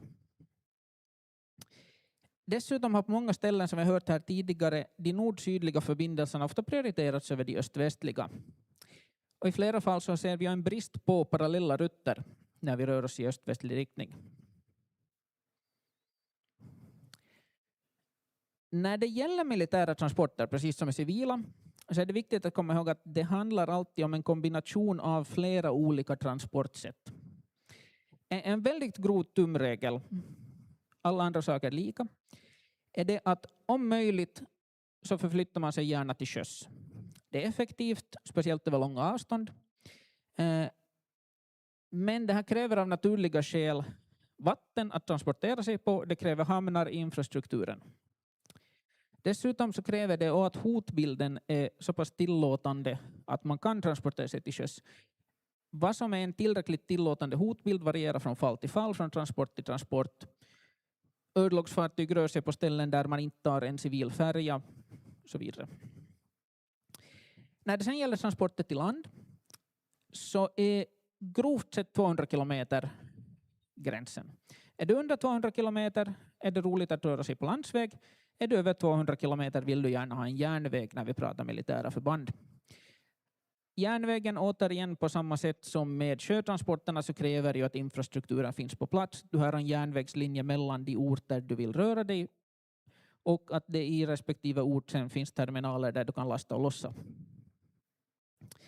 Om tid är den främsta faktorn eller om det är så att du uttryckligen vill flytta personal och eller enbart lätta laster, då blir flyg intressant. Däremot så flyger man inte in några större, tyngre, skrymmande laster, så det här är en balansgång. Ofta kombineras ju de här metoderna. Tyngre utrustning kommer med fartyg till en hamn, personalen flygs in till hamnen, personal och fordon tar sen antingen och fortsätter med landsväg eller först med järnväg och sen går de över till landsväg. En annan väldigt viktig bakgrundsfaktor som jag upplever att ibland tappas bort i diskussionen är det att notera att civilsamhällets behov försvinner inte bara för att det är krig eller kris.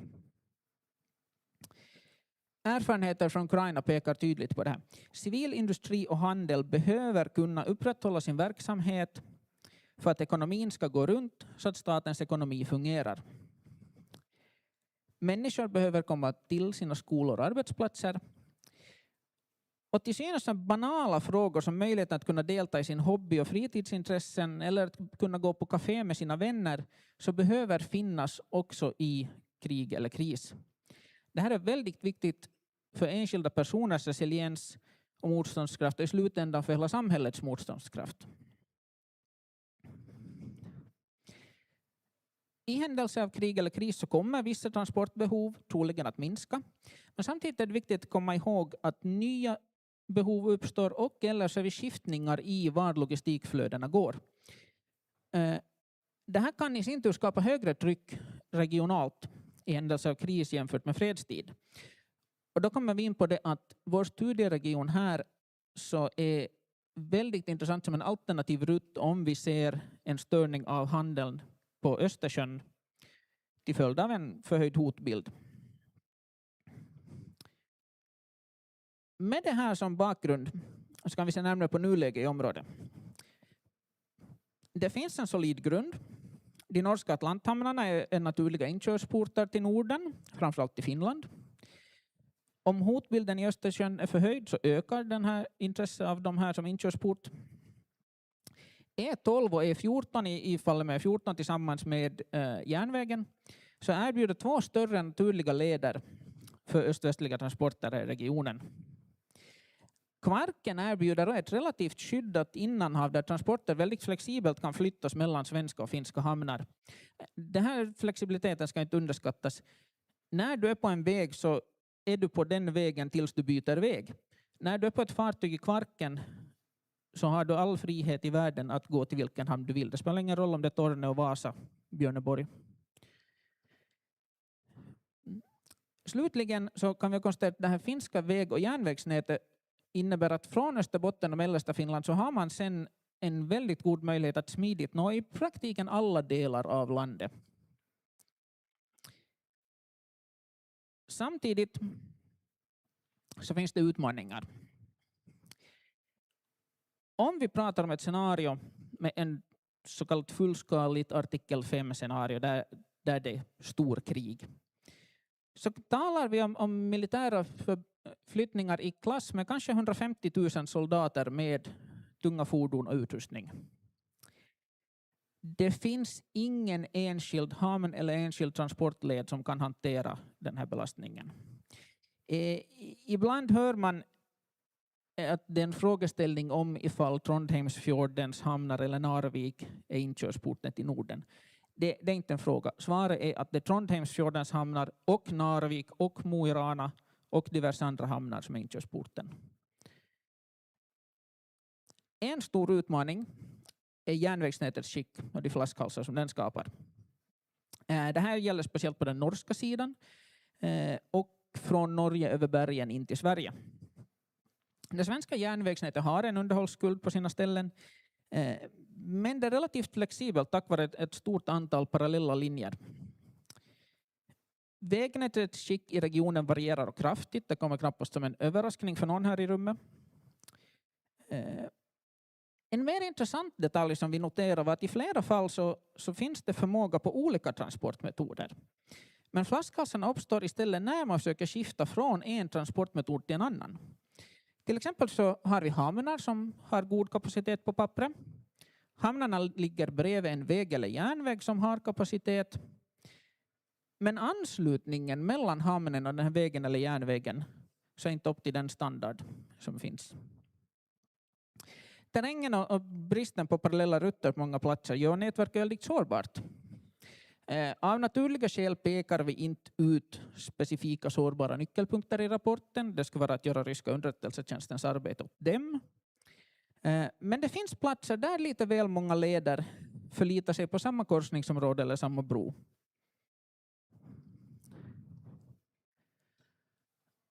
Vad kan då göras för att höja den här kapaciteten? Det finns åtgärder över hela skalan. Det positiva är i och med att transportinfrastrukturen också gynnar civila transporter så har flera av de här åtgärderna en positiv effekt också i fredstid. Rent generellt så är ökat underhåll och resurser för att snabbare kunna åtgärda skador och störningar någonting som kräver relativt små individuella investeringar och ger god effekt.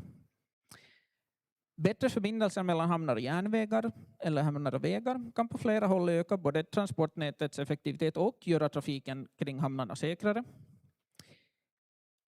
Lite större projekt är till exempel omfartsvägar runt tätorter på olika nyckelplatser. Det är relativt begränsade projekt som ska ge väldigt god effekt. Brunflo öster om Östersund, om någon vill ha namnet på ett specifikt ställe som är intressant. E4 genom Örnsköldsvik centrum är ett annat. För en lite större konkret åtgärd så är upprustning av Sydbottenbanan till Kaskö hamn någonting som är en självklar åtgärd ur den här synvinkeln. Speciellt i och med att det nu verkar som att nyöppning av den här rivna banan Björneborg, Parken och Haapamäki nu verkar vara död och begraven. Med det sagt, om man verkligen vill höja kapaciteten så krävs större ambitioner. En av de stora bristerna här är som sagt järnvägsnätets sårbarhet. Och det är något som bäst byggs bort genom större projekt. Järnväg på sträckningen Mo i Rana Storuman skulle radikalt öka värdet av hamnarna i Helgeland, både ur militär och civil synvinkel. Men det är inte bara Helgeland som skulle dra nytta av det här, utan det ska skapa redundans för hamnarna i Tröndelag för deras transporter österut, där hamnarna för tillfället förlitar sig på en enkelspårig järnväg genom bergen. Nyckelfrågan här är det att man behöver se förbättringarna av de här stråken mellan de norska Atlanthamnarna och Kvarkenområdet som en helhet och inte som enskilda frågor kring var järnvägslinjen går eller inte går. Och sen är det klart att vi kommer till elefanten i rummet. Den stora bristen när man tar sig an saken ur den här synvinkeln är att det saknas en fast förbindelse mellan det finska och det norsk-svenska väg- och järnvägsnätet. Om vi ser på Nordic Connector, det vill säga en fast förbindelse över Kvarken ur rapportens synvinkel, så skulle det öka möjligheterna avsevärt. En fast förbindelse skulle dels ta bort arbetsmoment i förflyttningarna i och med att det inte längre behöver lastning och lossning i hamnarna. Och det skulle innebära en konkret kapacitetökning på drygt 10 gånger jämfört med nuvarande lösning med en ensam färja. Vi går från cirka 300 fordon per dygn till 4000. Det viktigaste här är det att om en fast förbindelse inkluderar en järnvägslinje så skulle den möjliggöra effektiva landbaserade transporter direkt från franska, tyska och italienska garnisoner till Vasa, där fordon och utrustning kan sättas på tåget hemma i deras respektive förbandsorter, och sen behöver man inte röra dem före de rullar in på godsterminalen i Vasa. Här ska vi passa på att påpeka, det finns en föreställning kring broar att de är väldigt sårbara i krig. Historiska erfarenheter hela vägen från andra världskriget via Vietnam, via Kosovo fram till dagens krig i Ukraina visar att stora broar är de facto väldigt motståndskraftiga. De tål förvånansvärt mycket stryk, de är relativt lätta att reparera och i det fall där det skadas. Det kan noteras att den spridningen av drönare som äger rum i Ukraina inte egentligen har ökat hotbilden mot broar eller annan så här hård infrastruktur, för att använda militärspråk. Utan det de istället möjliggör är mera en bekämpning av enskilda fordon, transporter och fartyg. Så för att knyta ihop säcken. Det är viktigt att komma ihåg att vi behöver mäta kapacitetsbehovet utgående från att civila och militära behov existerar samtidigt i vårt transportnät. De militära behoven är väldigt ofta underskattade i debatten. Det finns ingen enskild transportled eller transportnod som kan svara upp för hela det här behovet, utan det behövs en kombination av olika samhällsresurser och transportinfrastruktur för att möta de här. Slutligen kan vi konstatera att vår studieregion erbjuder goda möjligheter, men det krävs fortsatta investeringar för att minska sårbarheterna, och det finns ett stort antal åtgärder som kan vidtas på olika nivåer för att öka kapaciteten från små, relativt billiga till stora ambitiösa projekt. Tack.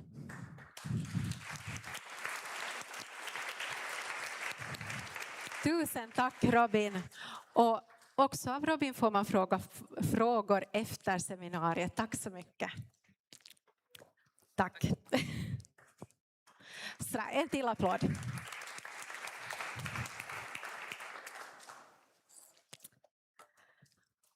Och Robin har ju alltså just visat att investeringar i transportinfrastruktur har en viktig roll i säkerhet, redundans och samhällets förmåga att fungera under press. Och med det här så tar vi oss vidare också till frågan om en fast förbindelse och storskalig transportinfrastruktur i Norden. Och vi ska hälsa välkommen på scen Anders Jungner som är senior konsult och ledningsgruppsmedlem på det forskningsbaserade managementkonsultbolaget PBI. Och Anders arbetar med alternativa genomförande och finansieringsmodeller samt affärsmodeller för kapitalintensiva infrastrukturinvesteringar. Det var en mouthful. Han har varit projektledare i många stora infrastrukturuppdrag, både på den offentliga sidan och den privata sidan. Och för tillfället jobbar han som PBIs projektledare i den så kallade Financial Engineering-studien som görs inom det här samma projektet som ni just hörde, alltså Flink för Nordic Connector och Kvarkenrådet. Och om Anders kan jag berätta att han ett tidigare skede funderar på att bli byggnadsingenjör eller byggmästare. För han gillar helt enkelt att fixa och greja. Och i ett annat liv så var han också inne på en musikerkarriär. Men han valde att låta det vara en kär hobby. Välkommen på scen Anders.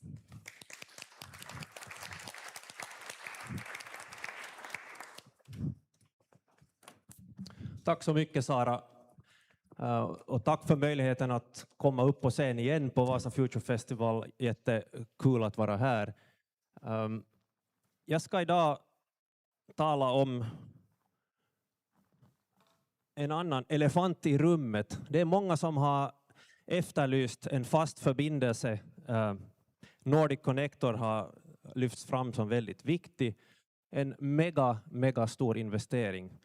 Och då tänker jag mig att det är kanske några här i rummet som ställer sig frågan: hur ska denna finansieras? Vem ska betala för kalaset?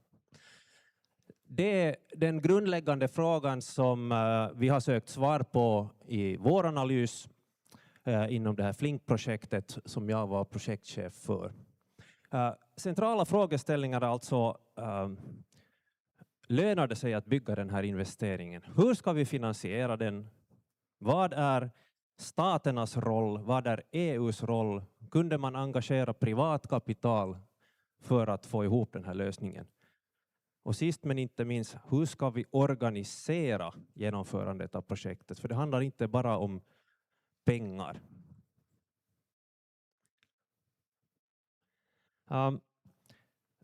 När vi talar om att hur finansiera den här förbindelsen så talar jag mycket om finansierbarhet.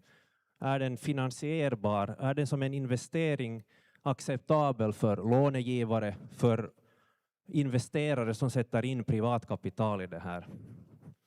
Finansierbarhet, det mäter man med traditionella, eller det kan analyseras med investeringsplanering. Det är ingenting konstigt i det. Det finns hur mycket analys, väletablerade metoder för att mäta finansierbarheten. Finns det återbetalningstid för den, etc. etc. Men finansierbarhet, och det här är ett viktigt budskap, det är inte samma sak som det samhälleliga värde som en fast förbindelse av Nordic Connectors karaktär skulle kunna generera. Det samhälleliga värde av en sån här fast förbindelse består av många delmoment. Den skulle göra det lättare och snabbare att resa över från Vasa till Umeå. Den skulle kunna generera mycket mer än så. Man talar om så kallade wider economic impacts.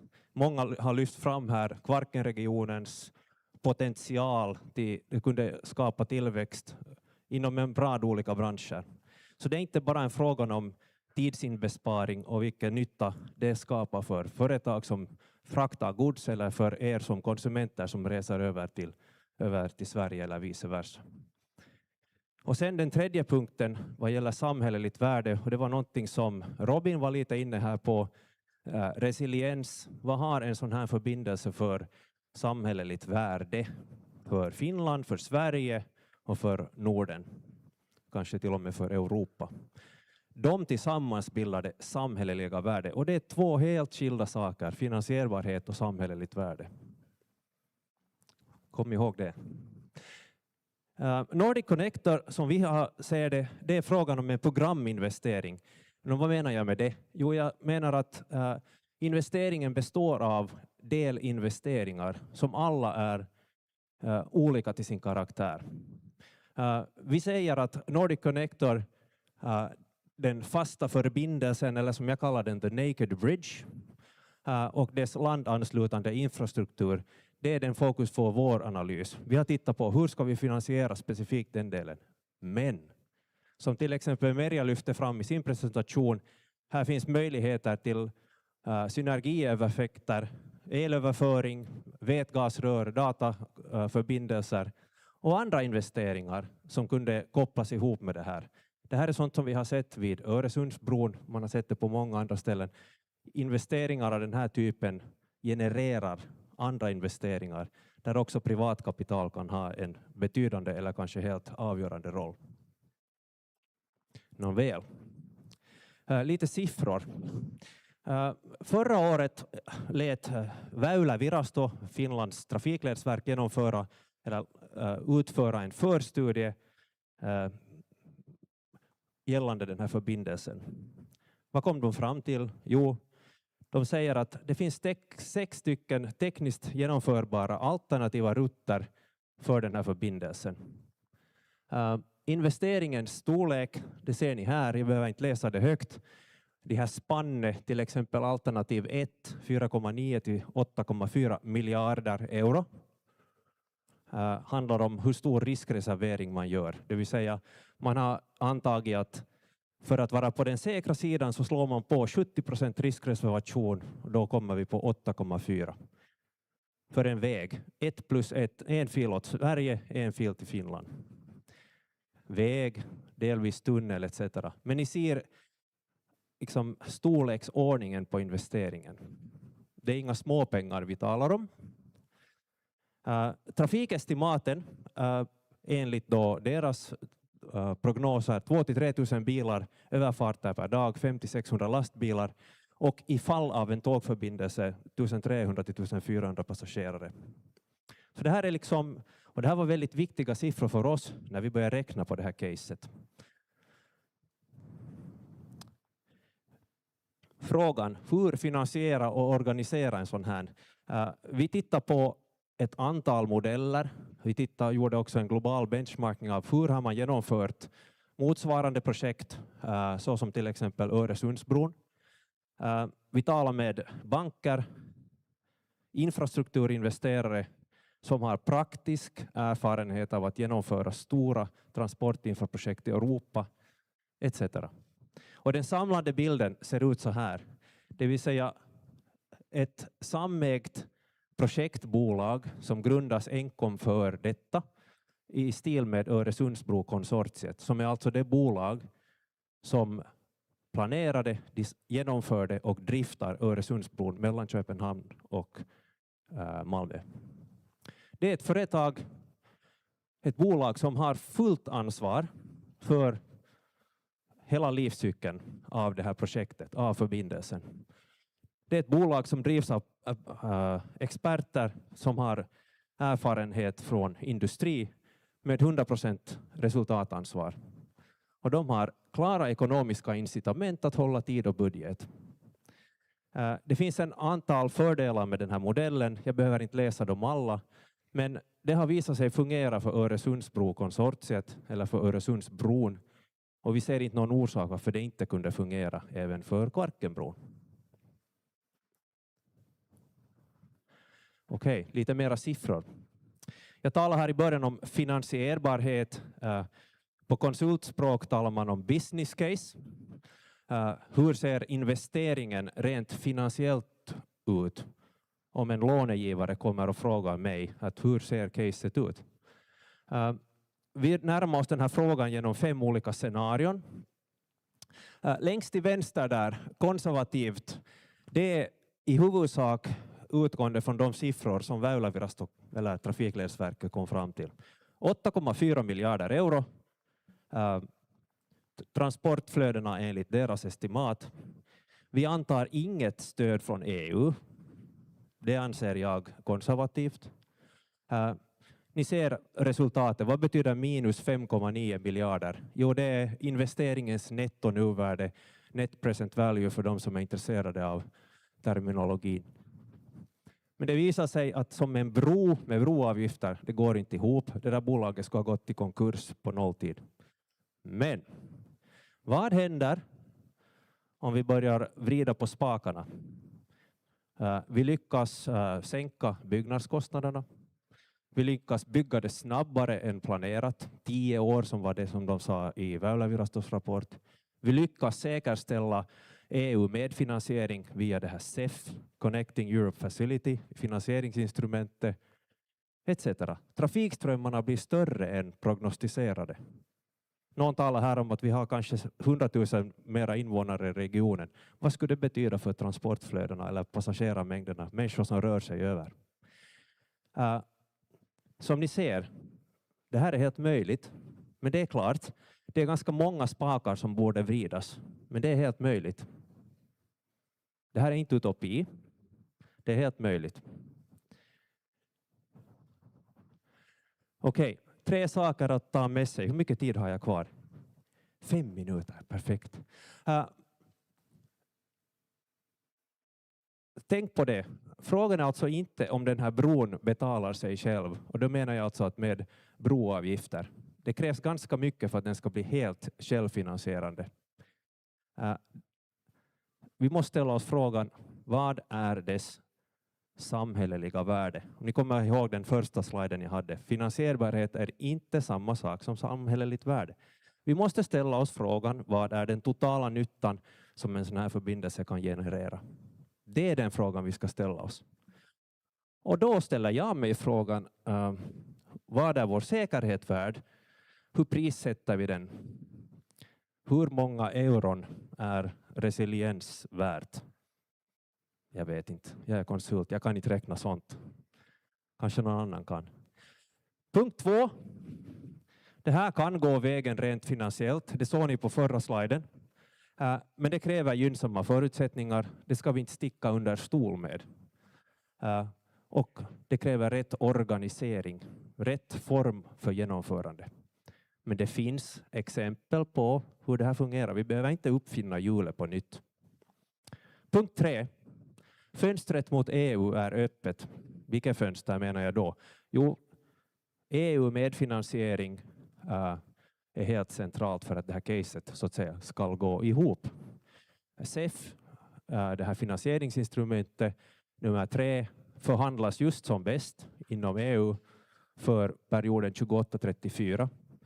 Och för att man ska vara med och tävla om sådana pengar så behöver man så kallad TENT-status. Och det är en central fråga, för det har inte hela E12 och Nordic Connector i dagens läge. Men det går att ändra på sånt. Men här finns ett så att säga window of opportunity som kommer att stängas ganska snart.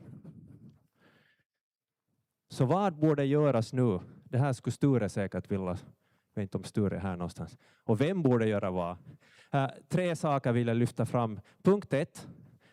Sådana projekt av den här karaktären, mega transportinfraprojekt, de har aldrig gått igenom i världen utan att det här har på statlig nivå, och då talar jag alltså statsminister, högsta nivå har man skakat hand och sagt att det här ska vi göra. Så vi måste se ett fördjupat bilateralt samarbete kring det här. Jag vet inte, kanske någon slags memorandum of understanding, att intention, det här ska vi jobba för. Och då måste Stockholm också fås med på det här, och då menar jag svenska regeringen högst upp. Punkt 2, säkerställa TENT-status, det här talar jag redan om. Det finns möjlighet att påverka det här CEF. Vi har Merja någonstans kanske här i publiken. Hon är en helt central figur för det. Hon gör ett fantastiskt arbete, vad jag har förstått. Så det är nu det ska göras. Och den punkt 3, inleda dialog med kommissionen i ett tidigt skede. Kan här finnas möjligheter till någon form av finansiering för fortsatt planering? För det är klart, det här projektet kräver ännu en del jobb förrän vi kan slå spaden i backen. Om man uttrycker det så. Hur mycket tid har jag? 1 minut. Då säger jag tack. Den här rapporten i sin helhet, Robins rapport är 125 sidor. Jag tror att vår rapport är kanske 50 sidor, så den är mycket kortare. Men den kommer också att publiceras troligen imorgon på Kvarkenrådets hemsidor. Johanna, korrigera mig om jag har fel. Så om ni är intresserade, ta del av den. Om det väcker mera intresse så kontakta mig gärna. Där ser ni mina kontaktuppgifter. Tack ska ni ha. Tusen tack.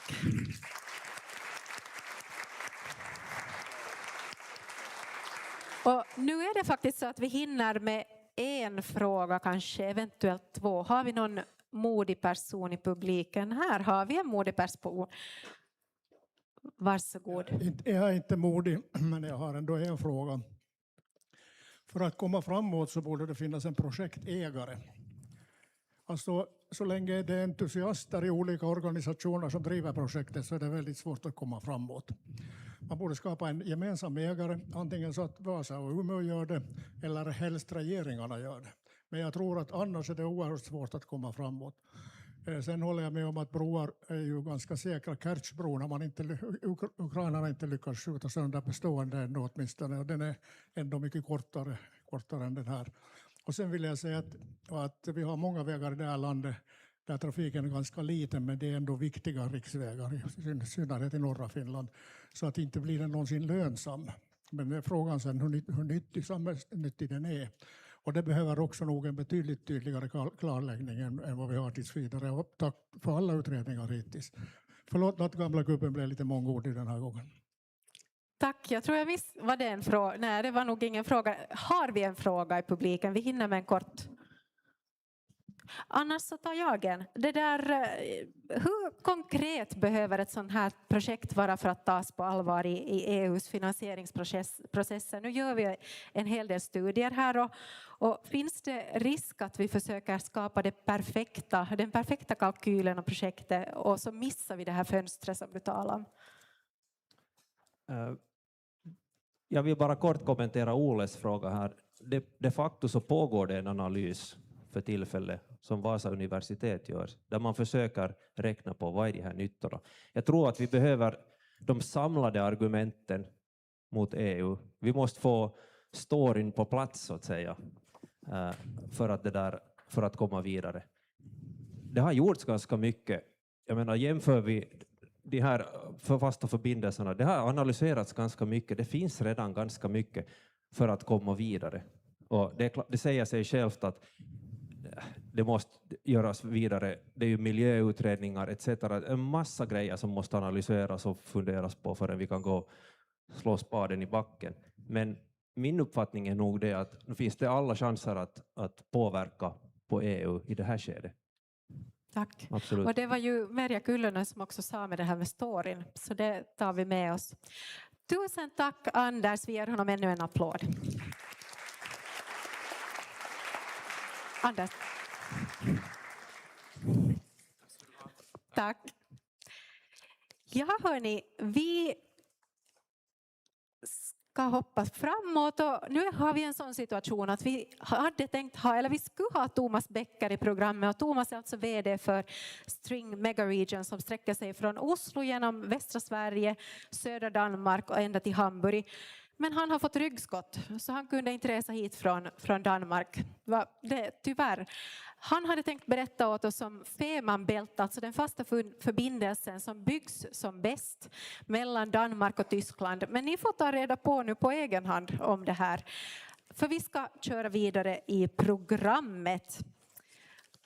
Och vi blickar framåt mot Kvarkenregionens framtid och den gränsöverskridande integrationen. Och jag har alldeles strax äran att välkomna på scen Helene Helmar Knutsson som är landshövding i Västerbottens län sedan 2020. Och Helene har varit riksdagsledamot för Socialdemokraterna i Sverige och även viceordförande i näringsutskottet.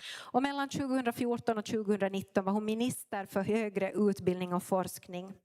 Helene har bred erfarenhet såväl från politik och regional utveckling med ett tydligt fokus på hur samarbete kan stärka tillväxt och integration över gränserna. Och om Helene kan jag berätta att hon drömde om att bli egenföretagare som lite yngre inom handel eller besöksnäring. Och det hann hon också arbeta med i sin ungdom, men ganska snabbt kom hon in i politiken. Så nu vet vi det. Välkommen upp på scen, varsågod Helene.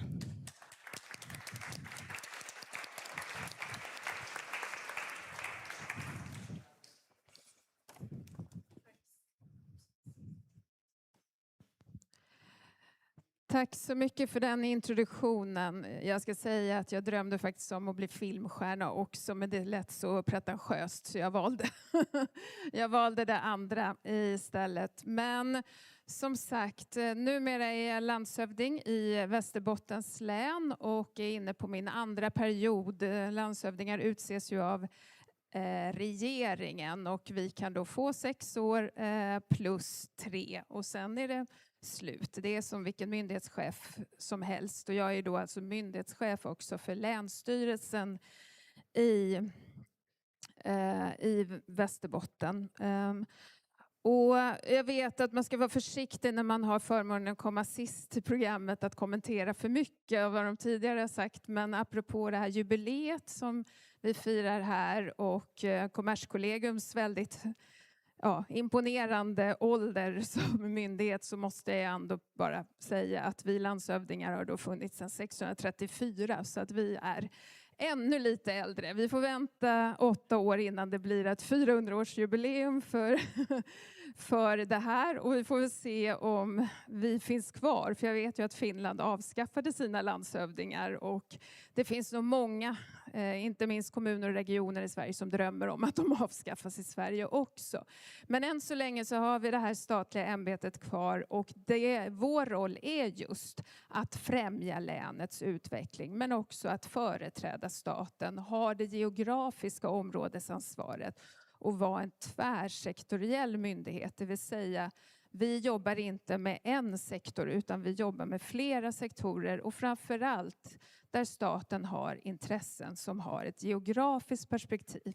Så vi jobbar inte specifikt med välfärdsfrågor utan vi jobbar i huvudsak med med just regionala landskapsfrågor och hur ett län ska utvecklas.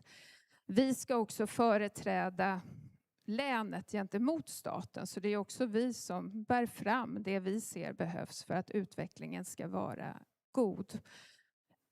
Och som många har varit inne på här så har ju vi numera en fantastisk utveckling i norra Sverige. Det växer så det knakar och grunden för det här, det skulle jag vilja säga, är bland annat att vi sitter på det guld som alla vill ha nu. Och det guldet är vissa typer av råvaror inklusive grön energi.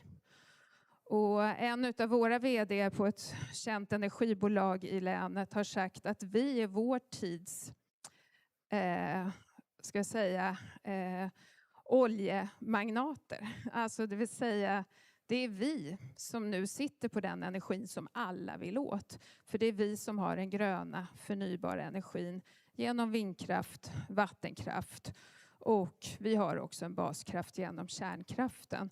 Och den här kombinationen gör att vi kan hålla kostnaden nere, men framförallt att vi kan se till att vi har jämn, stabil effekt till alla som nu ska genomgå elektrifiering eller förädla på olika sätt. Och då är det ju viktigt när man är en region som i huvudsak består av energi och råvaror att det också blir jobbskapande och att det skapar den här befolkningstillväxten som Jan pratade om. Så att det här inte bara blir någonting vi exporterar och så sker förädlingen och värdeutvecklingen och inkomsterna i bolag långt borta från oss eller där vi inte längre har rådighet över hur våra råvaror används. Och framförallt så vet ju vi att ska du ha tillväxt och regional utveckling så handlar det idag om att du har en kunskapstjänstesektor som växer och en servicesektor. Det är då du får befolkningstillväxt. Så den gröna elen, skogen, mineralerna, malmen, det i sig räcker inte för att få 100 000 fler i den här regionen. Utan det är först när vi kopplar på kunskapsutvecklingen, tjänstesektorn, nyföretagandet, startups, innovation, använder forskning och studenterna på rätt sätt och bygger de här attraktiva livsmiljöerna. Det är då vi får en långsiktig hållbar utveckling och tillväxt och attraktionskraft. Och det som är fantastiskt, det är ju att vi har de här 100-åriga, 1000-åriga kontakterna i öst-västlig riktning och som vi alltid har haft. Och som tyvärr då, som man säger, vi säger ju i Sverige att vi förlorade Finland. Jag är inte säker på att Finland kanske ser på exakt samma sätt, men för oss var det en förlust som vi faktiskt...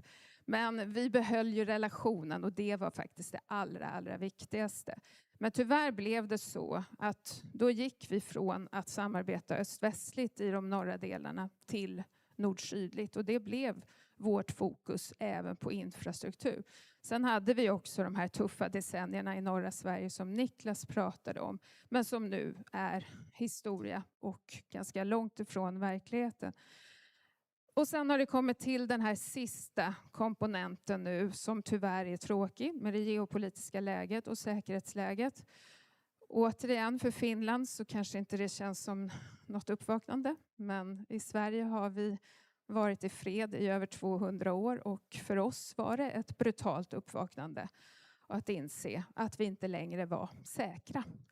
Och att vi nu måste bygga upp motståndskraft, resiliens och framförallt försörjning och klara det. Och då är ju det också en möjlighet för att återigen bygga en starkare integrerad region.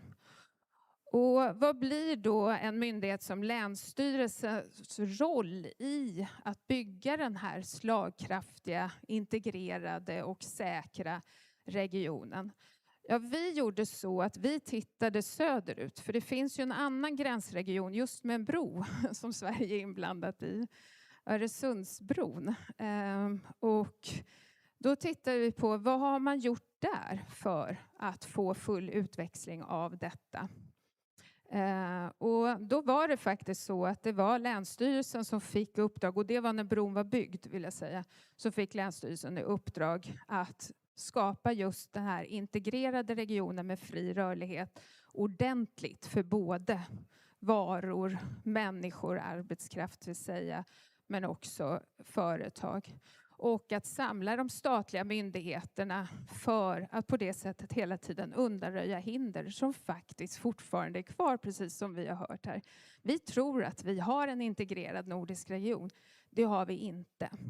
Och varje gång vi får en kris, oavsett om det är en flyktingkris eller en pandemi eller vad det är, så försämrar vi rörligheten.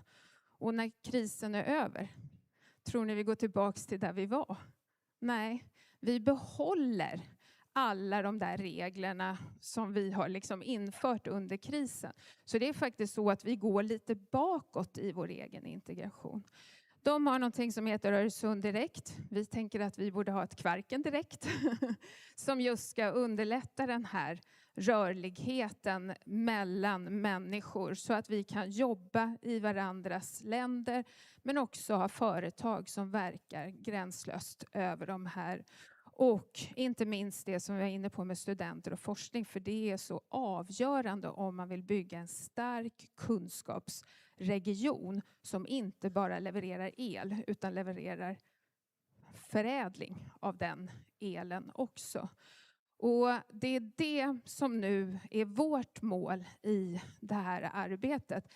Den stora skillnaden är också att vi vill göra det här innan bron är byggd. För att även om det kan gå fortare så tror vi att vi kan göra det här med den förbindelse eller de förbindelser vi har redan idag. Så kan vi börja bygga den här fullskaligt integrerade regionen där vi har fri rörlighet. Vi kan sätta upp gemensamma mål om hur vi vill förädla de tillgångar vi har. Och vi kan absolut ha ett gemensamt befolkningsmål att vara 100 000 fler till senast 2050. Men då skulle jag vilja lägga till avslutningsvis att det gäller, som jag sa, att tänka mycket större än bara industri. Ni måste tänka tjänstesektor, kunskapsutveckling, hela ekosystem med nyföretagande, startups, både från industrin och från universiteten. Och framförallt så måste ni tänka att det är både män och kvinnor som ska trivas här. För att annars kommer det inte heller att gå. För då blir man inte attraktiv om det inte är så. Och jag vill också säga det att de här, hur många studenter var det som var? 60 000 studenter. Hur hög andel av dem är kvinnor? Exakt. Det är över 60%. Det är på väg upp mot 70% av studenterna på universitetet som är kvinnor. Så om ni inte fångar upp dem och de gör som flickorna efter gymnasiet i Luleå och flyttar någon annanstans, ja, då blir inte det här den kraftfulla region som vi behöver. Och därför så måste vi se till att vi utvecklar just tjänstesektor där både män och kvinnor kan både starta företag, driva företag, men också vara anställda så att man kan använda den kompetens som man förvärvar på våra universitet. Och därför så behöver vi också, när vi säger ja till de här stora etableringarna som kommer, som framförallt attraherar det som idag är manlig arbetskraft, så måste det skapas mer runt omkring. Det vill säga, det måste skapas utvecklingscentrum här. Det måste vara FoI-investeringar här. Och det måste upphandlas mindre tjänste- och kunskapsföretag härifrån och inte eller USA. Och de kraven måste vi våga ställa för att vi ska bli i både grön omställning och innovation, men där vi också bygger säkerhet. Tack. Tusen tack. Värdefulla punkter, och jag tror vi tackar ännu med en applåd för vi kör ännu vidare. Tack så mycket. Tack. Tack. innan vi rundar av seminariet med några avslutningsord, jag har 2 personer jag ska bjuda upp på scen, så har jag vissa praktiska detaljer jag vill dela med er medan ni ännu lyssnar på mig och sitter ner. Ni som är anmälda till kvällens middag som Svensk-finska handelskammaren bjuder på, så kan jag berätta att den är klockan 18 och den är i festsalen i bryggeriet. Och vi kommer alltså få höra musik med Sofie Lundell. Så sök er till festsalen klockan 18. Men det är också ni som har kommit hit med buss, med någon av deras bussar, så de åker klockan 20. Och däremellan, ni räknar här snart att det här kommer ta slut någon gång efter 4 och så är middagen 18, så då är det meningen att man kan networka, och det får man göra antingen här inne eller i bryggeriet. Man kan till exempel ta en öl. Eller utställningen får man också gå på om man inte vill dricka öl. Det där vi tar och som sagt, jag ska bjuda upp 2 personer på scen, men jag presenterar dem båda samtidigt. Först ut har vi Kvarkenrådets direktör Matias Lindström som kommer att ha en tackhälsning till oss. Och Matias har lång erfarenhet av gränsöverskridande samarbete och har jobbat just nu som bäst, kanske som mest med Nordic Connector, den fasta förbindelsen. Och jag har ju frågat alla andra, så jag har också frågat Matias att vad skulle han ha jobbat med om han skulle ha gjort något annat. Och han sa att han skulle ha varit företagare. Och han är delvis redan företagare. Han har ett företag med fastigheter. Men annars vet han faktiskt inte vilken bransch ett företag han skulle ha startat skulle vara inom. För du har så många intressen. Så det vet vi om honom. Sen efter Matias så kommer vi att välkomna Antti Kurvinen lavalle. Ja, nu hör luna på sen då Antti talar, för han talar finska, men jag tror Matias, vi får se vad han talar. Men håll lurarna nära till hans. Eli Matias tuo myös keskustan kansanedustajan Antti Kurvisen lavalle, joka jakaa meidän kanssa idean ja vision tulevaisuudelle. Ja Antti, tiedätte varmaan, toimii edellisellä hallituskaudella sekä kulttuuri- että maa- ja metsätalousministerinä ja on kesäkuusta 2023 lähtien keskustan eduskuntaryhmän puheenjohtaja. Ja mä sain tässä aamupäivällä tietää, että Antti, jos hän olisi tehnyt jotain muuta, niin hänkin olisi ollut näyttelijä. Tällaista sakkia meillä täällä tänään. Men varsågod, Matias börjar ja sitten Antti. Tack Sara. Och man blir nog glad och stolt över att se och höra den framtidstro och som råder här i regionen gällande vår regions möjligheter och potential. Och när man lyssnar också på de här talturerna som vi har fått av våra eminenta talare så finns det ju faktiskt också förutsättningar att verkligen göra någonting bra av det här och utveckla vår region till att bli världsledande inom många olika sektorer. Inte bara för våra egna regioners fördel utan även för våra länder, för Norden och för EU. Och jag tror att alla de nämnda skulle gynnas av att ha en stark Kvarkenregion. Jag tänker inte ta allt för mycket tid av vår ärade riksdagsledamot, utan jag har fått äran också att tacka alla våra eminenta talare. Och jag vill rikta ett stort tack till er alla för att ni har tagit er tid att delta i det här och för att dela med er av era kunskaper och synvinklar på Kvarkenregions möjligheter och framtida potential. Tusen tack också till våra fantastiska tolkar och tekniker. Ni gör ett ypperligt jobb. Det är inte alltid så lätt att sitta här hela dagarna och tolka från språk fram och tillbaka. Ett stort tack till förstås till Sture som år ut och år in orkar arrangera det här fantastiska evenemanget som bara växer och blir större från år till år. Och i år har vi ju faktiskt rekordmånga deltagare som deltar i detta. Vi vill också tacka då Finsk-svenska handelskammaren förstås för samarbete och till vår personal både i Finsk-svenska handelskammaren men även i Kvarkenrådet för det jobb som ni har gjort med det här arrangemanget, för det är ganska mycket jobb och ibland också mitt under sommartid, så tack för det. Och ett speciellt tack förstås till vår eminenta moderator Sara, du skötte det här ypperligt som vanligt. Vi är glada och stolta att ha dig i rådet. Men ennen kuin me päätämme tätä tilaisuutta, niin kuulemme vielä sitten, kuten Sara mainitsi, lyhyen puheenvuoron, poliittisen puheenvuoron päivän keskusteluihin liittyen ja mulla on kunnia ja iloa kutsua nyt lavalle monivuotinen kansanedustaja ja aluekehittäjä Mr. Antti Kurvinen, niin lava on sinun, ole hyvä.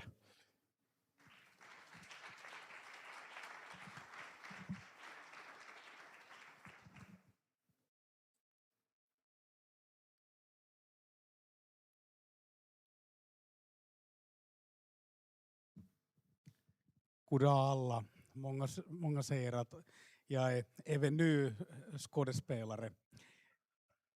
Mutta tähän seminaarin lopuksi ajattelin jättää teille ajatuksen jatkokeskusteluja ja valmisteluihin tietynlaisen vision. Meidän hostimme, talon isäntä niin sanotusti Sture aina edellyttää varsinkin meiltä politiikassa mukana olevilta konkretiaa ja uuden kehittämistä ja lupasin Sturelle, että mulla olisi todella idea ja ajatus, mitä voitaisiin tässä Kvarkenin osalta ja suomalais-ruotsalaisessa yhteistyössä viedä eteenpäin.